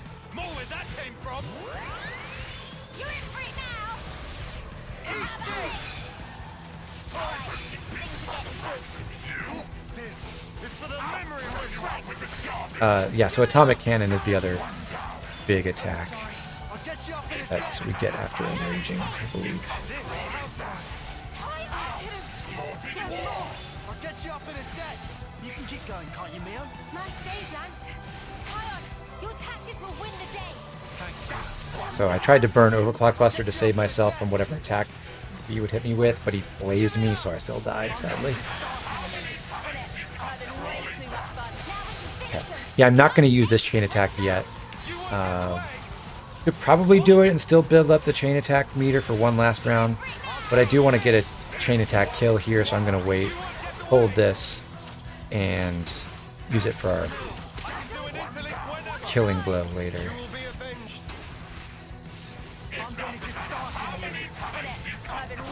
What Power Hold does is it grabs a party member, and then he while they're grabbed, that party member can't do anything, and then Moebius Speed just throws them. It does a lot of damage. It usually kills anyone who's not an HP tank. And even on an HP tank like Noah or Zeon, it often is enough to be lethal. But that's why we run multiple defenders and 3 healers.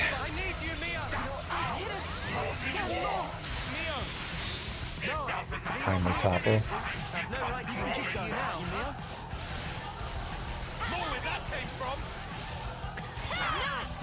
I'm going to be very conservative about when we start the chain attack. I'm going to try to get the HP bar basically down to the left side of the 2 in the level 24 indicator, because that's about how much we need to be certain that we're actually going to kill in the chain attack.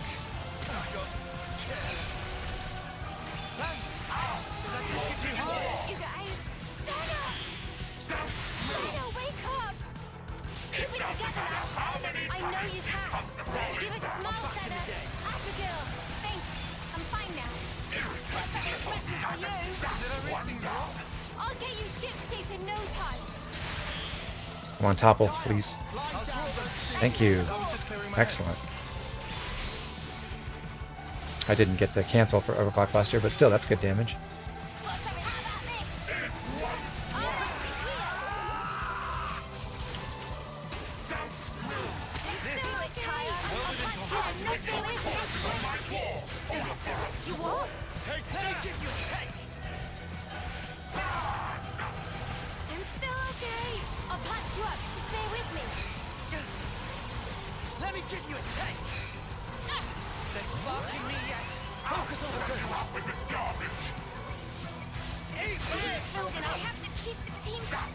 Still didn't get Moebius Cannon off because the last attack got blocked and I took the recoil.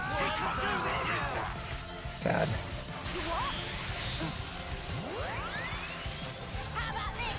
Okay. I'm going to control Noah's Ouroboros, try to get the party healed up, and then use Power Charge, Art, and then we should be good to go. Yep, okay. So I think we will win. Start with Zeon. And let's get in. He blocked just about everything. We might not actually finish this order with Noah now. Let's see.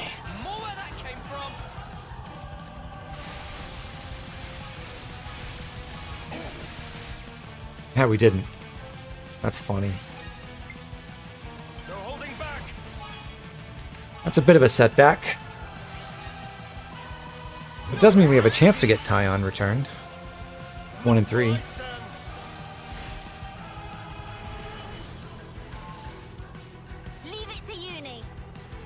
No. Okay. After that, stream was bugging out for you. How so, critic? I actually did, with the audio issues that I've been having intermittently, I did some research on that, and apparently there was the latest Windows preview build would help. So I'm hoping that no one's encountered that today, because I did install that. I used my thinking muscles for this one. How's this for a plan? I'd rather get Noah's order. Well, Check out what I've got in mind.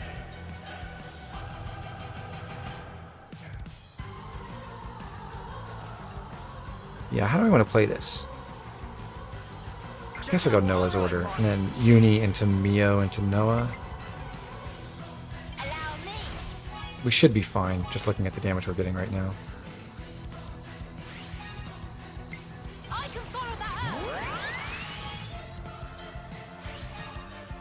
How about this?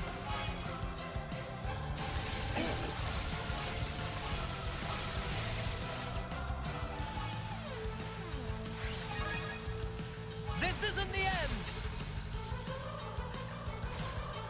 So we're guaranteed to get Noah back. If we also get Zeon back, then we're absolutely going to use Zeon to finish and not Noah, because we don't want to guarantee that Noah takes up one of our returning slots anymore. But instead of that, we got Uni, which is good. We'll take Uni's order, and then Uni into Noah should get us another Bravo. And I think it'll put Uni over Noah in TP. Should. Well, maybe not. Doesn't matter, though. Because I think that was the finishing blow. If not, Uni's chain order will be.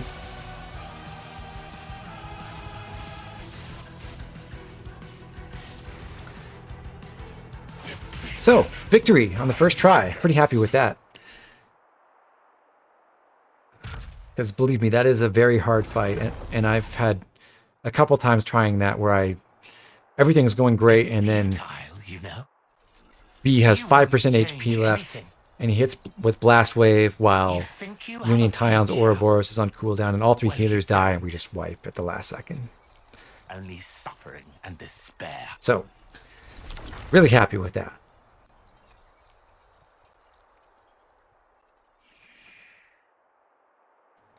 Even so, the choice is mine. Lay things out for me here, Commander. Our console's a monster. Our flame clock's busted. We still don't have enough food to go round. I have to ask, what was the point of all this? We succeeded, though not quite the way I'd hoped. Now then, listen.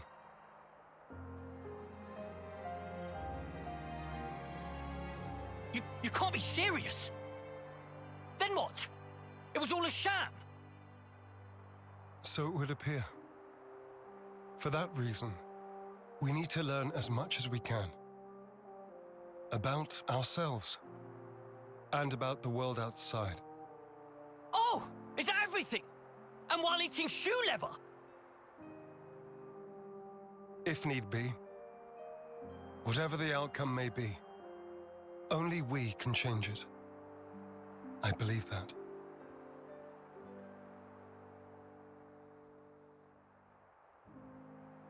We'll help you out too. Not because we're looking for your acceptance, but just so everyone can live. So please, let us further your goal. I know you still have doubts. But won't you give them a chance?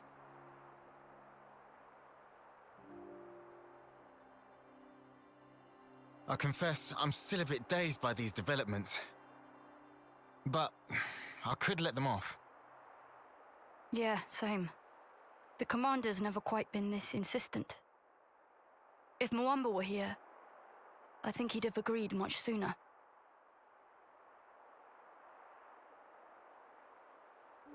Friends. Well, I'm still not buying it. The one to make the call should be me. I should decide. Nobody else. I'll prove it. The only one fit to be commander is me. We're gone.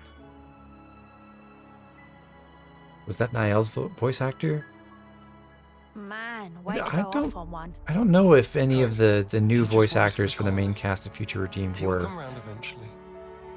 had bit parts in the main game. I'm curious about that. But I don't think that sounded especially like her. What, you mean by taking long hikes? It'll be tough without anything nearby. That was the case up until now. Myself?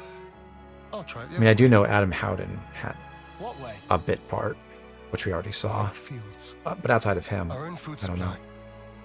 Grown with our own hands.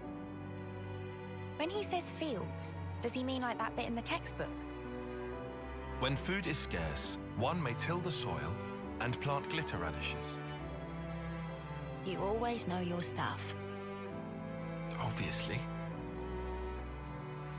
I see. It was difficult to find time before, since you had to worry about the flame clock.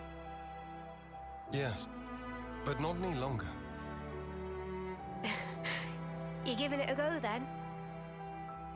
There will be toil, but we'll try. Then start by observing the vegetation. It's not just soldiers that want to survive out here. You're sure to learn something. I understand. We'll try that. Oh, and if you're ever in need of my support, just call on me. I'll help. That's appreciated, but are you really sure? If you truly want to change something, you must start with the self. I believe you said that. Still, some folks aren't gonna like you when you're palling around with us lot. It doesn't matter what they think of me. What truly matters is whether I carry out my duty. Zeon, you haven't changed at all. Sarcasm? At this stage? Not at all. I was just thinking that you're still the same old friend from back then. You've gained away with words. I see. Perhaps people can change. Wow, ouch. You gave us strength. Thank you. Thank you.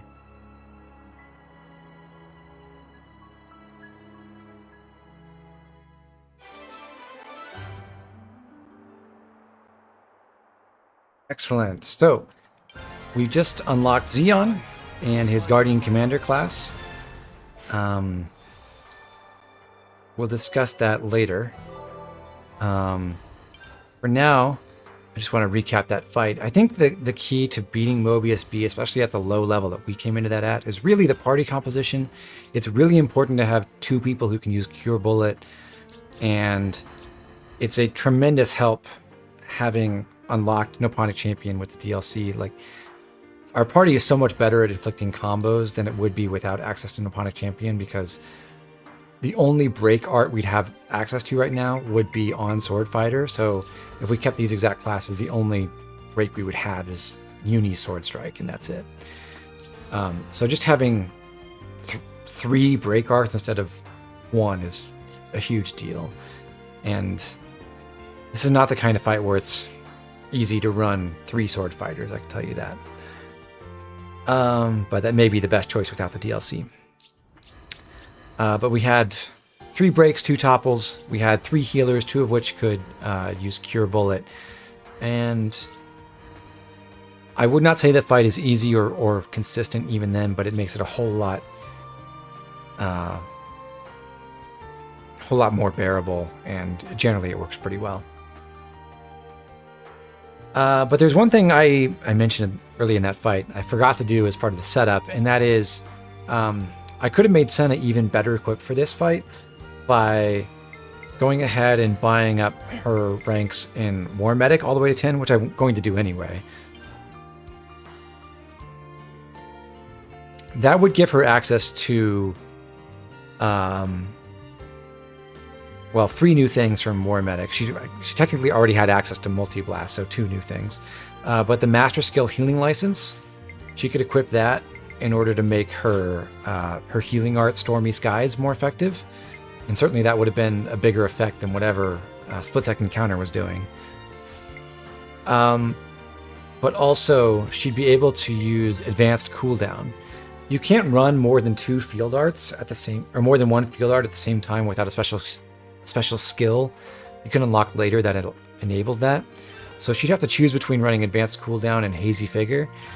And the damage reduction effect on Advanced Cooldown is almost always a lot better than the evasion buff you can get from Hazy Figure. Especially because these Advanced Cooldown fields stack with each other. So if we have Lance setting down Advanced Cooldown for defense up, and Mio setting that down, and Senna setting that down, I'd have to double check this, but I think it's a 15% damage reduction field. So if you're standing in all 3, you get 45% damage reduction. And if one of those fields gets replaced, because we use a 4th field, you can only have 3 on the field at a time, then anyone who's standing in the field that gets dissipated gets a defense up buff for the remaining duration, which is another damage reduction buff. So we could stack it even higher.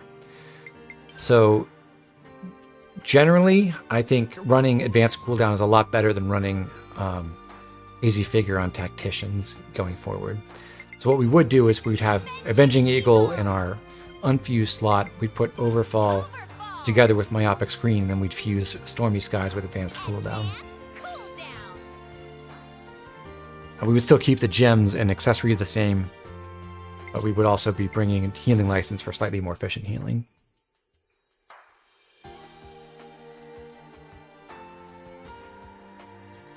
Okay. So, at this point, we're almost at level 23. We'll hit that very soon. We also just unlocked Guardian Commander on Noah. We're not going to have him go into that just yet. There's going to be one more fight where he's going to do something else before he actually starts training in Guardian Commander. But that is his next class. He's going to be in it for almost the entire remainder of the chapter. And Guardian Commander is a really important class. I wouldn't say it's all that good at its defender role, especially later in the game, just because it, as we discussed when looking at Zeon, that it just struggles to draw aggro and has no damage boosting effects for itself except when it has Awakening. But the Master Art getting an additional source of topple that we can spread around, and the Master Skill Protector's Pride, both of those things are very, very good. And also, Patrick, you are right.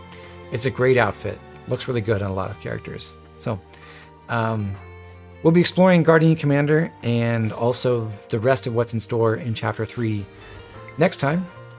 But I'm going to save right now, and we'll sign off there.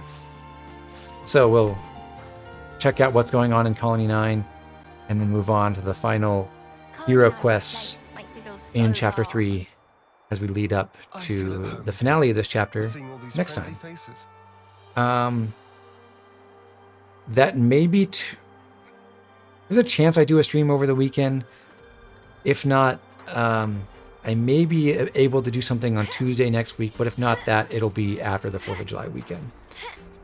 So, whenever we're back, I look forward to seeing you. Thanks for coming, everyone, and for participating and just supporting me the whole way.